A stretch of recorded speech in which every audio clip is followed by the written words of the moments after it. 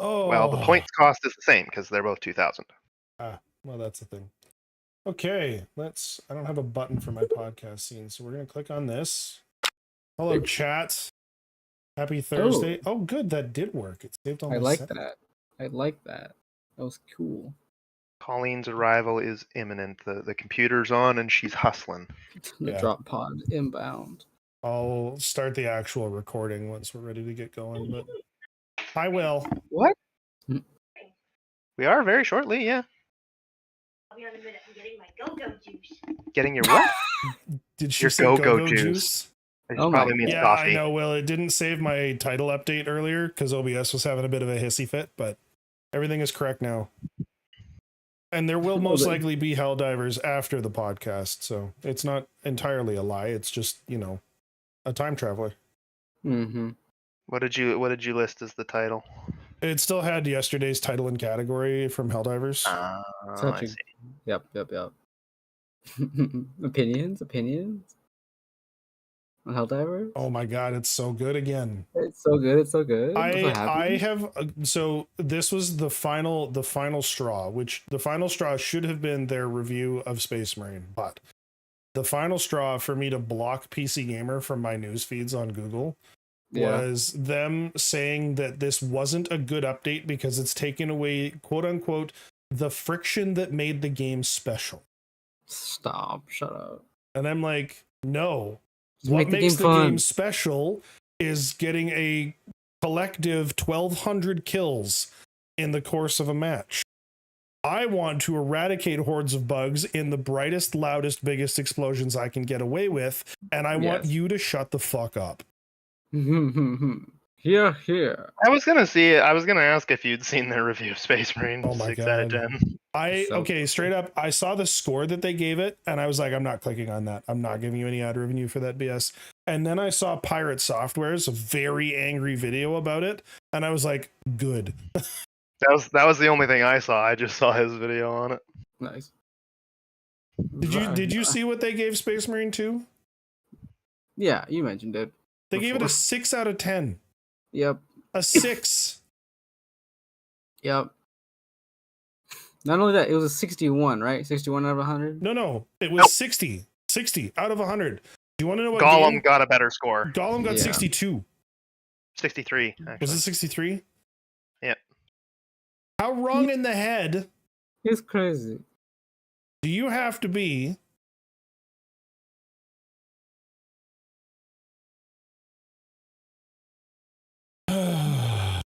Yeah. Yeah. Real world heresy. Shit my entire ass.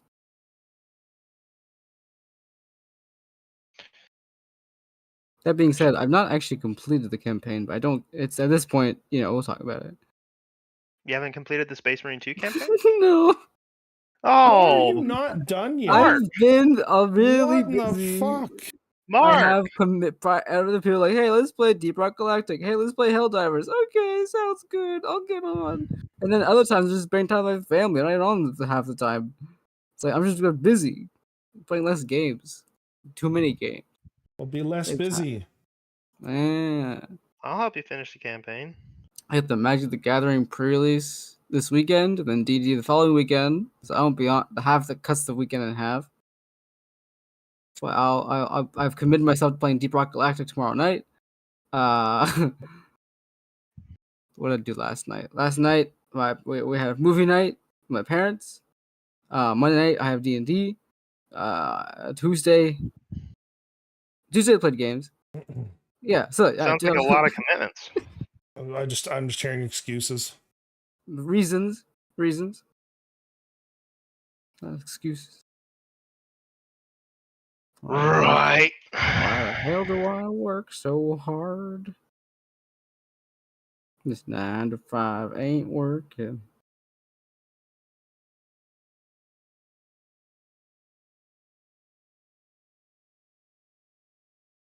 Oh god, what did I watch recently? Oh, never mind. I was so happy in the Space Marine 2 campaign that I know it was like an earlier mission before like the space fall and all that shit when they actually called in a Hammerfall bunker. Yes. Oh, that was awesome. This has never before happened. Not even in tabletop. This has ever happened. This is crazy. Space Marine 2 is just a casual Space Marines are like, what the hell is this? I've never seen this model before in my life. Wow, that's cool. They should put that on the tabletop. 3 Google searches later. Oh God. Oh God, no. This is the Games Workshop subliminal messaging trying to sell their old Legends models for fortifications. Give me back my Necron pylons, you son of a bitch.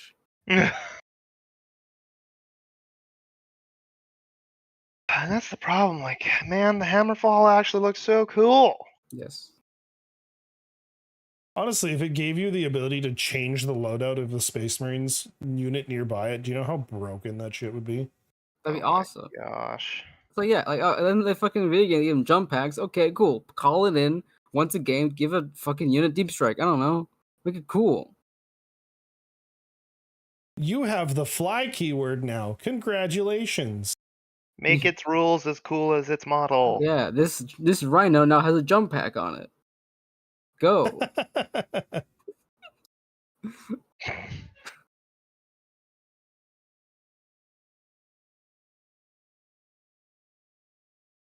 I'm just saying I should be able to do what I want. I mean, technically you kind of can, you just can't do it at any official G-Dub events. I was like, yeah, I'm actually I roll up to my local game store. Yeah, I'm playing my custom Space Marine chapter today. I made all the rules myself. It's not even a custom chapter, it's just like this is a Chimera with a Hammerfall bunker on top of it. Exactly. I call it the mountain.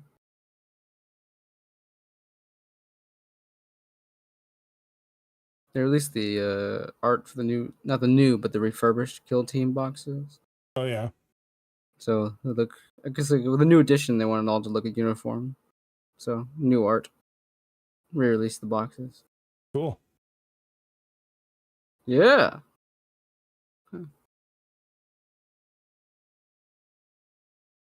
Because all I wanted was The go-go juice exploded. Oh boy. Okay, well maybe we should get started and she can jump in when she's ready. It exploded twice. No, she's good. She's good now. She's just very angry. She's charged on it on rage instead of go-go juice. Let the hate flow through you. I think she's in. What's the line from Tithes episode 1?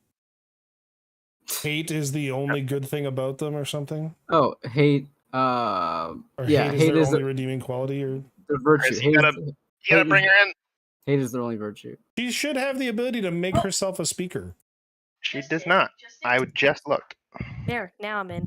I just got the pop-up. Wow. I literally went over to look and be like, Colleen, hit the button, and the button wasn't there. Wow. Got it buttoned. I'm sad and mad. That was uber disappointing. Okay. Everybody shut up so I can start the episode. Sure. So nice. None of this is helping. Understood. Welcome back, everybody. Welcome to Blackstone Fortress episode 4. Cue the still missing fake applause. No, I'm not going to edit it in. We are back again, whether or not you want us to be. Our crew tonight is going to be myself, Chris, aka Snowy Night Owl, Mark, Ryan, and Colleen. We're going to hang out. We're going to talk some 40K. Welcome, all of you. Yes, hello. Good evening. We're kind of flying by the seat of our pants tonight. Limerick is MIA tonight for some personal stuff to deal with, and he was like, what, 60% of our conversation planning for tonight. He does a good job. He's the plan guy. We've got some ideas to chit chat about, and we'll kind of go from there. It's at any port in the store. I'm going to open with something that I said last episode, but that remains true, and I want to keep talking about, which is just how fantastic Space Marine 2 is. Yeah, now that everyone's got their hands on it, you know, Agree. Well, wait, Ryan, have you had a chance to play it? Yeah, he's been doing I've operations. played He more of finished it. the game. I've played more of the campaign than you have, Yeah, that's true. That's fine. Yeah, That's- it's fine. apparently. a pretty low bar to cross from the sounds of things. Mark. This is a correct statement. Ay. I have Um, been doing things. Yeah, honestly, like I'm really enjoying the game. Going on, what is it, 2 weeks now that I've had access? I think since I think almost 3 since you had access. No, it'd be 2 weeks. It'd be 'cause 2 it was weeks on the 5th, exactly, yeah, because it 19th was the today. 5th. Ah, Yeah, 2 Good weeks stuff. on, still really enjoying the game, and I watched a couple of videos today where the maybe sort of verged on controversial opinions about it, but one of the things that I heard brought up about this game a lot, and reportedly, according to certain sources, not that Saber is willing to confirm or deny, the CEO actually jumped into the YouTube comments to agree with this statement, is that Space Marine is a simple, straightforward game. There's no message, there's no moral of the story, there's no there's no secret truth that they're trying to communicate with okay. the way that they're doing this game, which is great. But the more important aspect of that is that there's no battle passes, there's no grind, there's no I don't feel like if I don't log in that I'm missing something. Right. You know? It's just a good game with a good community. Yeah. You know? Well, and so in the 2 weeks since those of us that paid extra money got access to Space Marine, we've had arguably the single greatest comeback in the history of gaming with the patch from Helldivers that is just phenomenal. Yes. And like I'm aside from doing stuff with friends, I basically walked away from Space Marine, and then when people want to play Space Marine, I hop back onto Space Marine and I play Space Marine, and I don't feel like I've missed anything. And good. even Helldivers, which is ostensibly a live service game with monetization, and they've got their war bonds and all that, I jump into Helldivers and I don't feel like I've missed anything. And then we've got a selection of games that aren't trying to like pigeonhole you into being the only game that you play. And it is such a refreshing state of games. And it's so exciting to see a 40K game in particular sort of heading up the conversation around stop trying to monopolize gamers' time. That I'm so happy about this game. I'm so happy about this game. Not to dig on anyone that's, playing the new expansion for World of Warcraft or anything, but this is not it's a great time to not have to make your second career being a video game. Oh my god. Yeah. The things that I've heard. Literally, so having been out of WoW since I got back into it a little bit during Battle for Azeroth. Mm-hmm. And I got bait and switch and let down super hard, and that was when I was like, nope, I'm done. It's an abusive relationship and I'm out. Yep. I don't miss it. I don't like I talked about this with another friend that I game with the other day. We were talking, we're both recovering Destiny addicts. And I was talking about how a lot of the feelings that I have around those games that are older titles that we've sunk in some cases just insane amounts of time into. Like according to Steam, I have 3,000 hours in Destiny 2. Whew. Yikes. I thought I was up there, but goddamn. I'm willing to bet you that I haven't even scratched my time in World of Warcraft. Like World of Warcraft doesn't have hours played tracked, and I thank the Lord for that every single day. Feel bad. But my feelings and my emotions around these games that I've invested so much of this time into, and I had a lot of fun with, and I enjoyed and I loved. I look at these games and I feel almost a sense of grief, because the game isn't what it was, and I'm not who I was when I was willing to put up with what the game is, and I'm never going to get either of those things back. Yeah. So Yeah. and I mean I get the same feelings about like older versions of 40K sometimes. I was bemoaning the loss of the older style of Overwatch today. Oh my god, yeah. That's like going on what, 8 years? It's Since it been first a came out? long time. I think it's been Not around the game forever. Overwatch in 40K, Overwatch in the tabletop. Oh, what the hell? Yeah. You try to bamboozle me. I'm steering us back on topic, Mark. This is not a I didn't gaming take podcast. I wasn't the one that took us off topic. I know. Just, That's why I'm steering us back on topic. It's my job. Okay, thank you.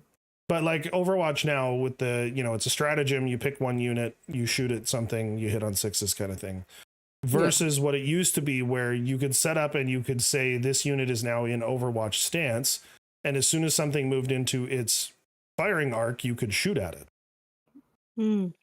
Back in seventh, that was part of why Tau were so dominant too, though, because it wasn't even that. It evil. was just that any unit, if they remain stationary, Mm-hmm.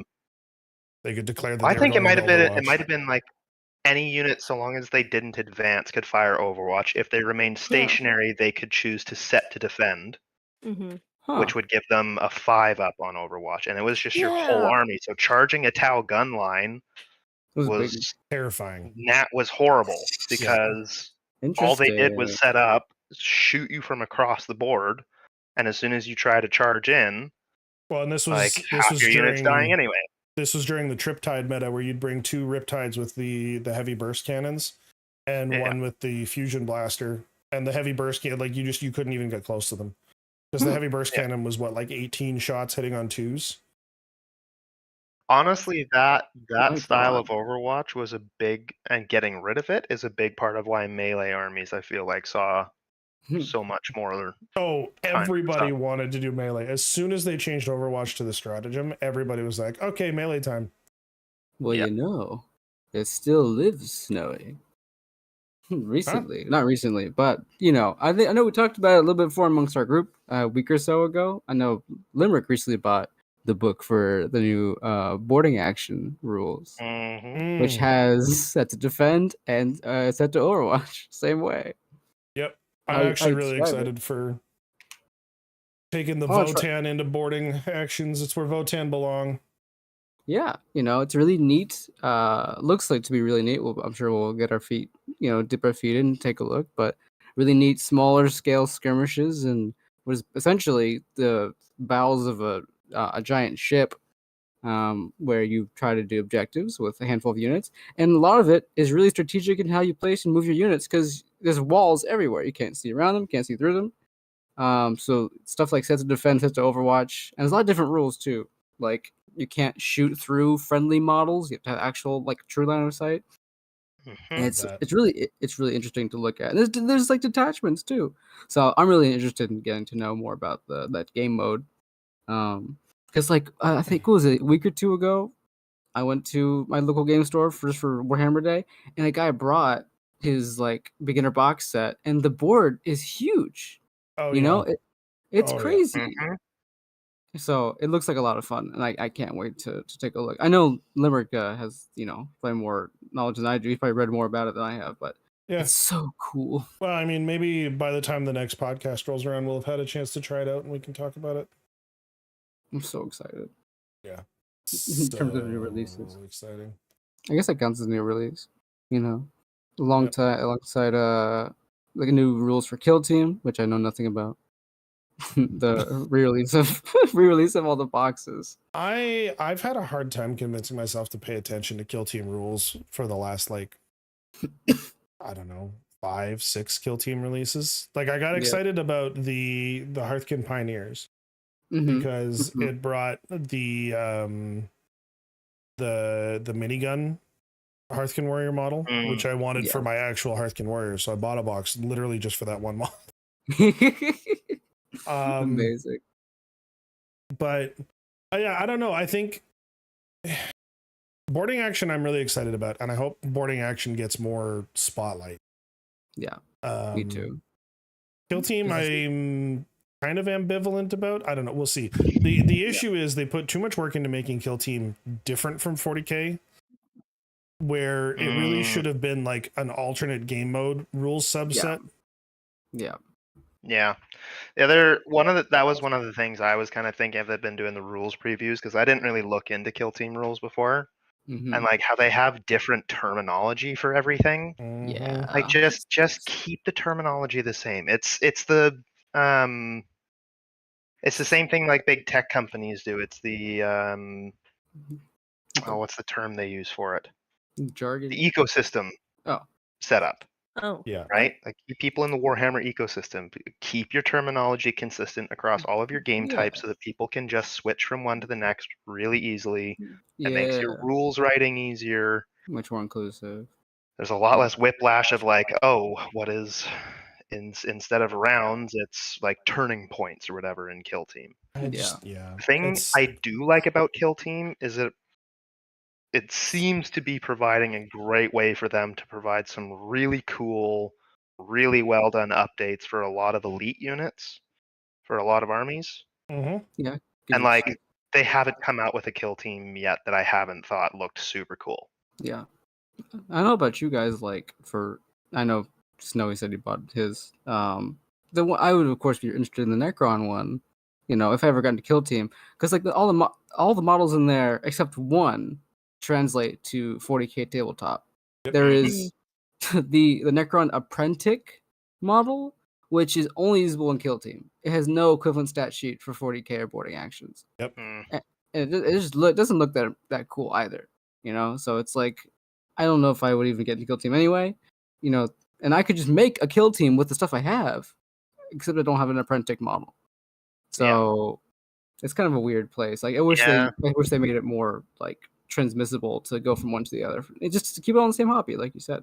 Well, Necrons have been done a little dirty that way, I feel like, because like Commandos, every single model in Commandos can be used. Every single model in Krieg can be used. Yeah. All of the Chaos ones, all of them can be used. Like, I mean, there's certain like weapon options that maybe don't work, but for the most part, I feel like, I don't know. I just feel like Necrons kind of got done dirty because they've only gotten the one, and it's one of the only ones where all the models are not at least theoretically usable in full games. So for the Spotify listeners who are audio only, I just posted a picture of the Hearthkin Salvagers Kill Team, which you can't actually get anymore because they've been usurped by the Hernkin. The Hernkin. Which, I mean, if I get back to running Votan more frequently, I'll probably pick up a set of the Hernkin just because they're cool. Like it's space dwarves and trench coats. What more could you want? So cool. But this box set kind of solidified my complaints about Kill Team, because the picture that we have, there are 10 Hearthkin warriors on the screen. Okay. And they are very specifically Hearthkin warriors. 10 is the standard unit size in 40K. Cool, right? You can buy a box of unique sculpted Hearthkin warriors and put them on the table in 40K, right? No. Sick. In this set of 10, do you want to know how many of them, as they are right now, you can put on the table in 40K and run them as is? Let's say maybe 4. Yeah, 4 is a good number. 5. 5. Yeah, amazing. Literally 5. Still depressing. So what? The other 5, you actually have to. They have alternate builds for them that takes away all of their cool stuff. So going top left, starting at top left, going left to right, and moving down the page. Okay, we have Taser Knuckles McGee, right? Taser Knuckles is such a cool sculpt, right? Like Taser Knuckles is dope, and it would be a very fun weapon to use. And from what I've heard in Kill Team, they're actually pretty good. Yeah, not a weapon that exists for Hearthkin warriors. You have to put an alternate hands on them that gives them a bolt weapon. Then we have a bolt weapon guy. Great, fine, totally legal. Run him as is. Yep. Then we have an ion weapon guy. Totally legal as long as they're not in the same squad. So you have to build one or the other with the other weapon option. Oh, okay, yeah. And then second row, we have the fellow with the giant belt of grenades and literally nothing else. Really ridiculously cool model. You could maybe get away with just like gluing a gun onto his power pack and running him. But they don't get anything grenades on the tabletop for 40k. They don't even have the grenades keyword. What? Jump infantry, you're funny. That's cute. Imagine the Votan actually, dealing with their mobility problems with anything other than a moon buggy. What if I just buy 10 of these boxes because I have 10 jump pack guys? 10 jump pack guys, all identical sculpts, because that is literally the only jump pack warrior they have ever even acknowledged. Like we got this box and those of us that were Votan fans were like, oh, there's a warrior with a jump pack. Maybe we're finally going to get like jetpack assault warriors. That would be cool. Nothing. They moved straight on to dwarves and trench coats, which again, I'm not complaining about the dwarves and trench coats. Stop doing bespoke kill team sculpts. Yep. Like, because then from there we've got the sergeant, who's fine. He can be run the way that he is. We have another guy with the bolt rifle. Again, that's a sculpt that comes in the regular Hearthkin Warriors box. Like literally 1-to-1 that sculpt exists in the regular Hearthkin Warriors. There we go. Then we've got Buddy with the data pad. Again, he's got a regular bolt gun slung over his shoulder. He's totally fine. He can run. The minigun, which is front and center bottom row, they added that as a heavy weapon option to 40k after this box was released. Nice. Which I was just over the moon about, because I'm like, it's a space dwarf in power armor with a minigun. Literally, my life is complete. Yeah. And then you've got Captain Utility Belt, which, I mean, I guess you could run him as a medic on the regular tabletop. I'm kind of on the fence for whether or not you could run him as is. But. So, okay. Riddle me this, because when I was still looking at doing Chaos Space Marines and doing conversions and stuff like that, I was looking at getting the Legionary kill team, and literally all that is the regular Legionary sprues plus one extra sprue for some special stuff. Yep. I think that's fine. I have no problems with that, because I would have preferred that over this. You can upgrade. Okay, so just to clarify, this isn't a Hearthkin Warriors kit with an effectively an upgrade sprue. No, it's a one. Lot of this is bespoke. It's one sprue from the Hearthkin Warriors box. It's a bespoke kill team Hearthkin Warriors sprue, and then it's a half of a sprue from the regular Hearthkin Warriors box that you can use to modify the 4 entirely unusable sculpts. Well, 5. Into regular Hearthkin Warriors that just look wrong. Like jump pack guy, there's no way to make him look like a normal Hearthkin Warrior. You basically just like hand him a gun and you're like, okay, guess it's good enough. Yeah, some random dude who's jumping off a rock. Yeah, right. Like he's super keen to go fight people. Yeah, he's super into it. And like I'm going through the build instructions on the box when I was building them, and I built the jump pad guy because like I love the model. It's so cool. And I'm looking at the alternate build instructions where it shows how to make him look like a normal Hearthkin Warrior. And I'm like, who on earth is high enough to think that this is a good idea? Okay. Certainly not the Votan. No. Was that too quick? No, it was perfect. I missed that. Short. It's a short joke. Oh, man. I see how it is. You don't hear this a lot, do you? Honestly, it's almost funnier that Ryan didn't get it than the joke itself was. Like, yeah, that was great. That's the value I've added. That's my historical value in our family. So. Brother, you got whooshed like a Votan in one of those Indiana Jones labyrinths. Wait, is Ryan short? He is no, now. Colleen is. Oh, sick. Let's go. I'm not used to picking up on short jokes. I'm used to dishing them. That's right. He's just not. He's out of practice. Excuses. Anyways, yeah, like I said, the biggest problem that I have with Kill Team and Kill Team releases in particular is a lack of cross compatibility. And Boarding Actions, as far as I can tell, does a lot less of that because it tends to just rely on 40k sculpts and data sheets. Yes.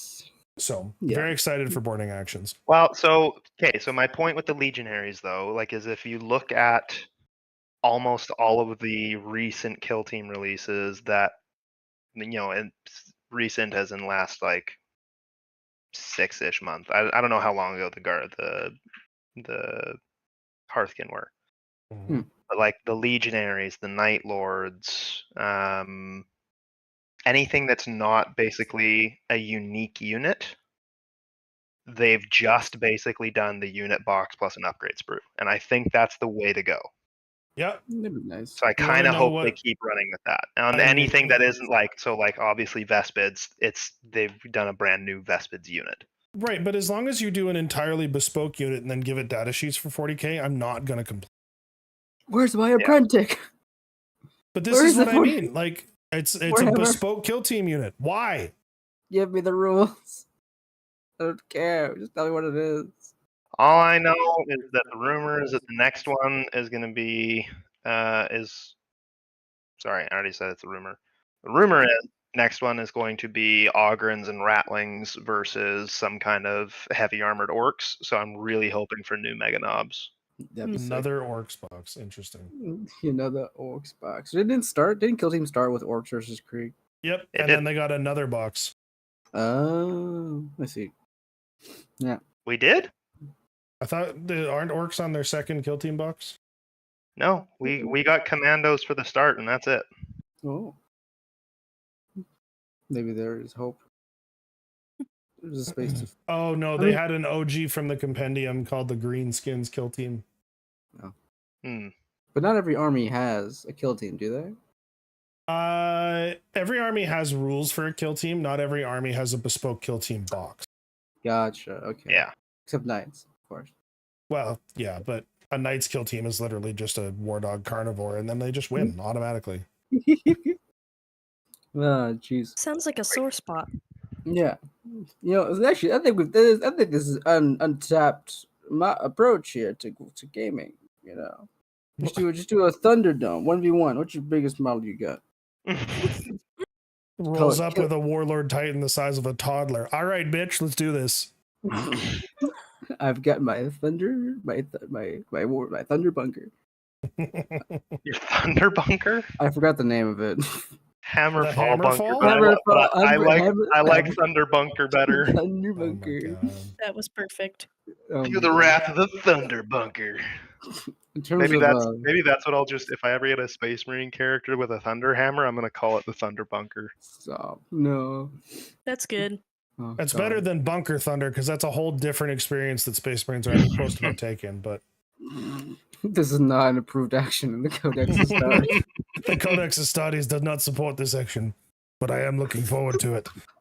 I've been using that line. Oh man, I was All the ready to time. shoot that guy in the face. Oh, Oh, did you catch the I was direct having- callback to the first game? yeah, I was having Okay. PTSD Seriously, from Leandros Leandros. flashbacks, yeah. Yeah. I never Oh, played and the first then- game, but I know all I know is that Leandros is a bitch. I'm so glad that, because Leandros is a bitch, I'm so glad that all of the supporting characters in Space Marine 2 are just better. Mm-hmm. They're just guys. They're just dudes. And I Yeah. tell you what, the Except freaking for the like chaplain. The chaplain's just a chaplain. He gets a pass. Yep. Chaplain pass. well, he's a chaplain. Yeah. He's doing Get one. chaplain things. Yeah. But yeah. Overall, also, in terms of like new releases, quote unquote new releases, Mhm. the special edition release of the Necron books just sneakily happened over the weekend. Back at it again, eh? Yeah, they sneakily released the special editions cover variants for the Twice Dead King trilogy and the Infinitely Divine, and they released them I think in two separate blocks on Saturday. One Saturday morning in the wee hours of the morning, whatever 10 a.m. UK time is or some shit, which I missed. And the other one was a couple hours later, I believe. But of course, each release sold out in minutes Naturally. and are now beautifully displayed on eBay for scalp upmarking. So if you wanted to get your own set of the books you already own in special covers, you could have to fork over $250. I really thought that G-Dub like the global level GW had learned this lesson. Put it up for order and then make as many as you get asked for plus like 15%. Sure. You know, just Like scalped release, limited number. I just like can we proactively start screwing over the scalpers, please? Granted, the book set baseline for everything was $170 for the bundle, so it was already like oh, it's pretty expensive. Games Workshop. Now here we are. But it's limited edition, Mark. It's super limited edition. Gotta get the FOMO. You know what though? Honestly, I'm good with charging a bunch of money for limited edition stuff like that because it should be for super fans, right? Mm-hmm. I still want to have to employ my own bot army to secure one copy. Well, I still have scalper trauma from trying to buy a GPU in the middle of COVID. Like, you know what I think one of the funniest things ever for me was? I can't remember if it was this year or last year when they canceled BlizzCon. Or no, it was this last year because the year before they canceled it and then they went again and basically there was all these tickets that were going for super cheap because all the scalpers got them, but then it didn't sell out and no one wanted to go and they were just had all these tickets they couldn't get rid of. Get bent. Supply that made me giggle because screw Blizzard and also screw scalpers. Scalpers get scalped. Yep. That's so that was neat. That was fun to do. The new I know last time we didn't get to touch on it, but on Warhammer Plus television series, the last two episodes of Tides came out. In the animation, and I really hope and wish they keep going with the animation style for these little shorts, these 17-minute shorts, because I think it's great. You know what? I finally figured out how to get around the ridiculous content block being caused by Quebec. Go screw yourselves, Quebec. And also GW, maybe put in like a modicum of effort and just geoblock Quebec, please, instead of the rest of Canada. And I got a Warhammer Plus sub up and running. And I watched the Tides, and now that I've had a chance to sit down and like properly watch all of these episodes, you know whose influence I'm seeing a ton of in a lot of this new content that's coming out is Syama Peterson. What do they do before? The Astartes guy. Is it the Astartes guy, you think? Yep. The weight and the movement and the fluidity that we're seeing in the way a lot of the motion is being done. I see a lot of Syama, particularly in the way power armor is being handled in all of these shows. Yes. Yeah, I wanted to touch on a couple of things. I don't want to spoil too much. I recommend you go watch it. And if you really don't want to get spoiled anything, you should go watch it right now. Find a rip of it somewhere. Can I shout something out real quick? Yes. Just because it's been a long time, and I can't remember where I saw it, but apparently Astartes 2, I think GW put out, or Warhammer Community put out a statement, but supposedly Astartes 2 is still in the works. Okay, good. Which I'm hyped about. Everyone throw salt over your shoulder. I was less upset about GW gobbling up all of these YouTube creators and paying them actually money on the contingency that they were still allowed to make their content. Mm-hmm. Yeah, and I think everyone, I think at least for me, I think maybe a lot of people, your kind of first taste of Warhammer Universe is watching the Astartes. Honestly, I'm willing to bet you there is a much larger percentage of people that their first taste now has been Space Marine 2. Yeah, 100%. I agree. And like the number Space Marine 2 has done very good things. The number of generalist creators that I've seen that they're like, so I played Space Marine 2 and I had a grand old time, but I didn't understand anything. And so I've spent the last 3 days not sleeping, buried in a 47-hour lore marathon on YouTube. And holy sweet mother of God, there's a lot of this. Mm-hmm. And we're just here to, get. I don't even. Well, 100 years from now, we'll go over all the Black Library stuff in its entirety. Yeah, sure. But I mean, friggin' Solar War plus Horus Heresy is almost 100 novels. Yeah. Wow. Yeah. Oh my God. And I have read all of them. You are crazy. You're superior. Yep. I'm bored and I speed read. All right. Okay. I So honestly, it's- I've been debating rereading the series. I mean, if you That's an enjoy it, undertaking. that's crazy. So, Honestly. But like, I would recommend you should go see Tides. It's the second episode, which I think we've all seen the first one by now. We talked about before. It tied into the Pariah Nexus stuff going on, and these other two episodes don't necessarily tie into Pariah Nexus at all, which makes me sad. But they do have some interesting implications about what's going on, maybe in the universe. I think it's still concurrent. In the second episode that comes out, it takes place on this neat little planet where these people this is the Administorium, I believe, or I guess the Black Ships. It's Black Ships Yeah. are collecting people who are latent psychers, which basically means baby wizard in 40k, born with wizard powers. And they're collecting them for a tithe to send back to Earth, basically, for the Emperor, the Golden Throne.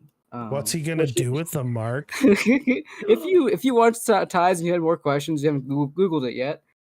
Basically, in 40k, humanity has this galaxy-spanning empire among a bunch of planets, a bunch of different little systems going on, and they get around interstellar travel using this really interesting dimension called the immaterium. It's like a background dimension. They go into it and they come out of it somewhere else faster. Interstellar travel. The immaterium is also full of monsters, and it gets really weird there. Physics don't apply. Up is down. Demons and darkness is not a great I way feel like to get around. monsters is maybe understating the fact that most demons are a psychic manifestation of an emotion.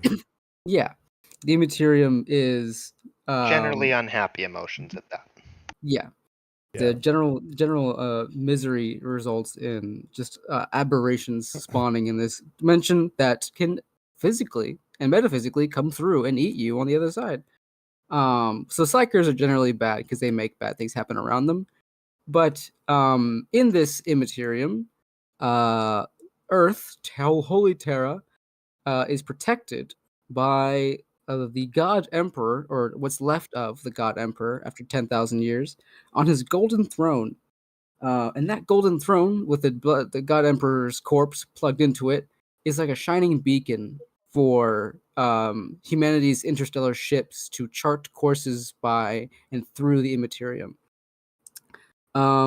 Which is, it works. It works enough where humanity stays connected and it can communicate and travel with each other. They also use it to communicate over long distances. That beacon needs fuel. And the Imperium of Man fuels it by sacrificing 1,000 of these latent psyker people to it every day.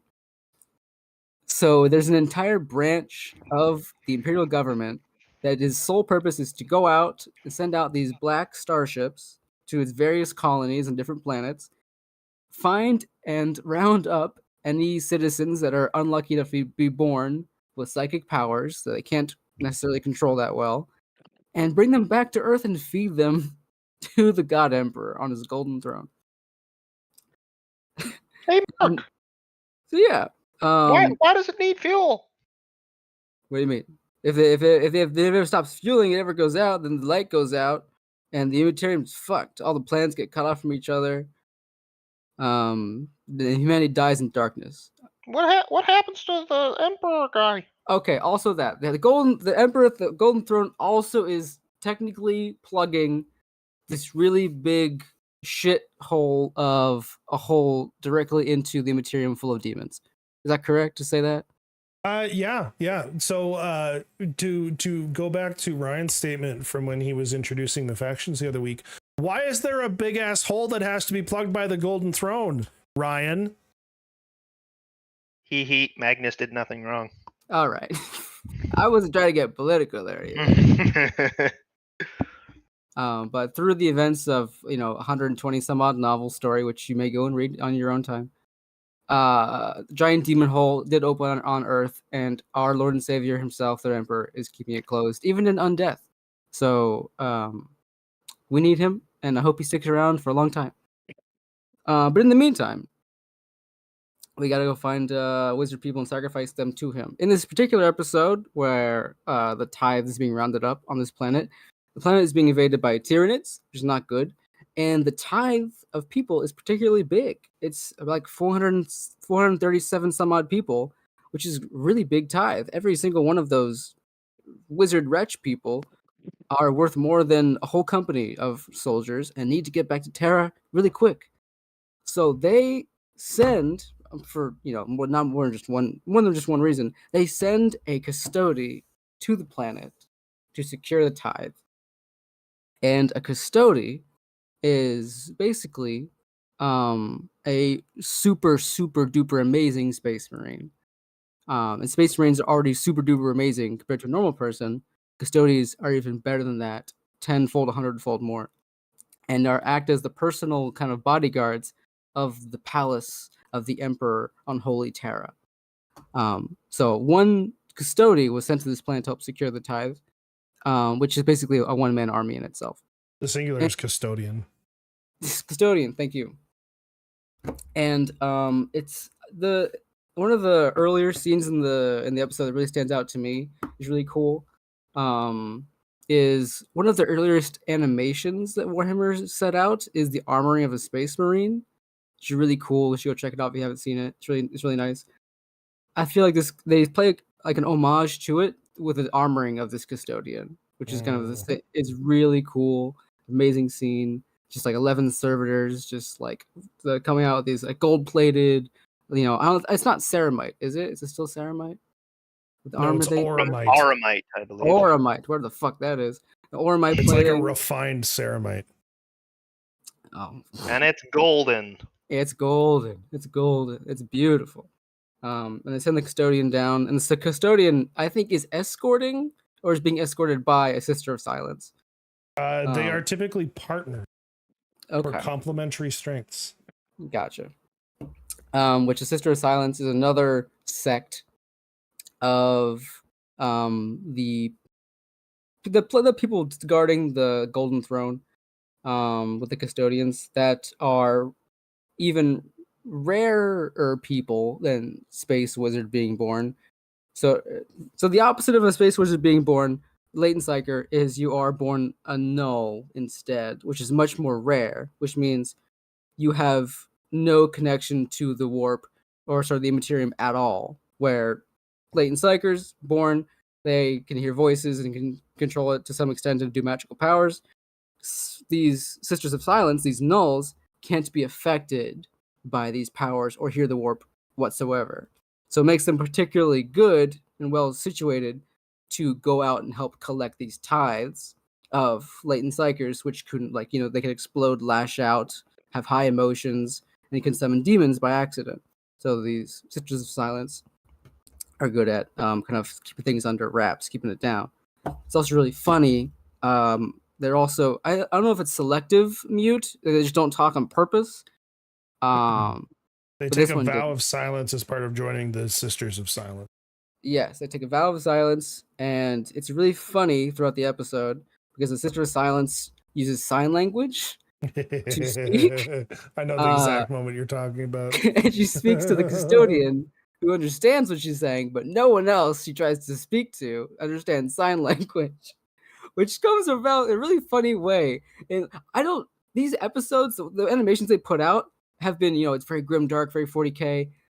I don't think they've used humor very much, but for this, I think almost the first time, they've used a really funny moment where they go to the planet side, they go to, round up the tithe, they talk to the normal people there, never seen a Sister of Silence, never seen a custodian before. And they ask what's going on. And the Sister of Silence signs to the person that the world is doomed and you're all going to die. And the custodian translates that to them saying, nothing is wrong, everything's fine.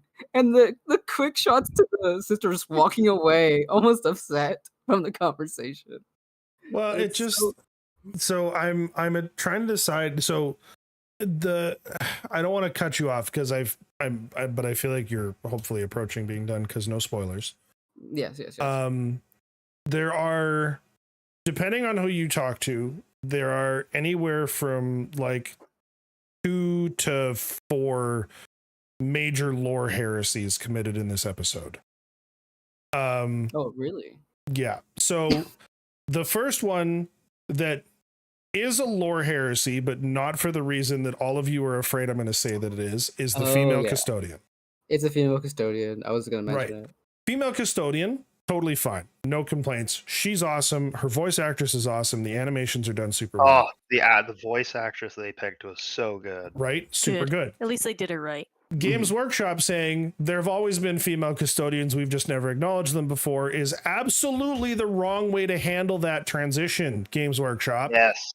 How about they've lost a ton of custodians because they all died in the warp during the fucking heresy, and so new custodians have drawn from a wider pool of recruits because they can make custodians perfect, which they can't do with Space Marine Gene Seed. Can I interject briefly? Yes.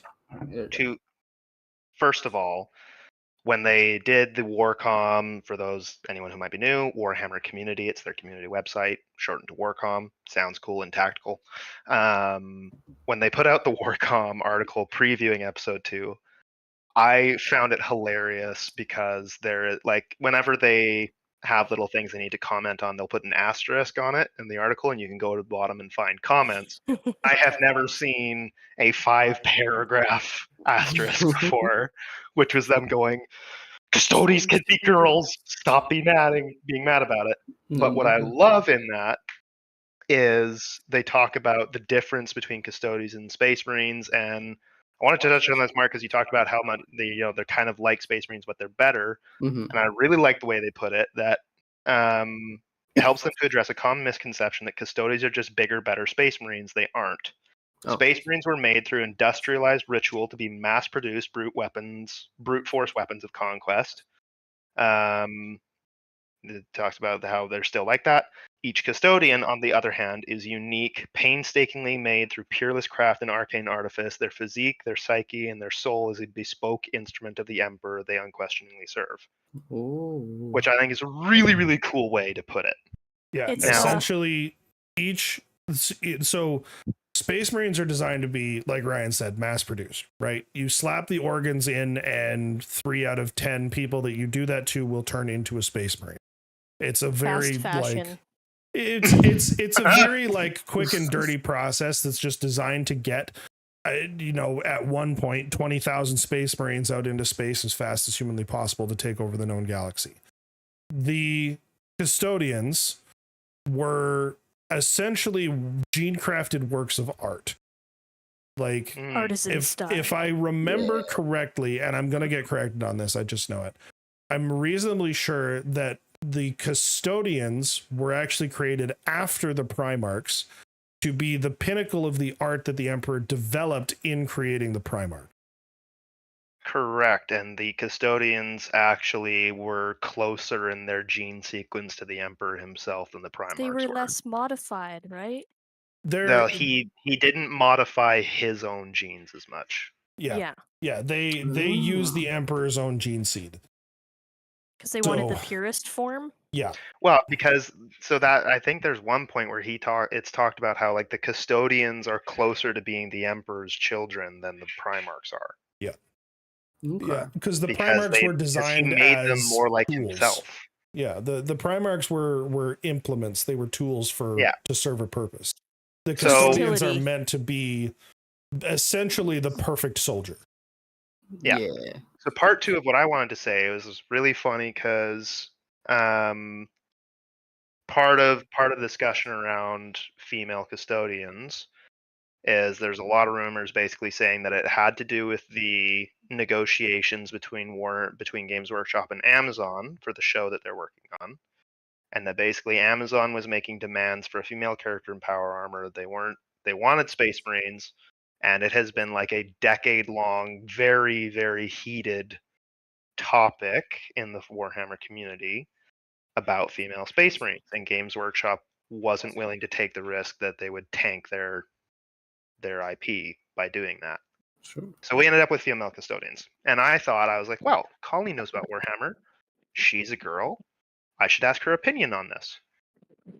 And we were having a conversation. I was like, so like, to you, and we have Colleen here, right? So Yeah. Yes. she can comment.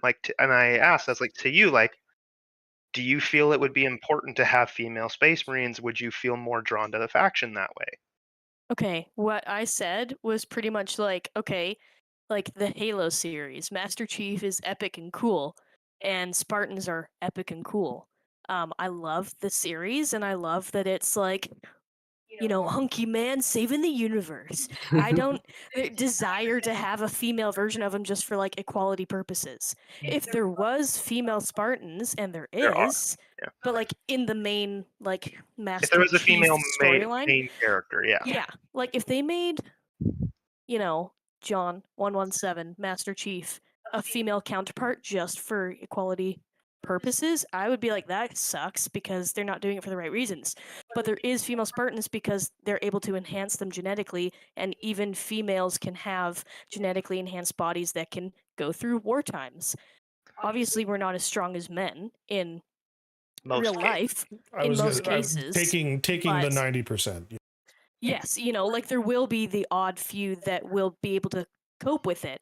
It goes into that extensively in the books about how they went through those processes, and then so taking that knowledge into Warhammer 40K, I'm like, no, there doesn't need to be, because like female Space Marines, custodians, whatever, there doesn't need to be females there for me to want to play. But if there is, for the right reasons, cool. Like Sisters of Battle, right?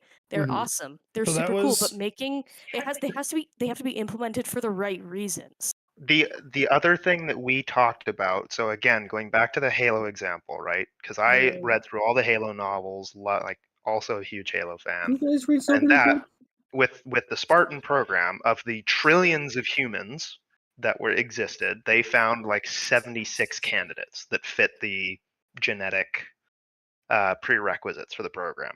I think it was 76 or 75. And more of them were boys than girls, but there were some girls. And so taking that lot, like, yeah, the physical and genetic requirements to successfully survive and become a Space Marine require the cream of the crop. And yes, statistically, women are less likely to have to meet those physical requirements, because biologically, women are often, not quite as strong as men. Generally speaking, there are always outliers. And my thought being like, I wouldn't mind if they brought in female Space Marines, because if the Imperium's getting desperate and stretched thin as it is, and they go, we need to expand the recruit pool, right? Yeah, there's not going to be as many of them, but there's going to be more than if you don't include them, right? I don't have a problem with it. I'm going to disagree with the core of your argument here. Because the core of your argument is I'm trying to think of a way to put that's not me being an asshole and just saying it is bullshit. Give me just a second. He's put his glasses on. Well, no, I had to reply to a DM real quick. The core of your argument being that, well, in real life, most women aren't capable of being Space Marines is entirely horse crap. Like, it's a dumb reason to argue against it, because it's a sci-fi universe. We can hand wave anything we want into existence. It doesn't matter. Where the argument that I have heard, that is the only argument that I've agreed with for why there should not be female Space Marines, is because it cheapens the story beats of the dichotomy between Space Marines and Sisters of Battle. Because generally the sort of accepted divide is that any candidate that would have been a good female Space Marine gets scooped up by the sisters pretty much the second they're recognized, because that's the only way to have sisters that are capable of doing what the sisters need to do. Along with, there's been conversations in the past about, because Space Marine gene seed was designed to just be done as fast as possible, there's flaws within most of the gene seed where it doesn't work with female physiology, and it's the one thing that Call couldn't fix when he did the Primaris, and it's considered too much of quote unquote tampering with the Emperor's original vision, blah blah blah blah blah. There's plenty of good reasons not to have it that are not creating sweeping generalizations that don't apply, because again, it's sci-fi. We can do whatever the hell we want. Pretty succinct, there's a wide breadth here. I don't know. Like, I don't believe. Yes, it's sci-fi, and it doesn't need to be like reality, but it does need to be believable. But I don't think that your argument is pushing on the side of believable. I think it pushes too far to the other side into misogyny. So you believe that it's a 50-50 ratio for physical capability between the men and women of the world? I don't. But I also think that it's kind of a bullshit excuse, because there are enough people that'll perfectly pick up either flag and carry it that it doesn't matter. That's not a good enough reason to exclude something. I'm telling you that there are plenty of good reasons. I'm saying it's a reason to include them. Eh. Did you not pick up on that? No. I'm saying female Space Marines make sense because even of the men of the world, like 1% of them would be capable of becoming Space Marines. So what? That means that only 0.5% of women would be capable of it. That means they're still as capable. And when you need the recruit, you take whatever you can get. To me, it doesn't make sense that there aren't female Space Marines. Because even if it doesn't expand your recruit pool as much, it still expands it. The piece of that argument that I take issue with is that you feel the need to draw that line even between the 1% and the 0.5%. That doesn't need to matter. Like, I'm not saying they have to write the statistics in there. I know. I disagree with coming at it from that direction and needing to sort of clarify that point. Anyways, my point being, it refutes the misogynists who say women aren't capable, because most in this, whatever, Space Marines are the cream of the crop. Yeah, well, most men aren't capable either. It's about the unique individuals. It's about the ones who stand out, the outliers, which applies to both genders equally. Yeah. No, and that part I absolutely agree with. Like I said, the reason that which is why I think female custodians make total sense. It's just Games Workshop went entirely the wrong way, sort of introducing the concept.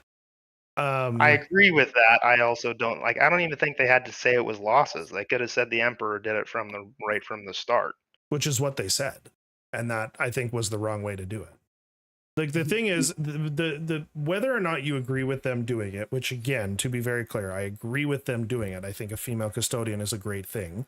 It is still a implied shift in the lore. It is a new thing that is being introduced. And absolutely it is. Hand waving away complaints, valid or otherwise, by saying, no, you're wrong, it's always existed, you're just too misogynistic to see it. It's the wrong way to go about that, right? I'm not disagreeing with that. I'm just saying, they didn't have to come up with oh, it was losses. They just do the normal thing they do, like they did in the asterisk on this article, saying we never really dived into that part. And yes, it was implied before that they were male, but we've decided to change it. Right, and that's fine. But that level of detail versus what their response was in other channels, which was just, well, they've always been there and you're wrong. There's a tone deafness to that presentation that was really poorly handled. Feels bad. And poorly handled and even more poorly received. It's just they kind of pulled we're the creators card, so we get to do whatever we like, and it doesn't matter what you think, and that really rubbed people the wrong way more than anything. And I think, if they just went about it with honesty, hey, we've created this because we think this makes sense, compared to just we're gonna kind of half-truth this and just shut you up when you ask about it. That makes no sense. Yeah, there's a difference between we sat down and we decided that it makes sense for this to have always been true. We've never explicitly said one way or the other, so now we're coming down to this decision, versus they've always been there and you're wrong. Yeah, creative license, right? You can do what you want, but just make it make sense and be honest about it. Yeah, and those two statements are the exact same statement. It's just worded differently, where it etiquette. Just because somebody's take is, and I'm addressing a minority, I think, of the people even complaining about this issue per se. Just because somebody's take is bullshit and hyper misogynistic doesn't mean that you dismiss it out of hand, because that makes the valid complaints feel ignored. Yeah. Well, the other thing is that by dismissing it without addressing it well, you reinforce it that they might be right. Or that they've, You don't it feels reinforce cheapened. that they might be right, but you give them a hill to die on. And it's but that's the thing. It makes people feel like, oh, well, they're being vague and brusque about this, so maybe there's something to it. Yeah, it does. As opposed to like full disclosure, we just made this change because we thought it was the right thing to do. Then all of a sudden it's like, okay, well, half of the idiot's arguments are gone. And sure, they'll still find something, but they won't get to devil's advocate myself. There are certain opinions that don't deserve a response. The issue is you can't issue a blanket statement to all of the complaints that's aimed at that percentage that don't deserve the response, right? Yeah. Like, give a well thought and well reasoned response that addresses the people that are not even necessarily complaining, maybe surprised by it. Like, oh, there's a female custodian. What's the deal with that? You've got 10 people in a room, and 9 of them are saying, hey, G-Dub, I didn't think there were any female custodians. And the one guy is going, women can't be custodians because they're not strong enough. And G-Dub walks in the room and says, sounds like misogyny, y'all suck, and walks out. Like, that's not how you handle that. Like, the notes on the Warcom article were great. They were perfect. The percentage of people that will use that as their first source of information from G-Dub for opinions is way too small for that to be the only place that you drop that. This should have been the tweet that they responded with, as opposed to the infamous one that we were referencing that they did. And like, I even think about like the tweet that they responded to, because they put out about the female custodians, and somebody's like, so hey, and someone's like, hey, when did you decide to add them? With like a happy face, and it was like, oh, this is cool. When did you make that decision? Yeah. Like, I don't think the person that they responded to actually was upset about it. They were just kind of like, oh, that's cool. I think the other half of that problem, though, is the fact that it's Twitter. And yeah, like there's no, and this was a lesson that I learned a long time ago. There's Chris, no it's X. No, it's Twitter. I will dead name that platform into the ground, and you can't stop me. The problem. Poor Elon. No, not poor Elon. He gets what he deserves. No, I know. He just thinks that he can change it, and it's no. Here, I'll tell you what. I'll stop dead naming his platform when he stops dead naming his daughter. Deal? Oh, that's my condition. Anyway, the problem with Twitter and not even just Twitter, but just like almost any text delivery platform is there's no tone in text. Yeah. And so a tweet like that one that you said, hey, this is cool. When did you make this decision? Versus, oh, when did you make this decision? It's the same words. And just like delivery matters. And this is where I think a lot of people underestimate that, particularly from a professional standpoint, being the corporation versus the random keyboard warrior. Not that I'm accusing anyone of anything. The corporation has to over-explain to overcome the gap that a lack of tone provides, right? Because even Games Workshop's very tone-deaf response, oh, they've always been there, versus, oh, they've always been there. Yeah, you can feel the malice, right? Yeah. Like yeah. I don't know who at GW decided that was the right way to respond to that, and like, and again, the Warcom article handled it perfectly. The episode handled it perfectly because I mean, she was awesome. She was fantastic. She was so well done. The voice acting was great. She's like a warrior goddess fantasy. Yes. It was insane. Nobody so much as blinked. Goddess fantasy? Okay, Colleen. Calm down. She had cornrows. I'm not into that. Colleen, I guarantee there is a Halloween costume of that already out there somewhere. You can go shopping. No cornrows, please.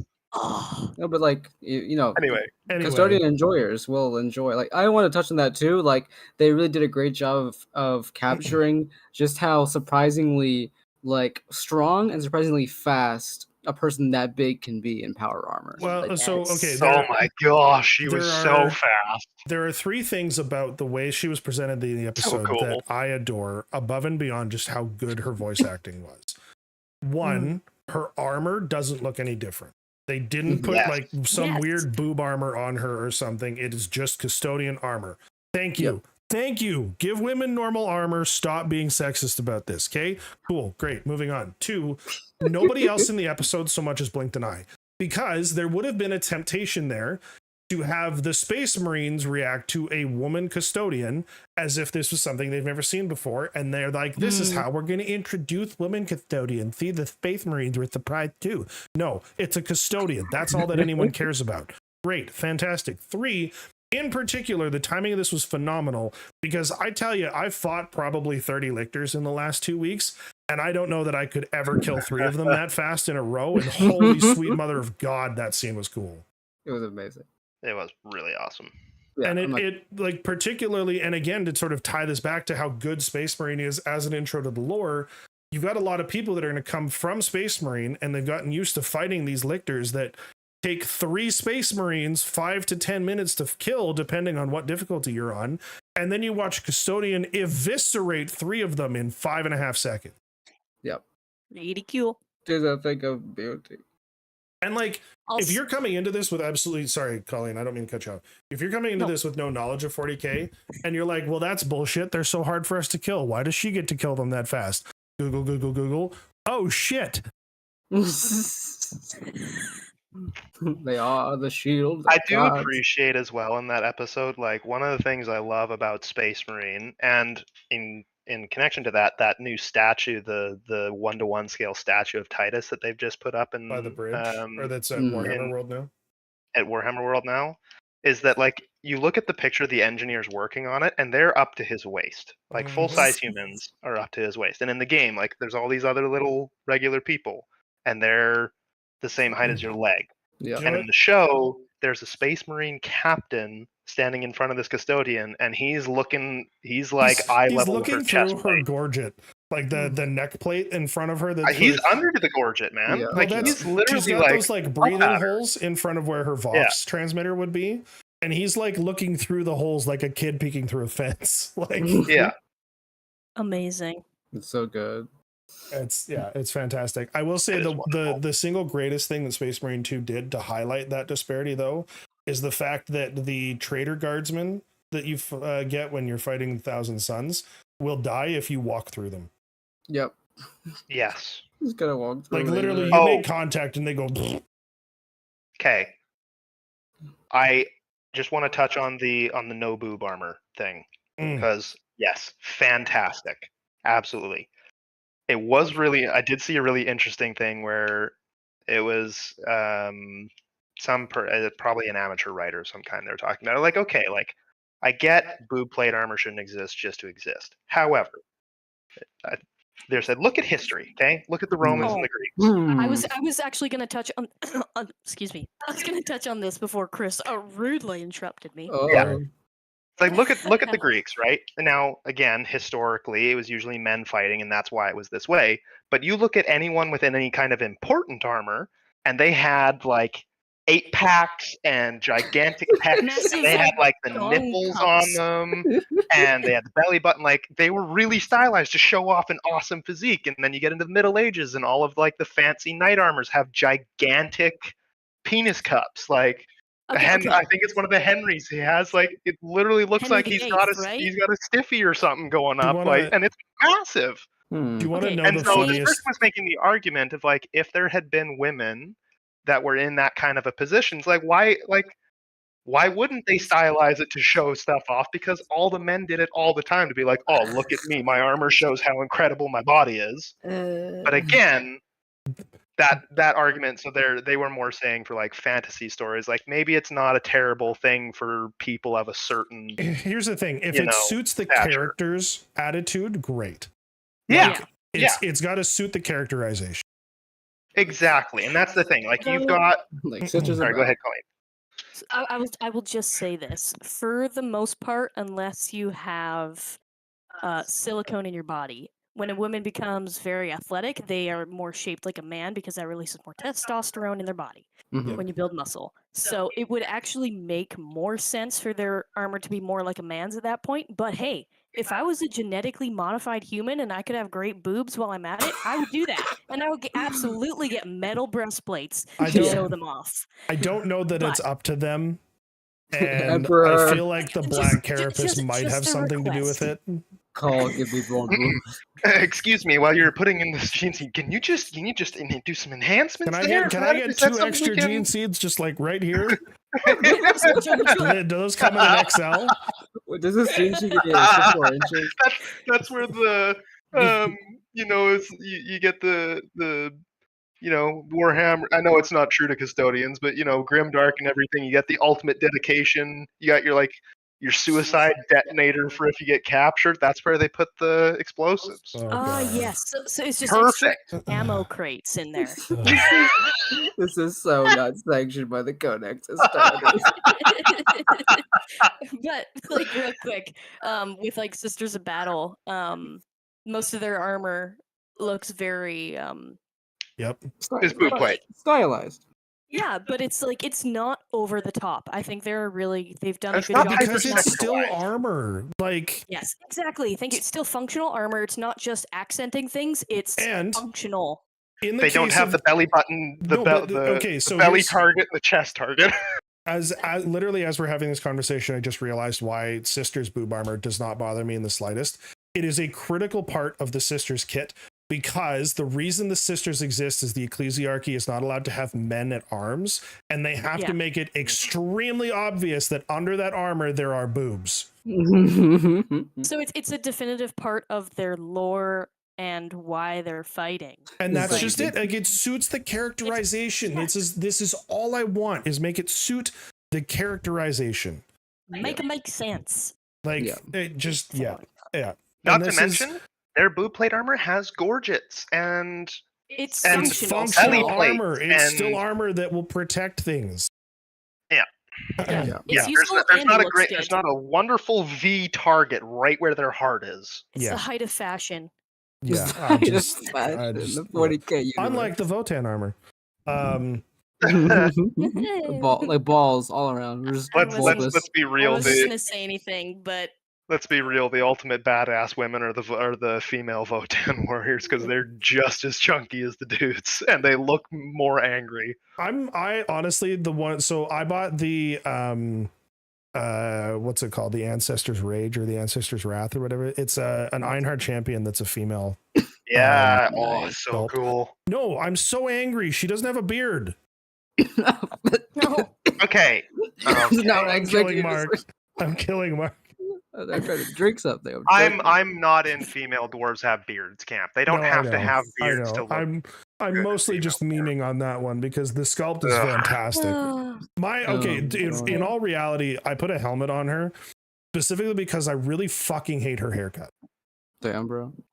And like Wow. I it also- is does it as make her look- shallow as that because it's like the cropped buzz cut look. Oh, And So I'm the, like, the classic lesbian look, right? Pretty It's- much. it's a- Whoa, lesbian whoa, Karen. What? But again, like as A long as lesbian Sorry. like, Karen. if that look works for you, great. I hate it. I hate just- it too. Yeah. No. Give It's My me, no. problem give me is that as a head option, but then give me a head with actual hair, please. I just Yeah. feel bad because I feel like there are some people that look really good with that There are haircut people that and, look and good with don't that haircut. and obviously don't lean into the stereotypes, again- and they're just getting screwed by stereotypes. But This is yes, this sorry. to Oh. emphasize. It's not that I think that head looks bad. I hate it, and I hate that it's the only option I got for a bare head. Because I wanted to do her bare head, but I'm not nearly good enough with green stuff to give her the hair that I wanted her to have. Yeah. Yeah, I'm that's just fair. also like, I don't know. For me, I'm big like I like helmets. I don't like the bare heads. One You because don't like they're harder to painting the paint. bare head. I don't like painting them. I'm just also like, you're space soldiers. Put your freaking helmet on. Yeah, this is a thing. But that's Ryan not That is- will- dramatic enough. Nope. Yeah. One thing that I loved about Space Marine is that in all the cutscenes when they had their helmets off, it shows them putting their helmets back on. Yes. Ryan Yep. specifically pointed this out, and any sort of game, movie, whatever, he'll be like, "Put your helmet on." You're so point? anal. If you It's don't cool. have it, Except for Master Oh. Chief. Master Chief, Yeah. don't even get me started. I'm gonna. the show got canceled, Ryan. Colleen. It's okay. Ryan, It can't Ryan. hurt you. have you ever heard the German word Voltaire-Schopfkeit? What the hell? That sounds like something like "go to hell" or "shit" Nope. or something. I don't know. Voltaire-Schopfkeit. You know what it means? Nope. Shite sounds like shit. So. It means you're not wrong, you're just an asshole. Oh my Oh, god. so okay, there was some shit involved there. Yeah. Oh god. This kinda Voltaire-Schopfkeit. It's the I'm not helmet fan. disagreeing with you, and I wish I was because I don't like how you're presenting your argument. Fair Yeah. enough. Point taken. Oh god. So you're This right. kinda- They need to wear helmets, but give me drama. Give me the Give me drama. drama. Give me like not every show can be The Mandalorian. More of them need to try. Yeah. That's where I'm Less at. is- less is more. Halo. We just Oh my Sorry. Oh, don't even don't. Something Don't. stuck I in my just throat. want This I just want podcast helmets and billowing capes. and That's boob it. armor. Nuggets. Yes.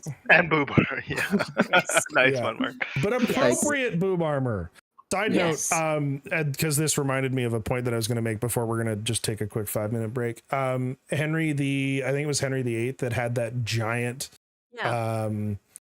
there's a word for it, penis cup. Yeah, Where it was condom. like enormous and Sounds people like to funny. laugh about it. He actually, it's theorized by historians, the more likely that he had that to keep the armor off his junk because he had wild case of syphilis and it was very sensitive to the touch. Oh my god. Oh, it's maybe it's almost like he just had so many women.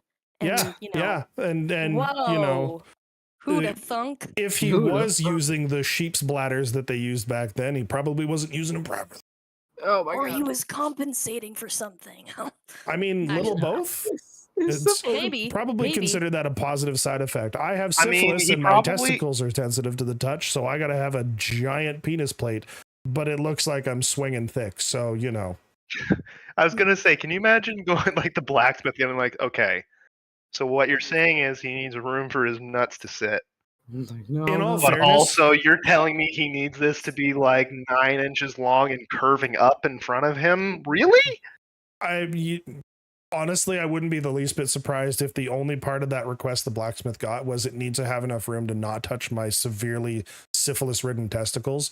One, because that was probably a pretty common request at the time, and two, the blacksmith being like, yo, I made you the fucking court jester cup, have a good one. Oh, Gothic style was all the rage back then. Right? I just There we go. it's- Now we can tie it back into 40k. Yeah. That's Yeah. our in. Yeah. Okay, we're gonna take 5 Mark's real quick. desperate.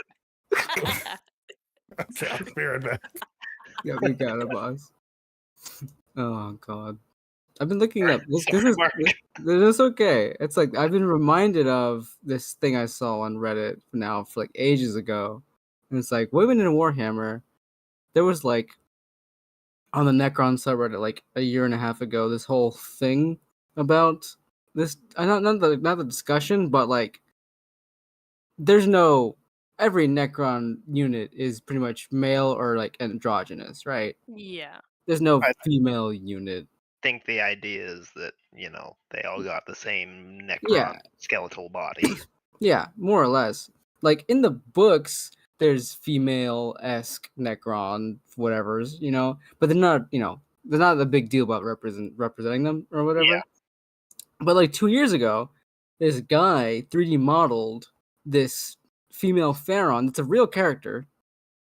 Like a character from the books? From the lore, from the books, yeah. Okay. It's a Pharaon called like Zun Bakar, Mother of Oblivion, and she's basically the Pharaon. Oh, yeah, I remember of the hearing di- about her. Yeah, the Pharaon of the dynasty that like killed the Flayer dude, the Flayer Catan shard. Yeah. So like this guy made this model and they released the files on Reddit, and people have been pumping out shit like this. I'm like posting the thing on the chat so I can see when he gets back. But it's like if like people want a Flayer lord, you know, and like I want something that can lead my you know my Necron Flayers. And it's shit like this that makes me excited.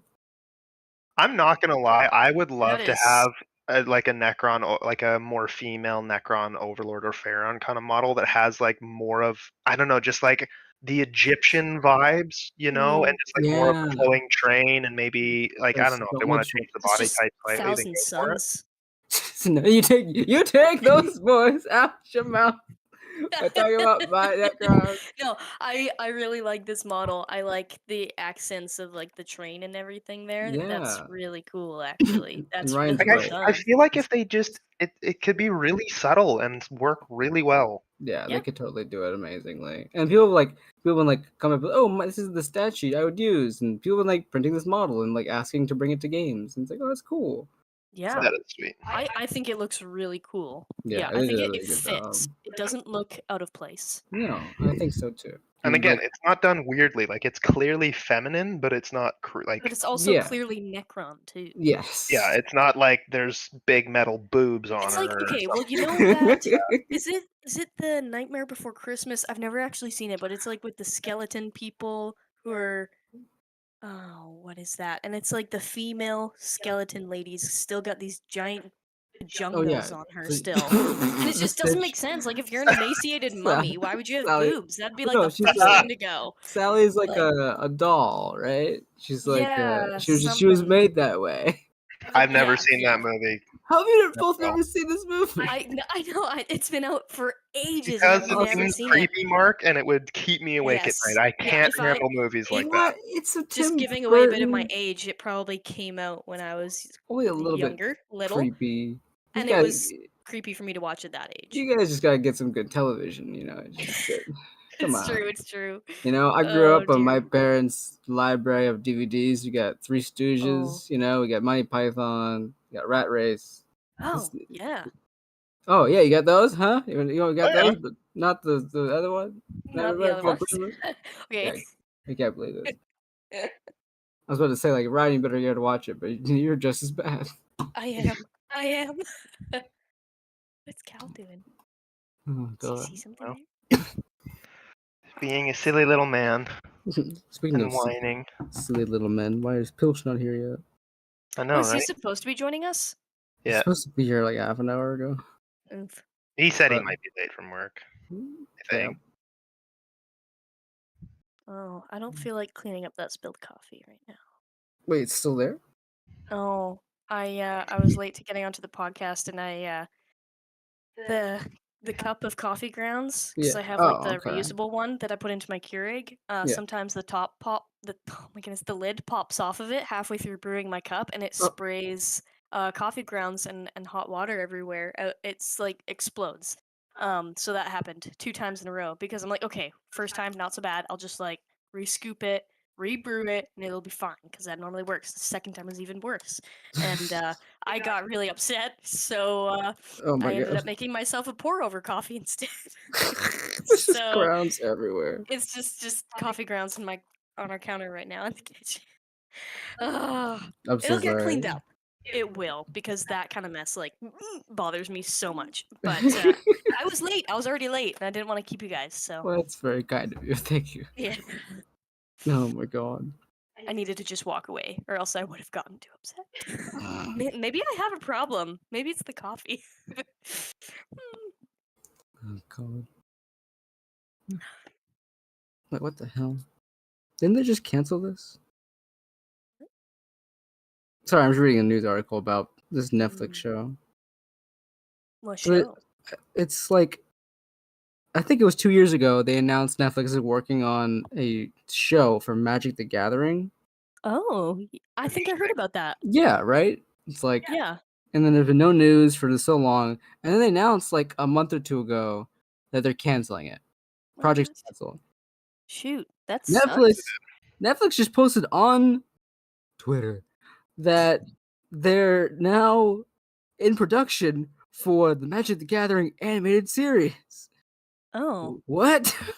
What? the Yeah, hell that- is that? They're making an animated series on Netflix that's based in Magic the Gathering universe. They after canceling the first project, they're making a new project. okay. So was the first one? I thought maybe like the first one was live action. Was Yeah, it not? it was live action. Oh, weird. Now it's animated. They have an animated project. Probably That's because right. Arcane's going so well, and they're like, why don't we just do that? Yeah. Maybe. Honestly, Oh, if they hit the same like can't wait. quality as Arcane, Oh, Arcane Oh. is such a good show. Fingers Okay, I gotta rewatch crossed. the first season. Yeah, it's coming out I in forgot that November. it. When is So it coming excited out for the again? second season. November. November. Yeah. Everything good is coming out in November. It's the Ugh. holidays. They do it on Oh, yeah. purpose. That's It's true. like Winter Beetlejuice sale. 2 came out in September. Oh yeah. I don't know if you've seen What it came yet. out in September? Beetlejuice Beetlejuice 2. 2. Oh yeah. I saw it. It wouldn't stand Yeah? up. It wouldn't stand up if it came out in October, because Mm, it wouldn't stand up to other that's movies. yeah. It was a It's safe the release. precursor. Yeah. Yeah, But that's yeah, fair. Snowy, I threw that out because we were talking about women in Warhammer. This is a custom made model for Necrons that everyone likes a lot. And it's supposed to be like the Pharaon of the dynasty that killed the Flayer Catan, so their entire dynasty is infected. oh, So it's like a jeez. Flayer Lord, female Flayer Lord Necron. And it's like, it's really neat. It's really well done. And there's people been working on, like, just in the community, making custom sheets for it. And it's so cool. I hope, think it I looks want it to be real. I want the Very flayed ones to be led by something. lithe. Yeah. yeah. Gotta make it, it's obviously Necron. It's obviously Mhm. female. It just works. And Ryan made a good point earlier. Like, there's a whole space of like Egyptian type garb for like females that has not been utilized. Oh yeah, 100%. That they could really easily do some like really cool characters for the main Necrons line. Yeah. As long Get as some named they characters, whatever. again, as long as it's not like, oh, they've always been there, you just didn't notice them. Like, give us a reason that we haven't heard about them before. Yeah. Okay, but like Um, female Thousand Suns. Or even, but well, Those are Space Marines! female pilots. Colleen. So, huh? What? Okay, but again, like they don't even necessarily like. Yes, a good reason for why they haven't been there before would be great. So for me, like Yeah. if they added female Space Marines in 11th, and they're like, it's getting it's getting desperate, and they managed to adjust it and bring in, female, bring in the potential candidates from the female population pool. Great, sure. Sure. They'd probably have to do that to appease, like- at least just to appease certain people. But I also feel like they can do stuff where they go, listen, we thought this was cool. Things Sure. have changed. We think differently now, and we want to introduce this. So we're going to change this, and we'll backfill. But Like, that's They have the I'm right not, to do that. I'm not saying I need a good lore reason. I need a good reason, Yeah. Like, right? well, We that's changed our exactly- minds because we think this is cooler is a good reason. They've always been there, and you're wrong for questioning it is not. Yeah, that's terrible. Yeah. And, Like, it's But like Mark was saying, there's female Necrons in the lore, so Yeah. they don't even need the lore reason. They're just going to go like, yeah, we didn't produce this before, but now we think it's a cool way to add new sculpts. just Which, like in yeah, I would the Divine. accept that like Yeah. perfectly blindly, like whatever, cool, So, awesome. It's I've Cool new decided, models. Cool new I've houses, decided cool that the new- Slanesh Chaos War Dog that I have is a female pilot. Wicked. oh yeah. Like- Well, hey, what's that? What's that image I posted in black in the chat wherever ago with those If amazing? it's a knight dildo, sculpts? I'm gonna be angry. No, it's the knight. It's the knight. It's the knight sculpt. I reiterate, if it's a dildo, No, it's the amazing knight, the Imperial Knight sculpt. That's Yeah. obviously made by Slanesh Knight? Slanesh Knight. Yeah, that's the one. I don't remember that one. I can't remember. I It was a have while back. exactly one. I don't even know if it's a complaint. It's just kind of like an eyebrow raise at this female Necron model that you've posted. Yeah. Does she have to have heels? Does she? Oh, you know what? I actually didn't realize that's probably what stands out as female on this side. Well, I mean, like it's definitely like it's a slimmer body. It's like sort of taller and narrower. She's definitely got cake under there. Like they are not trying to hide that. None of that I take issue with. Does she have to have heels? Like, I Well, mean, but Snowy, if you want to maybe. do a female knight pilot, then you have to give the knight heels.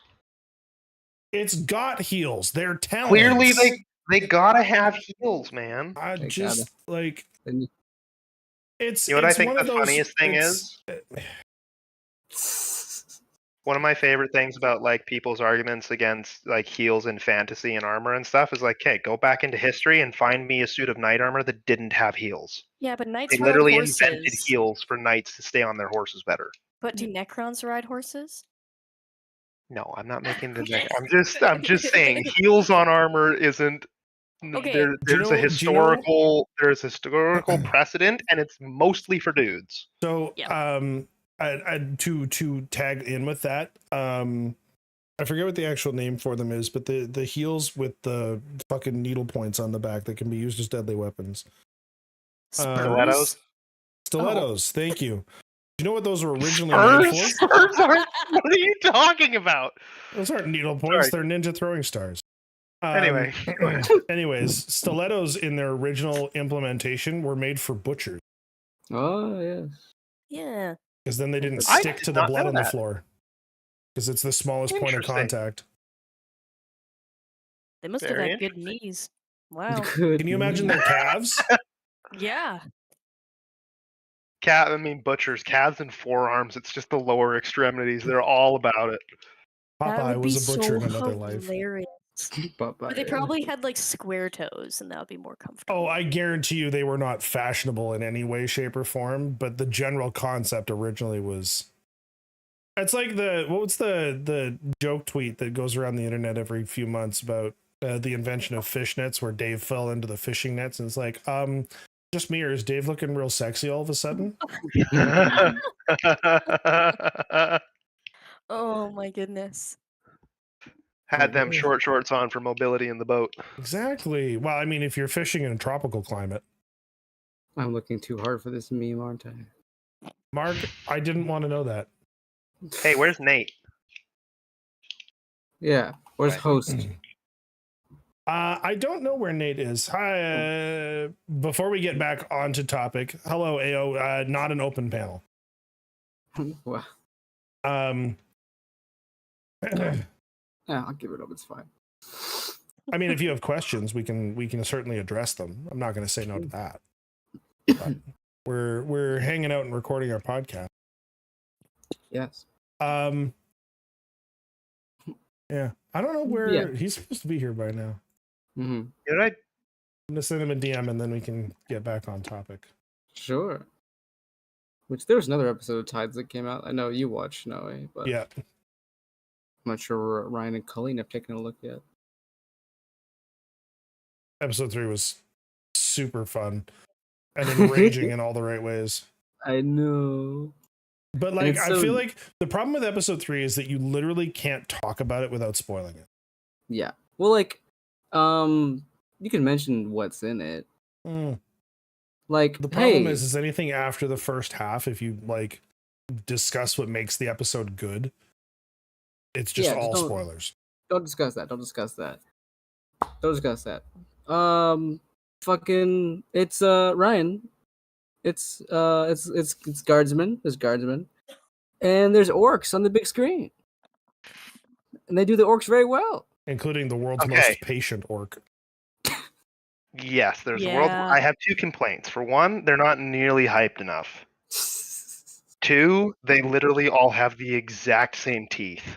Like there's the commando knob. That's what it was. The commando knob who doesn't, because they use the same model for him that they used for the Kill Team trailer. So he has the same Kill Team teeth, but all of the rest of them have the one big one on the left. The only difference is that the patient one has like a bullet as his bottom tooth. Goddamn. They literally are all identical. The pilots, most of the commandos. Hey, they all come from spores, so.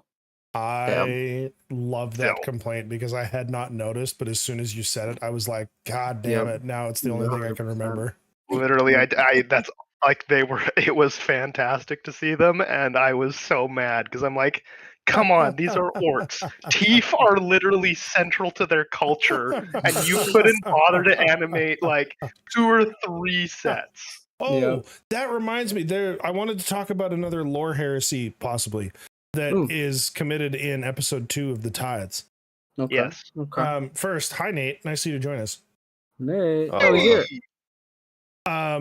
Second, the other and this is only a lore heresy because I want to talk about it. I'm pretty sure it's not actually a lore heresy. But in the episode, the cool thing that they did is that the sister signs using British Sign Language. Like it is legitimate BSL that she's actually doing, which is so super cool. But the sisters in most of the books talk in battle sign, which is one-handed so that you can hold a weapon. Mm. And is a short form sign that really only the custodians can understand. And they just sort of ignored that. So yeah, put it on television, bro. That would have been a really cool little like nod. Now, the that would have been cool. The interesting thing is though, because again, on that article when they previewed it, they mentioned that that they brought in people who actually know British Sign Language, including a Warhammer community guy whose parents were both deaf. Cool. And he's like, my sign language isn't great, but you know, I knew enough and everything. He said one of the problems is that a lot of sign language relies on expressions. And he said, and we can't really do that because half of her face has a giant gold mask on it. Yeah. So he said we had to adjust it. So we kind of had to adjust a lot of that. And he basically talked about like they kind of had to do their best so that they could still convey her emotion and make her come across as an in-depth character as opposed to just like a puppet waving its hands around. And to do that, they had to use both hands and do sort of like an adaptation of actual birds. So it's not one-to-one.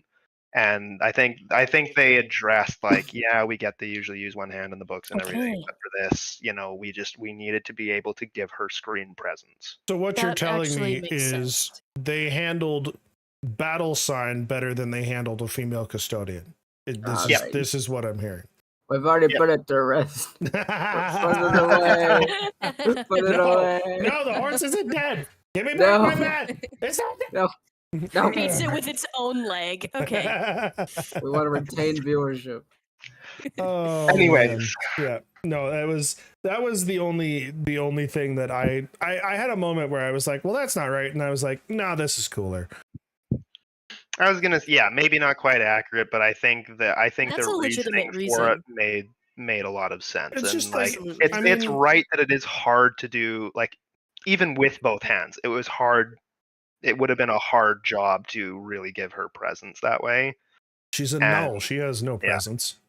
Oh, okay. You're right. Get over yourself. Anyways, that was the last thing that I want to talk about, the ties. And in a stroke of good fortune, Nate has finally decided to join us. I had to work. And well, I mean, happy belated birthday. That sounds like a skill issue. Happy belated birthday to Nate. Happy 17th birthday? Yeah. 16th, surely. Birthday. You are baby. 25, thank you. I wanted to talk about, and this is topical for reasons that Nate does not yet know the full extent of.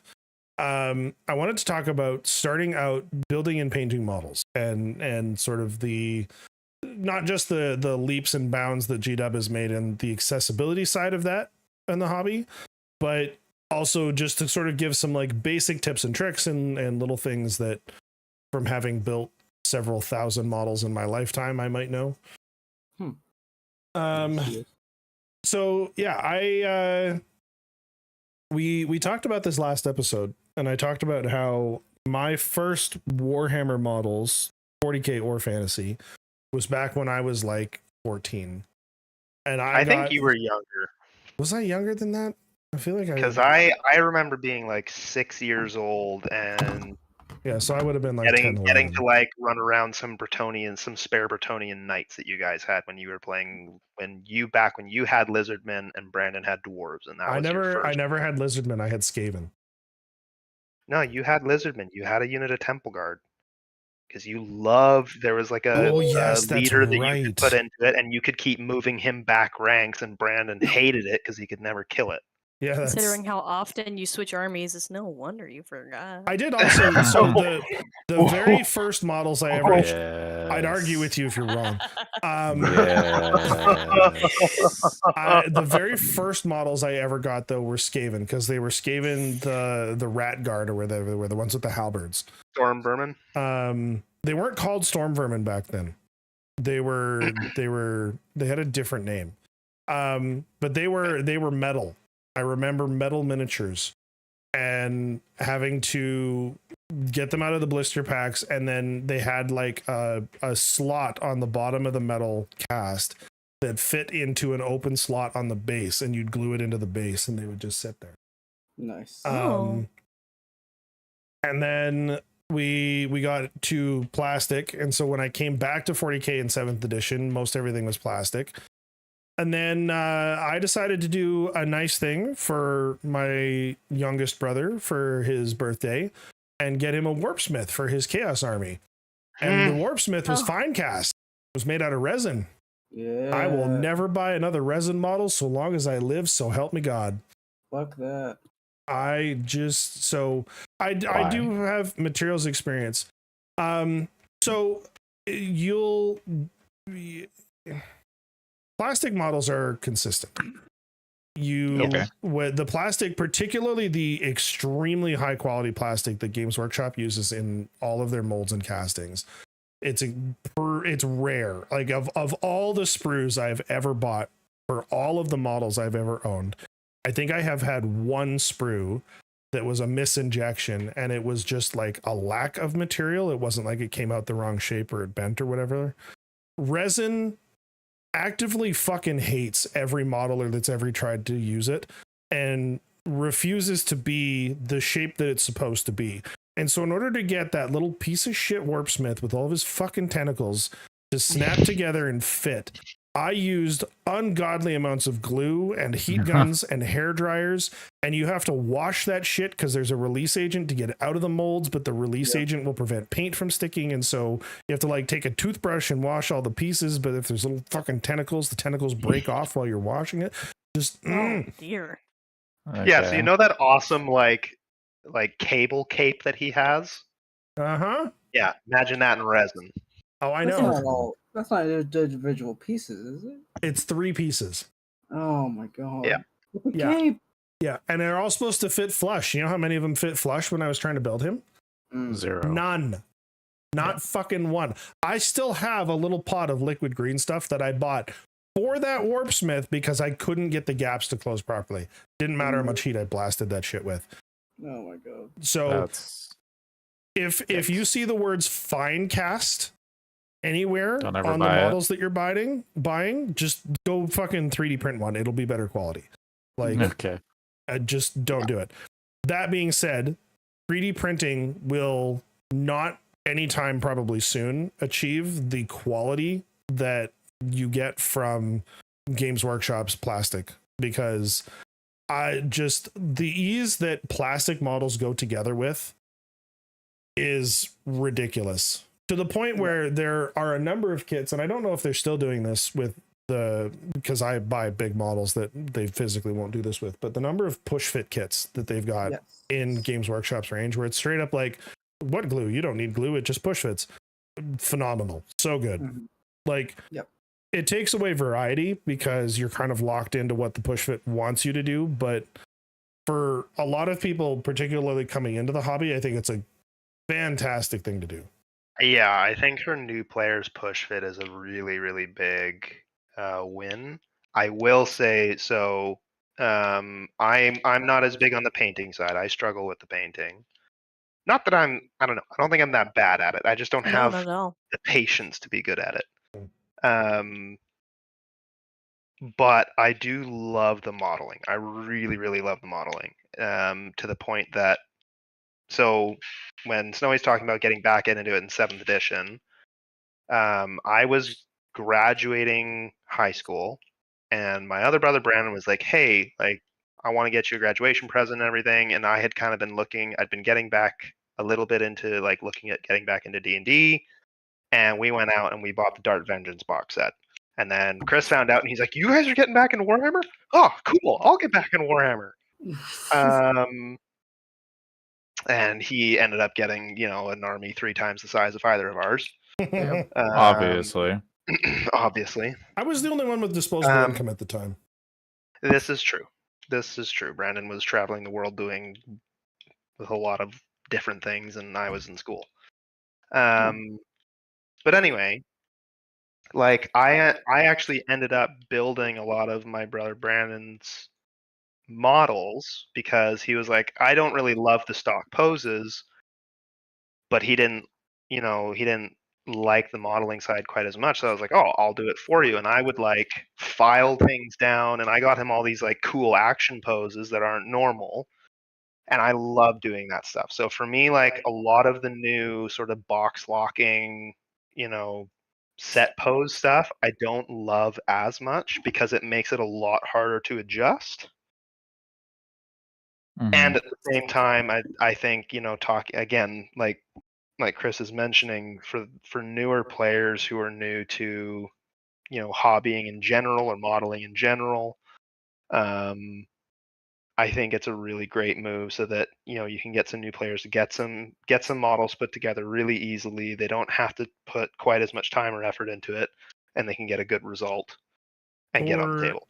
For sort of baby's first box of Warhammer, push fit's phenomenal. Like, so I bought this little, like, I shouldn't say I bought, my eldest bought this little like sort of intro to Warhammer thing that they had at our local game store, which is a book with the core rules in it and some like basic lore stuff and pictures and blah blah blah, and it comes with a Space Marine and a Termagant. And because they were push fit, she at 8 years old built and fully painted both of her models in like less than an hour. So to just like get stuff on the table for people who are being introduced into the hobby, push fit is fantastic. That sounds awesome. It's very, very nice. Nate is sitting here going, are there any push fit Tyranids? There are. I think Death Guard? I think the Termagants are largely push fit, because Termagants and Hormagants are kind of monopose. Yeah. The other side of that, though, for her is a big part of the reason the painting went so well and so fast. And like you guys have seen the pictures of the ones that she painted. She did a really good job.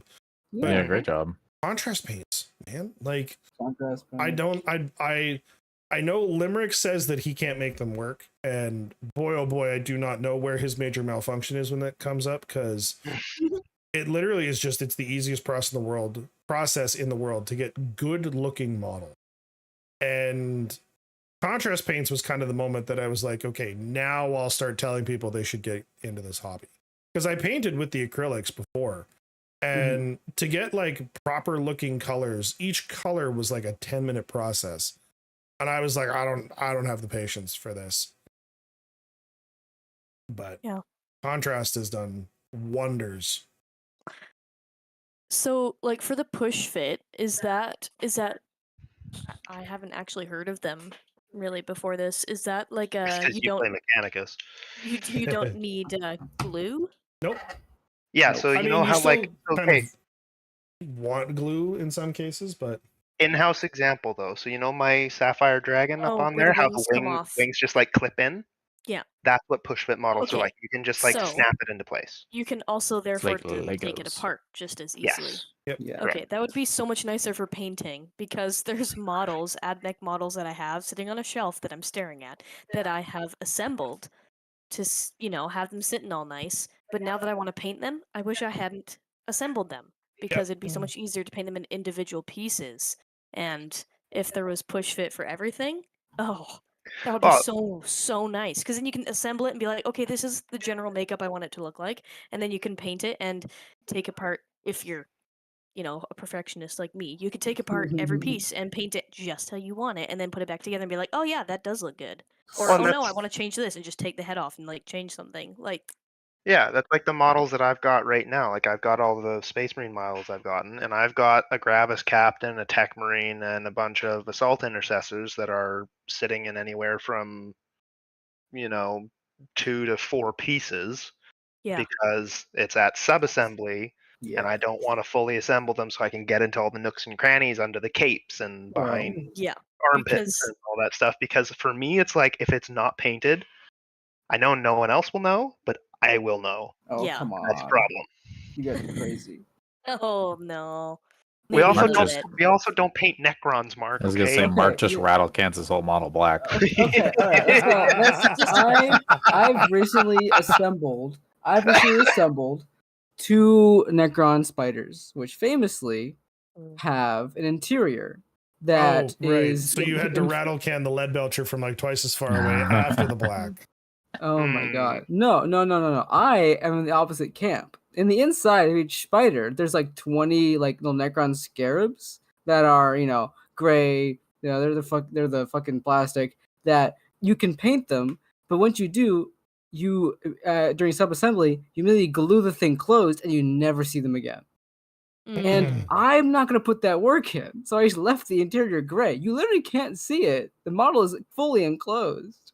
Okay, if it's fully enclosed and you can't see it, then who cares? I'm talking about like if Okay. I peek under the cape and there's that little bit right in the middle that's really hard to get with the paintbrush, and I can look in there and see the little gray line of where I couldn't quite get to because I didn't want to smudge the paint everywhere, it will drive me up the wall. Okay, gotcha. Otherwise, yes, I'm very spoiled. I just rattle can all my models. At least he's honest. I made my own like dipstick. I just primed 10 at once. It's great. Necrons, baby. Very forgiving. Yeah, but just to sort of put it out there that contrast paints are, and for those of you that watch us live, you're having a little bit of deja vu because I went on a whole ass contrast paint tangent last podcast at recording, and then I cut it all out because I sounded like a deranged lunatic. Yeah, okay. I was listening. Ryan was listening to it on his phone, and I was hearing this. I'm like, do they know how long they're going on about this? Like, guys, come on. Oh, it was a solid 45 minutes. Yeah. Oh, Yeah, I cut a lot of that from the podcast. However, it's worth mentioning, I think, just in general, that contrast paints are an absolute game changer. I feel like they are going to improve the experience significantly for me. Yeah, it just as a painting schmuck. It takes the skill floor for painting down to like 0, which I think is the single most valuable thing that they do. Because if you take a great painter with contrast and a bad painter, or I should say more appropriately, you take a good painter with acrylics and a bad painter with acrylics, you're going to be able to tell very, very quickly the difference. But if you take a bad painter with contrast and a great painter with contrast, you'll be able to tell the difference, but really only once you get up close. From like 4.5, 5.5 feet away, which is like table distance, they're not going to look all that different. Yeah. And especially like if as far as I know, correct me if I'm wrong, Warhammer isn't like D&D where there's pre-painted models, right? Nope, You not a paint one. them all your own. So that being said, since there's no pre-painted sets, making it as easy as possible for a newbie like myself to want to paint, make it easy to make it good, right? You don't want to feel like you have to learn a whole new skill, and painting on such a small detail like most models like that, it can be daunting. So having an easier option to look good is just that's way better. Well, and I mean, there are certain armies where, because contrast lends itself really well to assembly line painting, where like, I'm looking at the Tyranid Combat Patrol to see if I can figure out if they're still using push fit termagants. But in the Tyranid Combat Patrol, it comes with, what is that? 7, 13, I think it's 20 Tyranids or 20 termagants and 2 Ripper Swarms. And you could have all of those termagants done in probably an hour, because all you do is you spray them with Wraithbone, which is one of the 2 base colors for contrast, and then you bust out whatever color you want the top armor to be, and you slather the paint onto the top armor, just boom, boom, boom, boom, boom, boom, boom, and then they're done. Back in the day when I tried to play Tyranids and I made it 3 Gene Stealers in, and then I gave up because each Gene Stealer was taking me 20 minutes. That was just bad.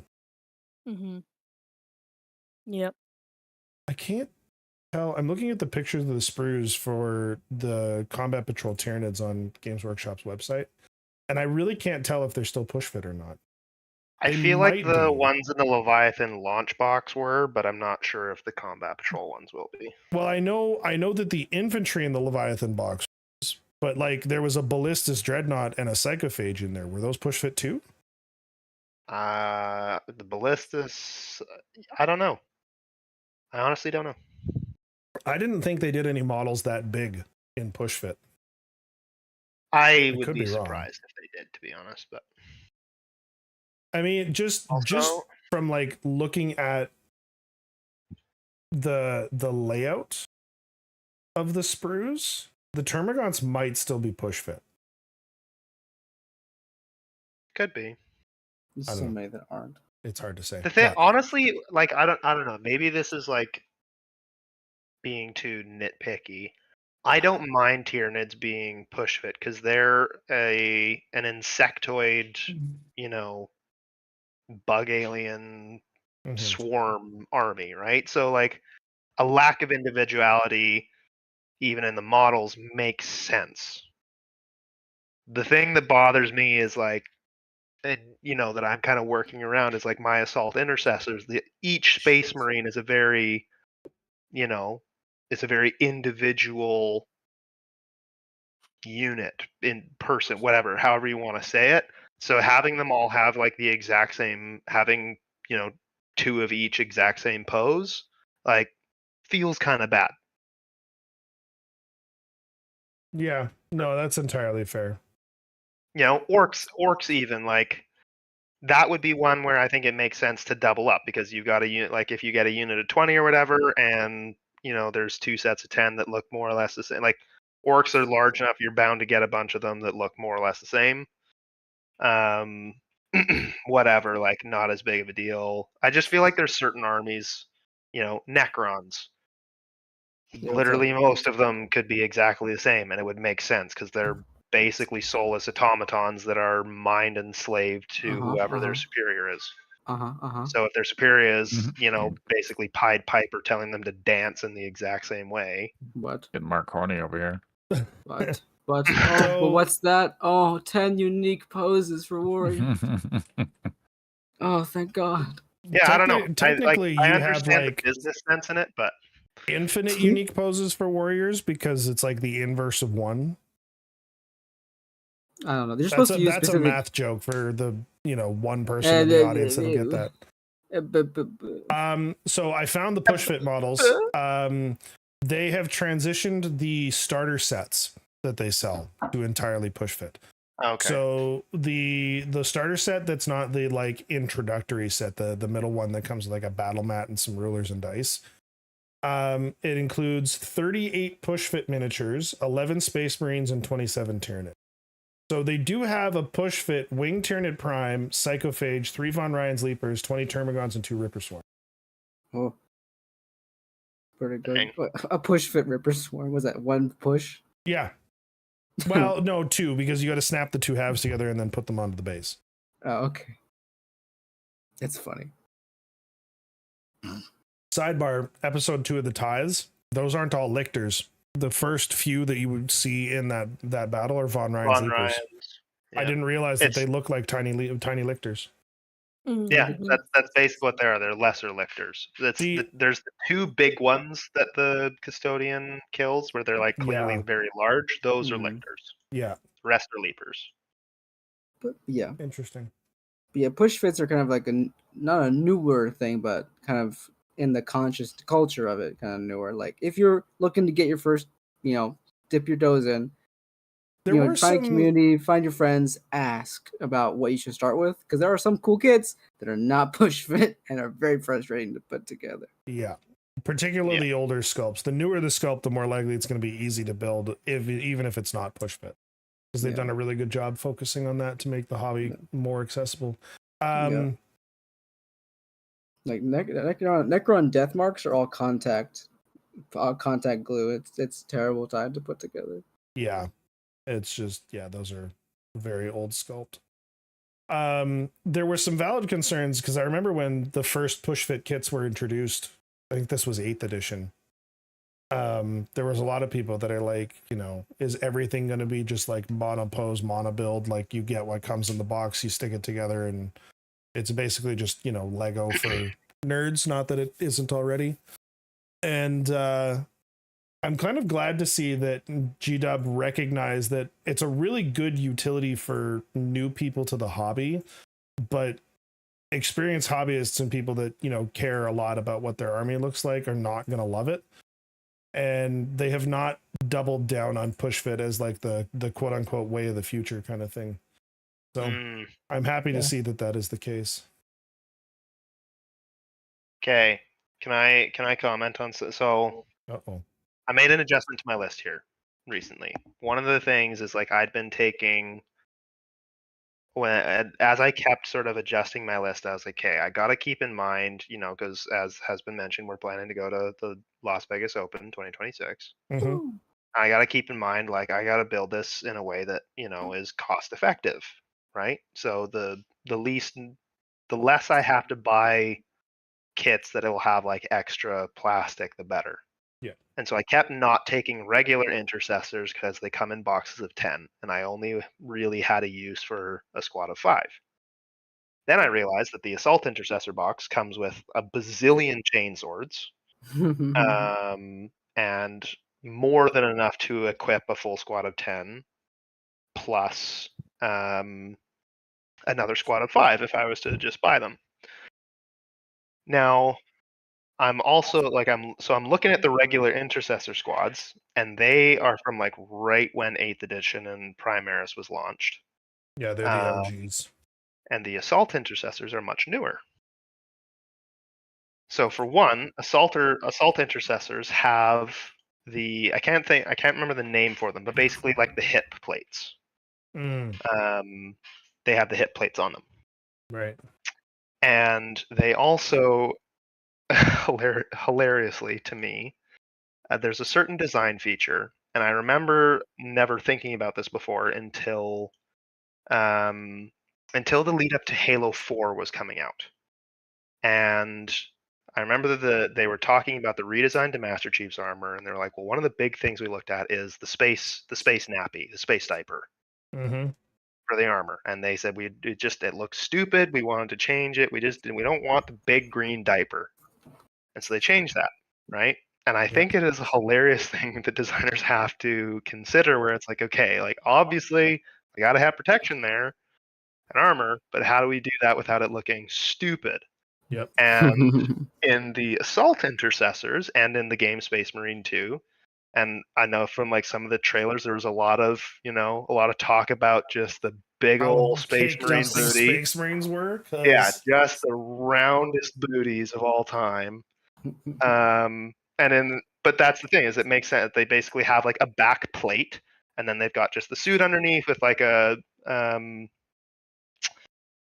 I can't think of the proper word. A plate for big old Space Marine penis in the front, right? But it doesn't like look like a diaper. Cod piece, that's the word. That's the one. Cod piece. Thank you. This is like the 4th time we've talked about cod pieces today. I like the other name better. But if you look at the old intercessors, they have big blue ceramite diapers going right up the middle. Beautiful. And I'm like, I don't know that I can live with that. Wow. Like, they really do have the ceramite diaper. It's big and it's square in the back for some reason. That is hysterical. I don't know. Hey, I don't know, as an aside, do you want to hear the silliest thing that people are angry about for Space Marine 2? What's that? The fact that the knees articulate in the game. What? So if you look at the models, the models, there's that kneecap plate that's attached to the shin. Yeah. And it's attached to the shin on the models. And it's not in the game. Oh, a big whoop. It separates from the shin plate to articulate so that you can actually have a range of motion on the leg. Yes, I see. They don't have that in the game? No, they don't have them attached to the shin plate in the game. They have them separated so that like it'll separate from the shin plate. I'm gonna have to look at that. Okay. Are people saying that's a good thing or a bad thing? They're complaining. I heard somebody making fun of people for complaining about it. I guess Okay. It that's seems alright. so minor. It is, but these are 40K fans, so Yeah. Everything's a big deal. yeah. Anyways, um, Interesting. Even them stiff knees. I am just now though noticing that the grenade launcher bolt gun is a thing on the intercessor kit, and the one in the game is like a perfect 1-to-1 recreation of it. And God, that makes me happy. Yep. Except it's like not horrible in the game in certain situations, and it's absolutely awful on the tabletop. Well, yeah, I mean, Carnifexes are legitimately scary in the game, so take that for what it's worth. I had to actually Nate, did I see in your game you took an old one eye and a brood of Carnifexes? Yeah, he did. Yeah, they got blasted off the table turn 2. You were fighting knights. I don't care. I don't care. I got a line of sight on them early with something else. My Knight Tyrant. I'm gonna make a Tau list, and we're gonna see how he much likes worse to it goes do really gimmicky lines of sight with his tyrant. That's the only thing the most Tyrant's frustrating good thing on at. It's literally the only thing the Tyrant is good at. Remember when we were talking about like rules stuff, and Nate said he doesn't like line of sight? I wonder why. It's because most of his he ability plays with lines Titanic up with Knights all the time. Yeah, he's no, kind like of I'm gonna make Tau. I'm gonna make a Tau list, and we're gonna see how it goes. Nate, I honestly feel like saying I need to play a game with you because the only games I have logged are all losses. Well, that's like a personal problem. Once Nate gets his new job, it'll be less of a problem. In fact, I'll have 4 on raw, so how was your day, so Nate? random. Oh, Yeah, just dandy. How was your day? Did you have a good day? Oh yeah, lovely. Was it better than being here? No. Aw, thanks. There you have it, folks. The podcast is better than work. Always. Yeah. So we've run the gauntlet between controversies and conspiracies and contrast paint. You see what I did there? I'm pretty proud of that one. Alliteration. Very nice. You can tell he's a dad. Do it again. And now I think it's just about time for us to say farewell to our podcast listeners. So any final thoughts? Bilsh, I'm going to ask you a question without any context that is entirely topical, and I need you to answer. How do you feel about boob armor? Boob armor. Well, I mean, I enjoy boob armor because that means there's boobs underneath. I will hear no further arguments. Oh my god. Yeah. We were talking about the female custodian. And the fact that she doesn't have boob armor and how happy that made me. But yeah, I think we covered a lot. It was good. I wanted to bring up at some point, but I guess maybe we'll cover it next time. I wanted to pose a question to the group on where we all stand with, in terms of model range and how things are kept separate from 40K versus the alternate 30K / Horus Heresy range. Where would we stand with, letting some bleed over to the other, because there's some really interesting sculpts on both sides. I want more models from 30K to come over. I honestly would not mind crossover. Step in front of this topic. This is homework for the podcasters and for the audience. So leave a comment. Tell us, and if you're on Spotify, you might have to go find us on YouTube, but leave a comment. Tell us your favorite 30K model. Tell us why you do or do not think that they should cross over to 40K. And we'll see you guys in 2 weeks. So yes, have a good one. Take care. And for the Emperor! This guy. Space. All right. Recording's out. Nice. All right, cool. I gotta get to bed. Yes, you do. I need to go help the missus with a couple of things, and then I'm going to play Space Marine or Helldivers or Monster Hunter, and I don't really care which. So, yes. Have a good night, everybody. Don't go nowhere.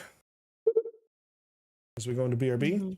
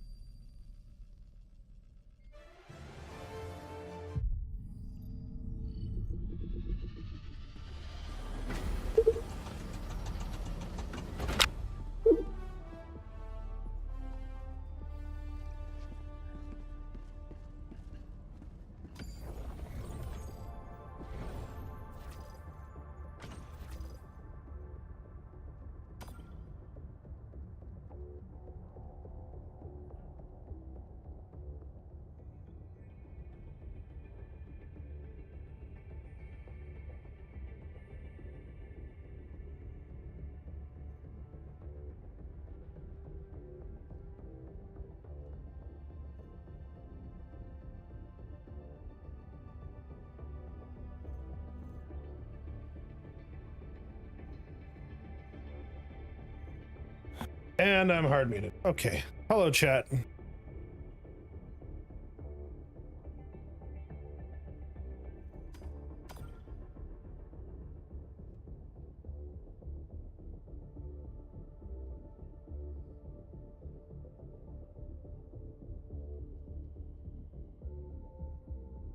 We're not connecting to sessions, which I didn't have any problems with earlier. Initiating FTL jump to the Cloudrel system.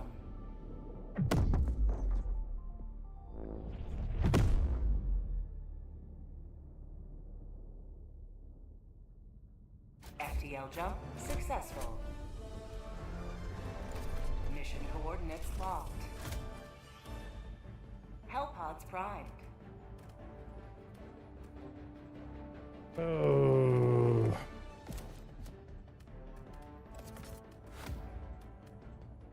Okay, what are we doing? Razor, Commando, Guard Dog, and what else do we want?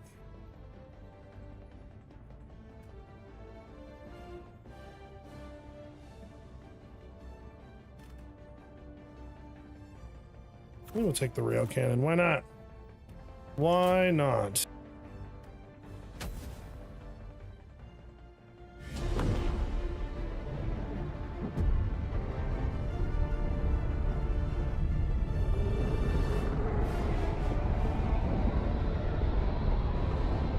Weird being in a lobby where I'm the lowest level.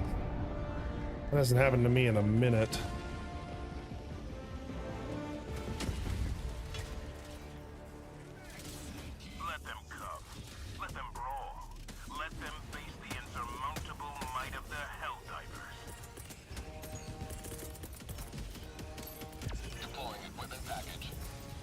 Requesting advanced weaponry.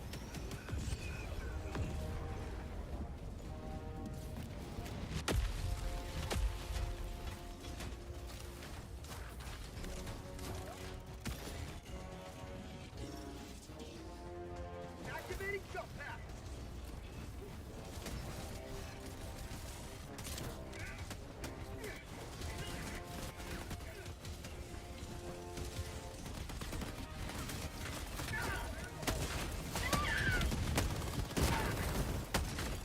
Get some! Get some!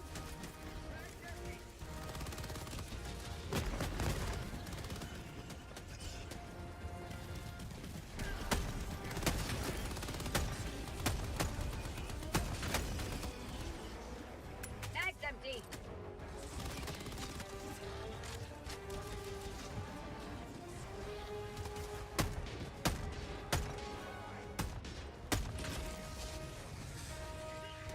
I'm sorry.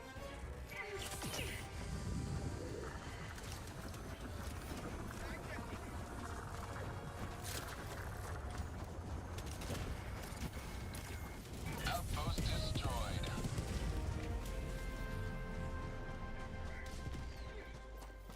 Rare sample selected.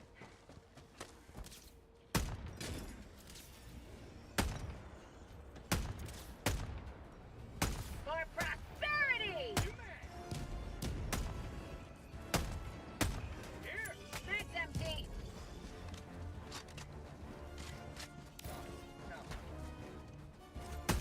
Reloading! I've got you. Thank you. Rare sample acquired. Got a sample.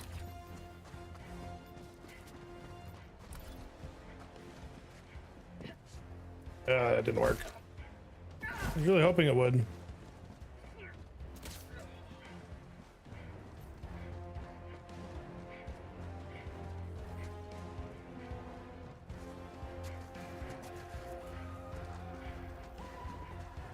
Ah, here it is. Frost fabric. Northwest. 100 meters.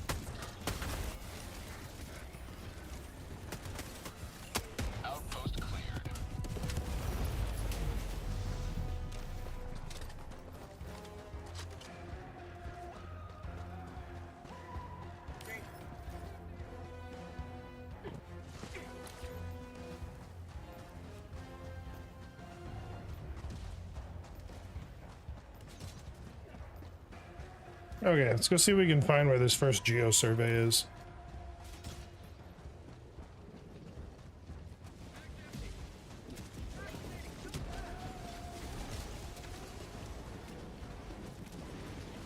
Calling down a support weapon. Requesting tac pack.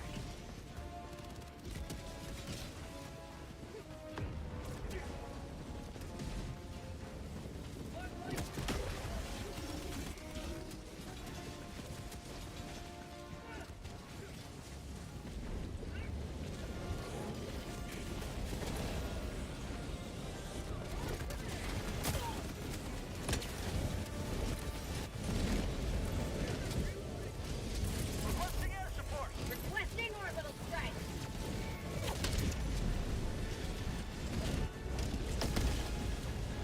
Requesting air support.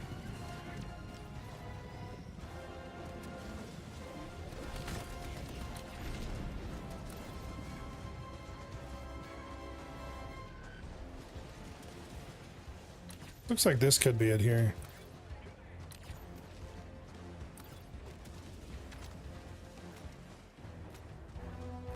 Thank you. Is something else? What is this?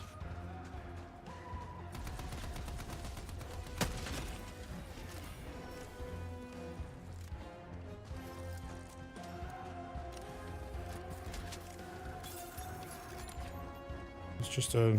Oh, this is it. Okay. Rare sample acquired.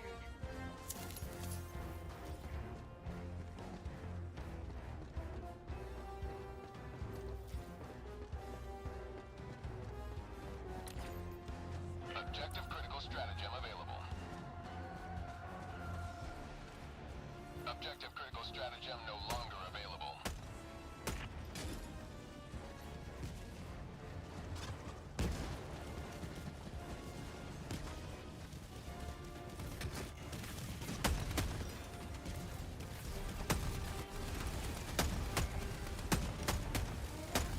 Mission at 30 minutes remaining.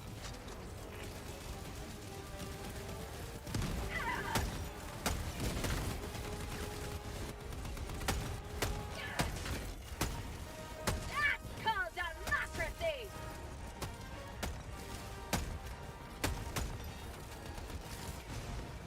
Requesting orbital strike. Objective critical stratagem available. Requesting objective equipment.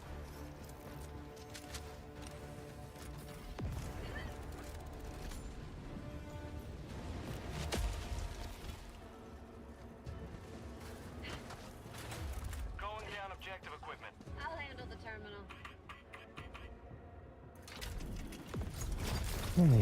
Requesting sentry.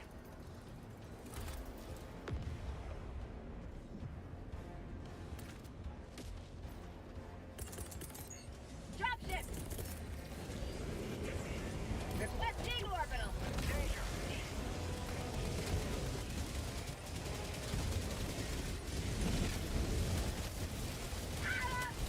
Requesting air support.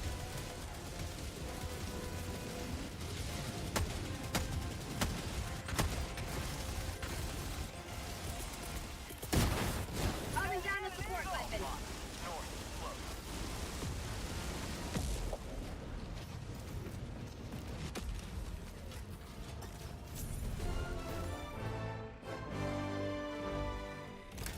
Making progress.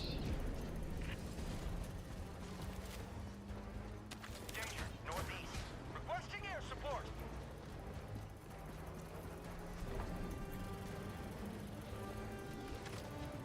Engaging terminal. All right, that wasn't too bad.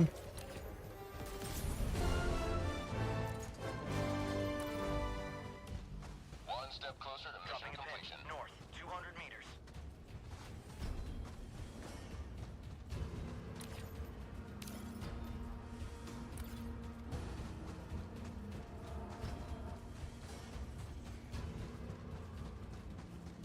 Heavy, northeast, close.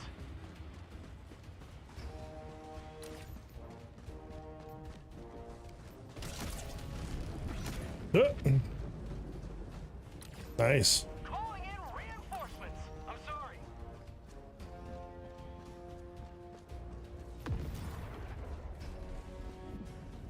That was very funny to experience from all the way over here. Imagine it was less funny up close.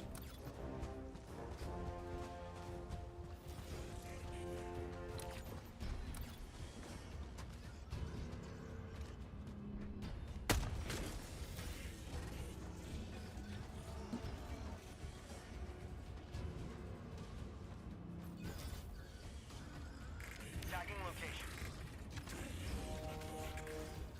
Found something.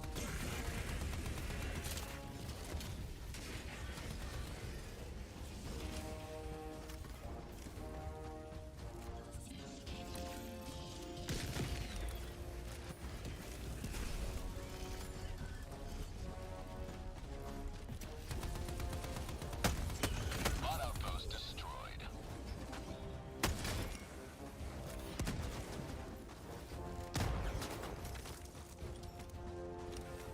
Marking location.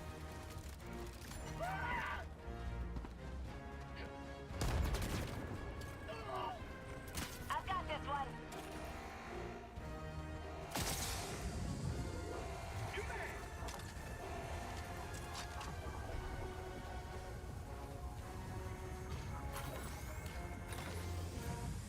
Rare sample acquired.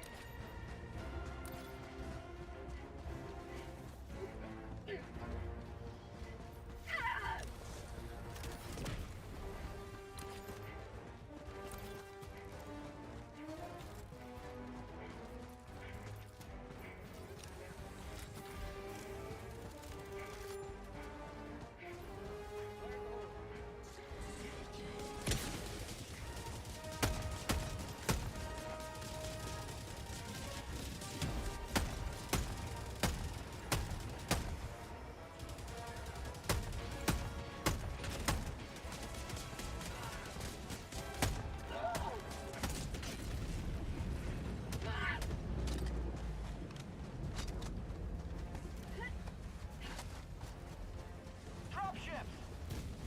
Clark. Got a sample.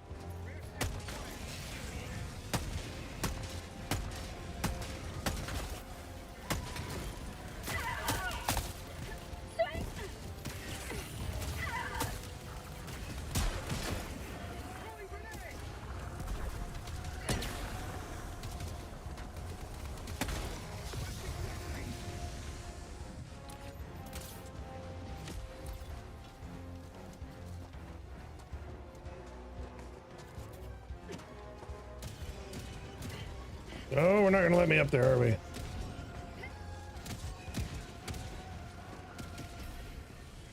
Oh, they got it. Okay, good. Where is this primary?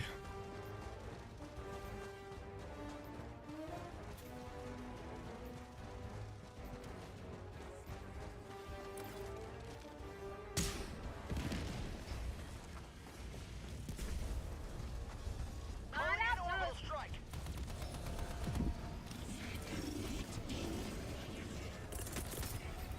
Orbital inbound. Calling in orbital strike. Sending in an eagle. I'm out. Reloading. Requesting advanced weaponry. Outpost destroyed.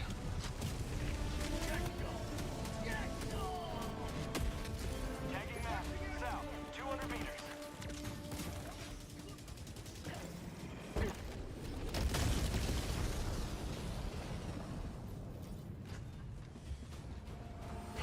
Good airstrike.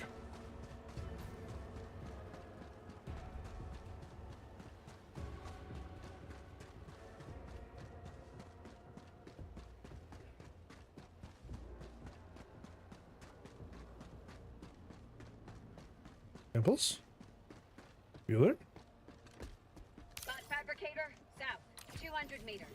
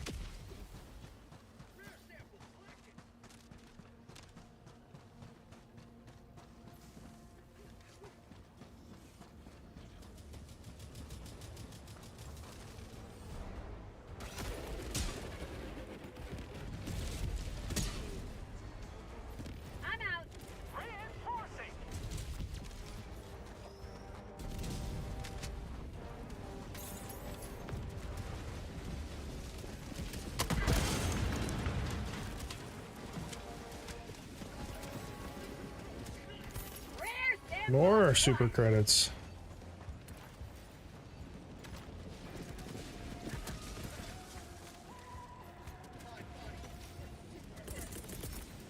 Calling down a support weapon. Sending in an eagle.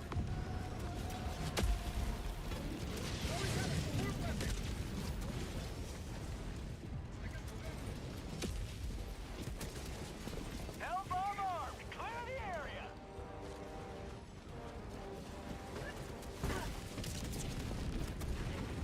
Thank you.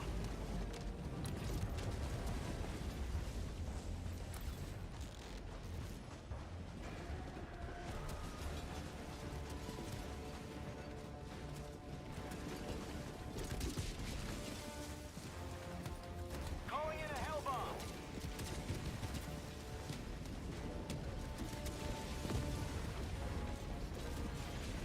Requesting air support.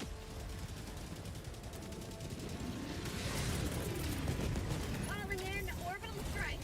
Hellbomb armed. Clear the area.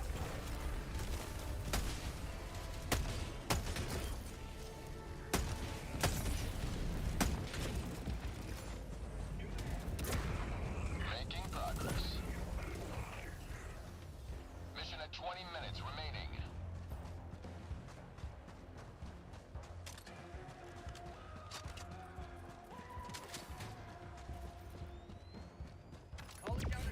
I'm on the terminal.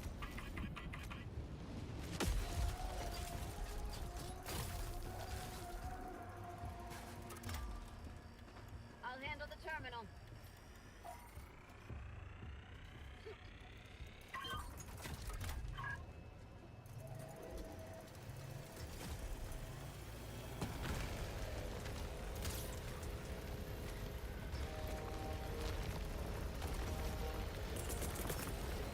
Support weapon inbound. Drop ship!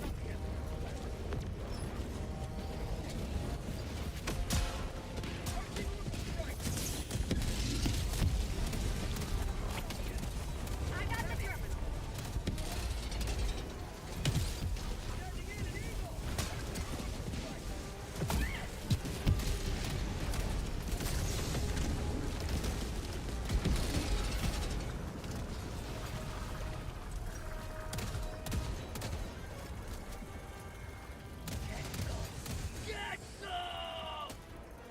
This is so much easier on bots than on bugs.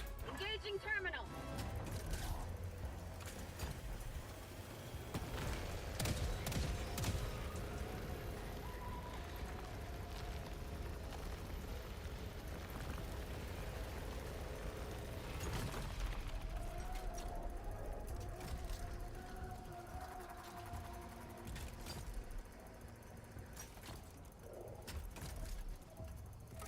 I'm on the terminal. You've done your duty. You may extract with honor.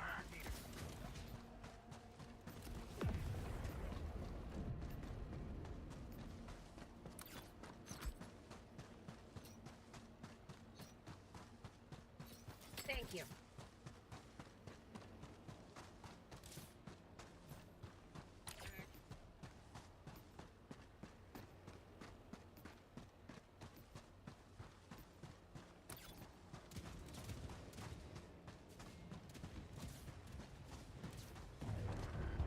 Tagging location.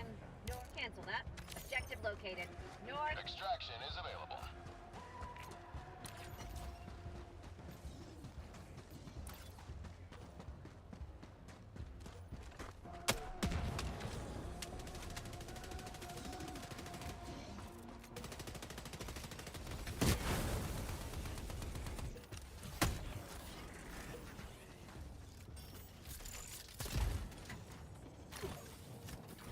Forty super credits out of this mission.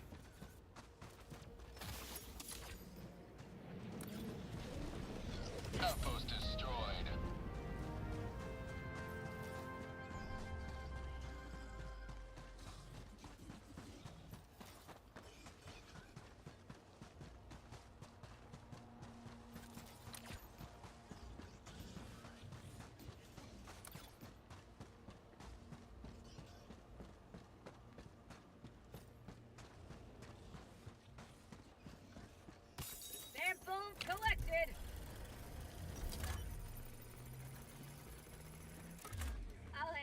terminal.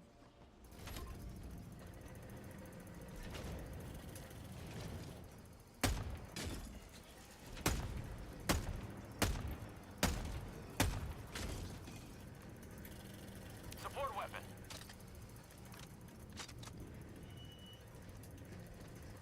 Found something!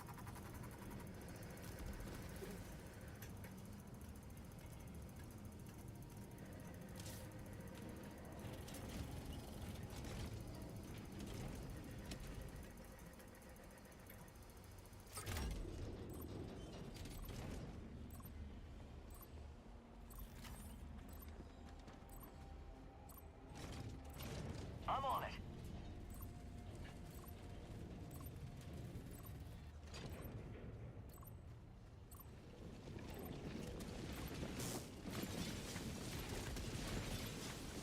To the sky.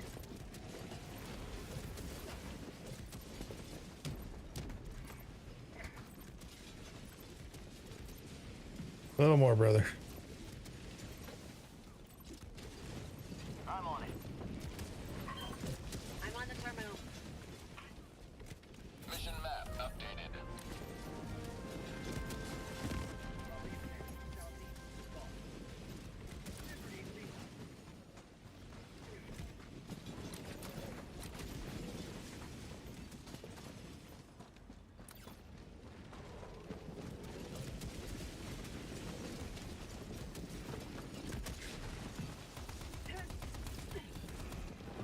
Marking location.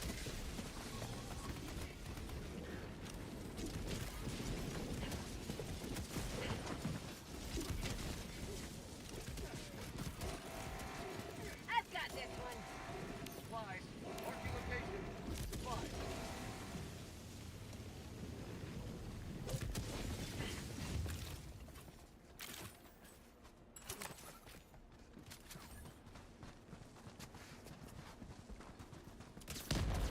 Well, that was less fun than the double super credits, but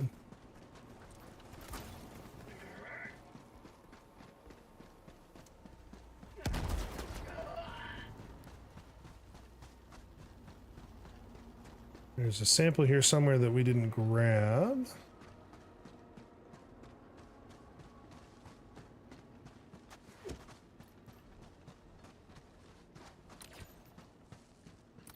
It's not marked as clear.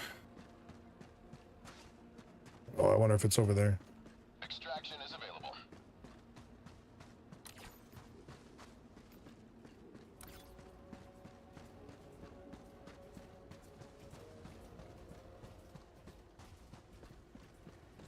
Eh, well. Reasonable odds that it's a common. Oh, or there's no samples because it got radar stationed. That'll do it.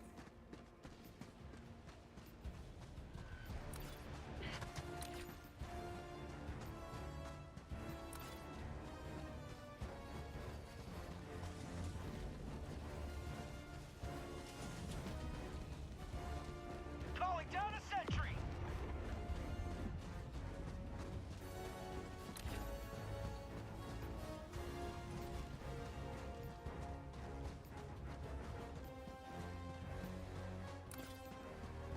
Thank you.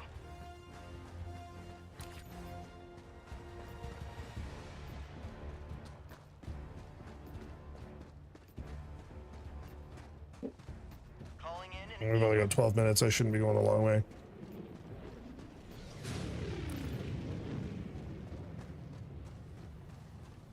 Got to go get ready for extract. Broad outpost spotted. Automaton outpost scrapped.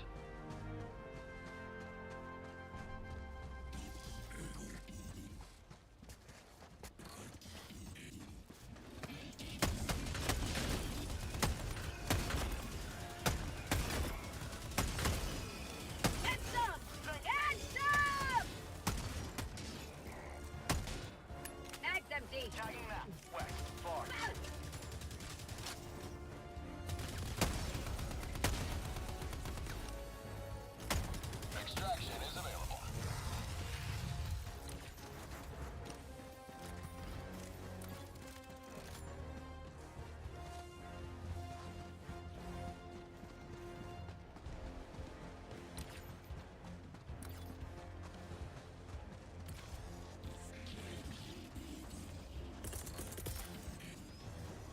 Requesting orbital. Engaging orbital laser. I'm on it.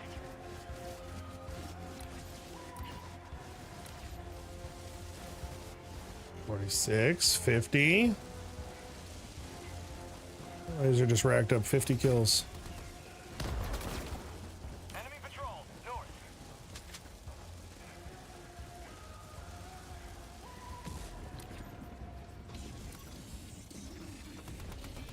Got a sample.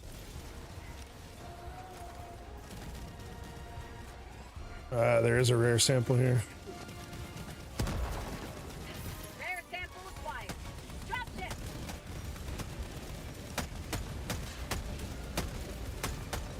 Mag's empty. Ah!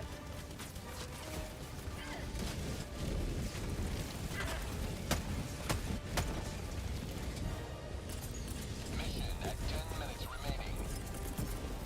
Requesting orbital strike. Firing orbital strike.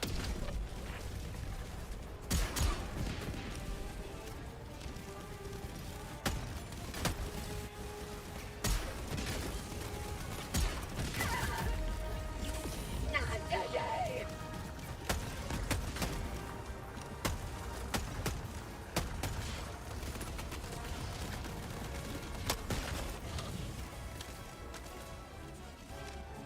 Mag's empty. New mag.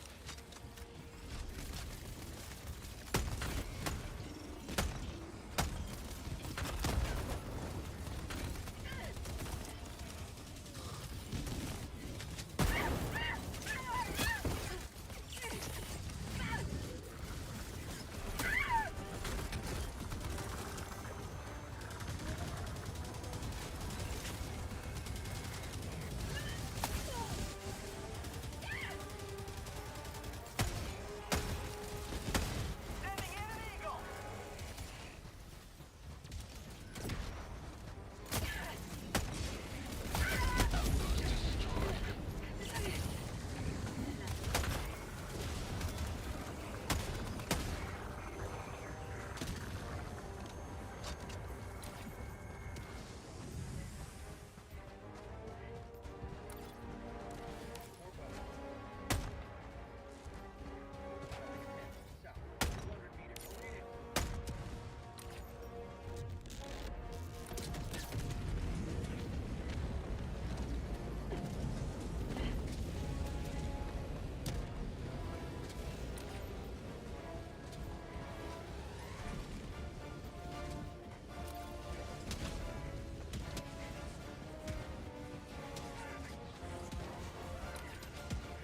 Reloading.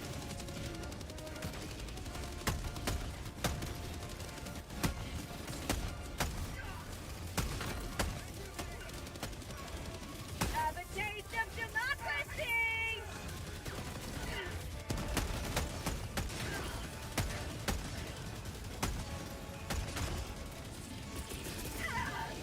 Reinforcing.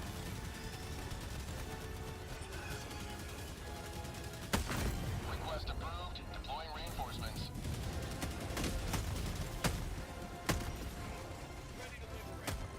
Mag's empty.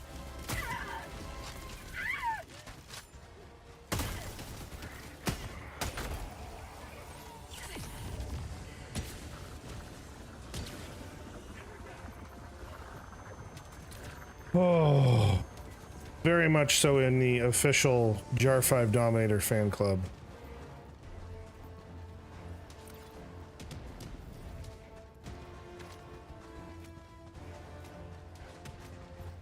Requesting air support.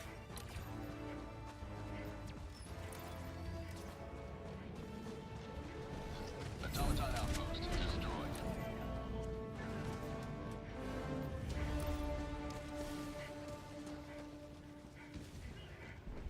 Calling in extraction.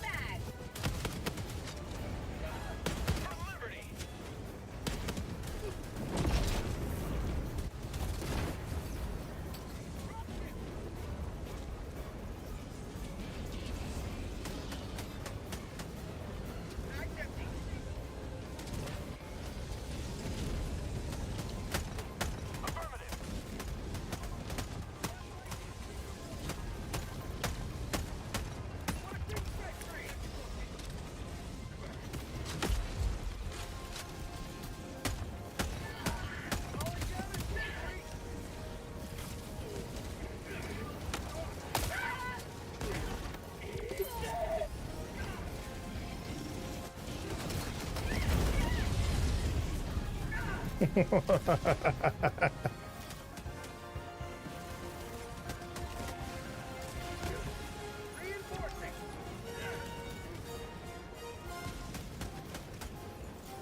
Request approved. Reinforcements on the way. Joining the fray.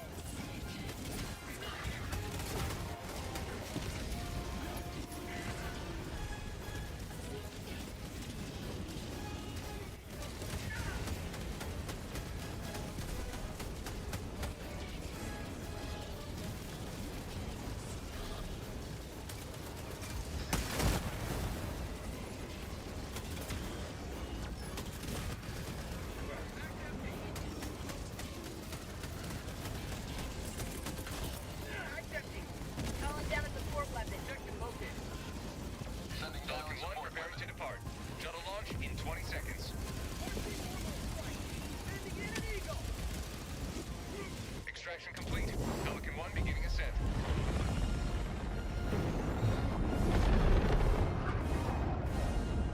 Liberty has seen you through. That was fun.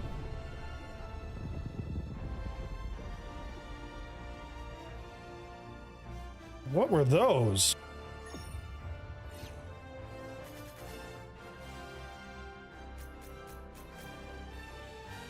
I have to pull that clip.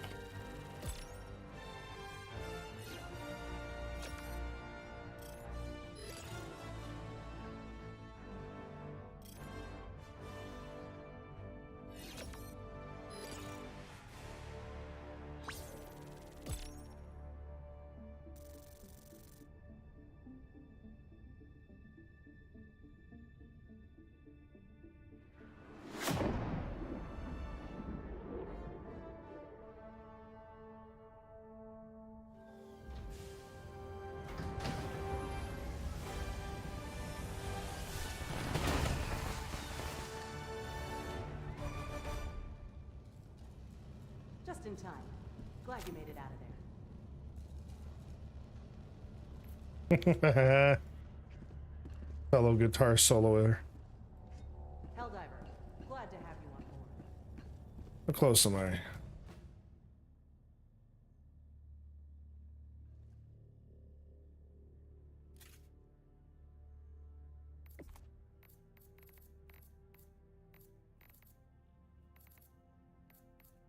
It's combustion. We got. That's the Eagle stratagems. This one. This is the one.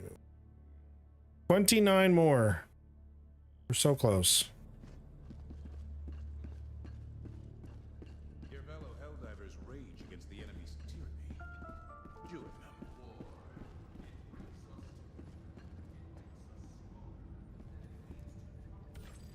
Mission coordinates locked. Blitz, huh? Hellpods prime. Engaging orbital thrusters.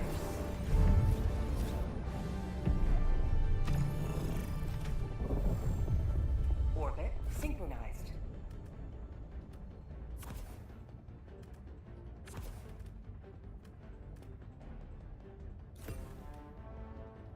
Honestly, I bring generally kind of the same loadout.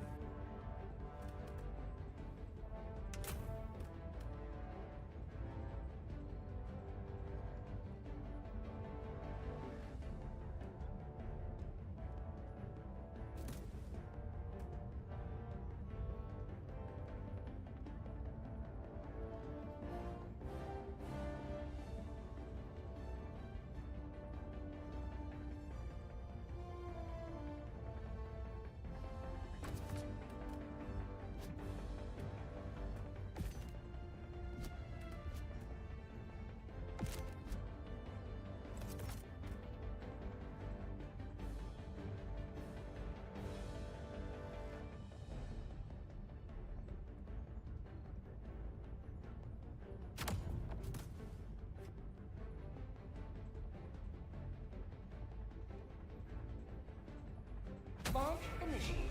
All right, well, we're not bringing space optimization. It do be what it do be.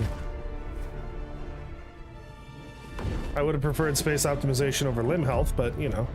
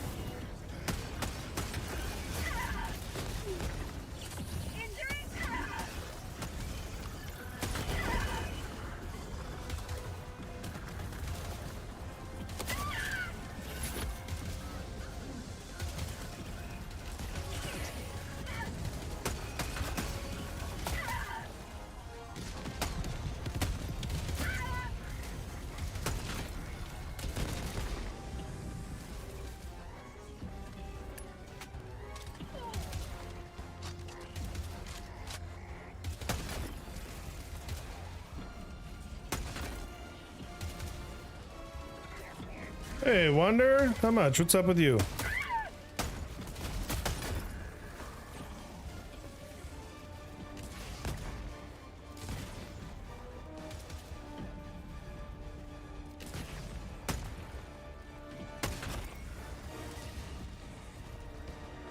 Oh, ammo.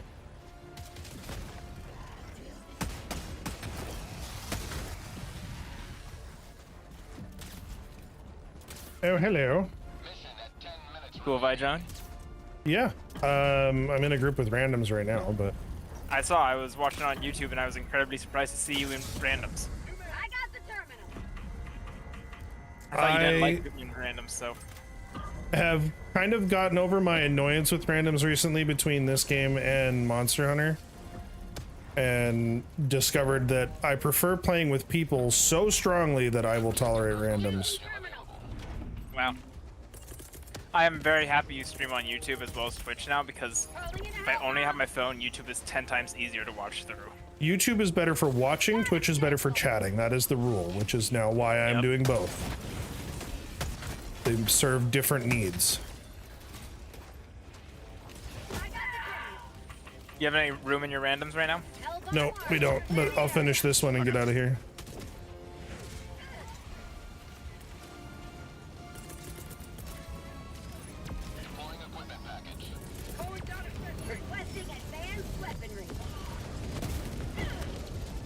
Oh my god, I just got fucking yeeted like a mile. Podcast went well, I think. Coda couldn't be here tonight, but we figured it out, I think. What were you busy with? Did you have to be a grown-up again?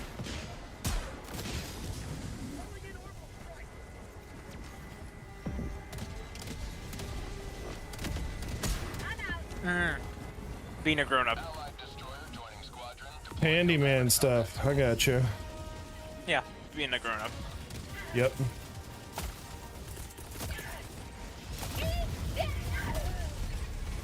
I got the laser off.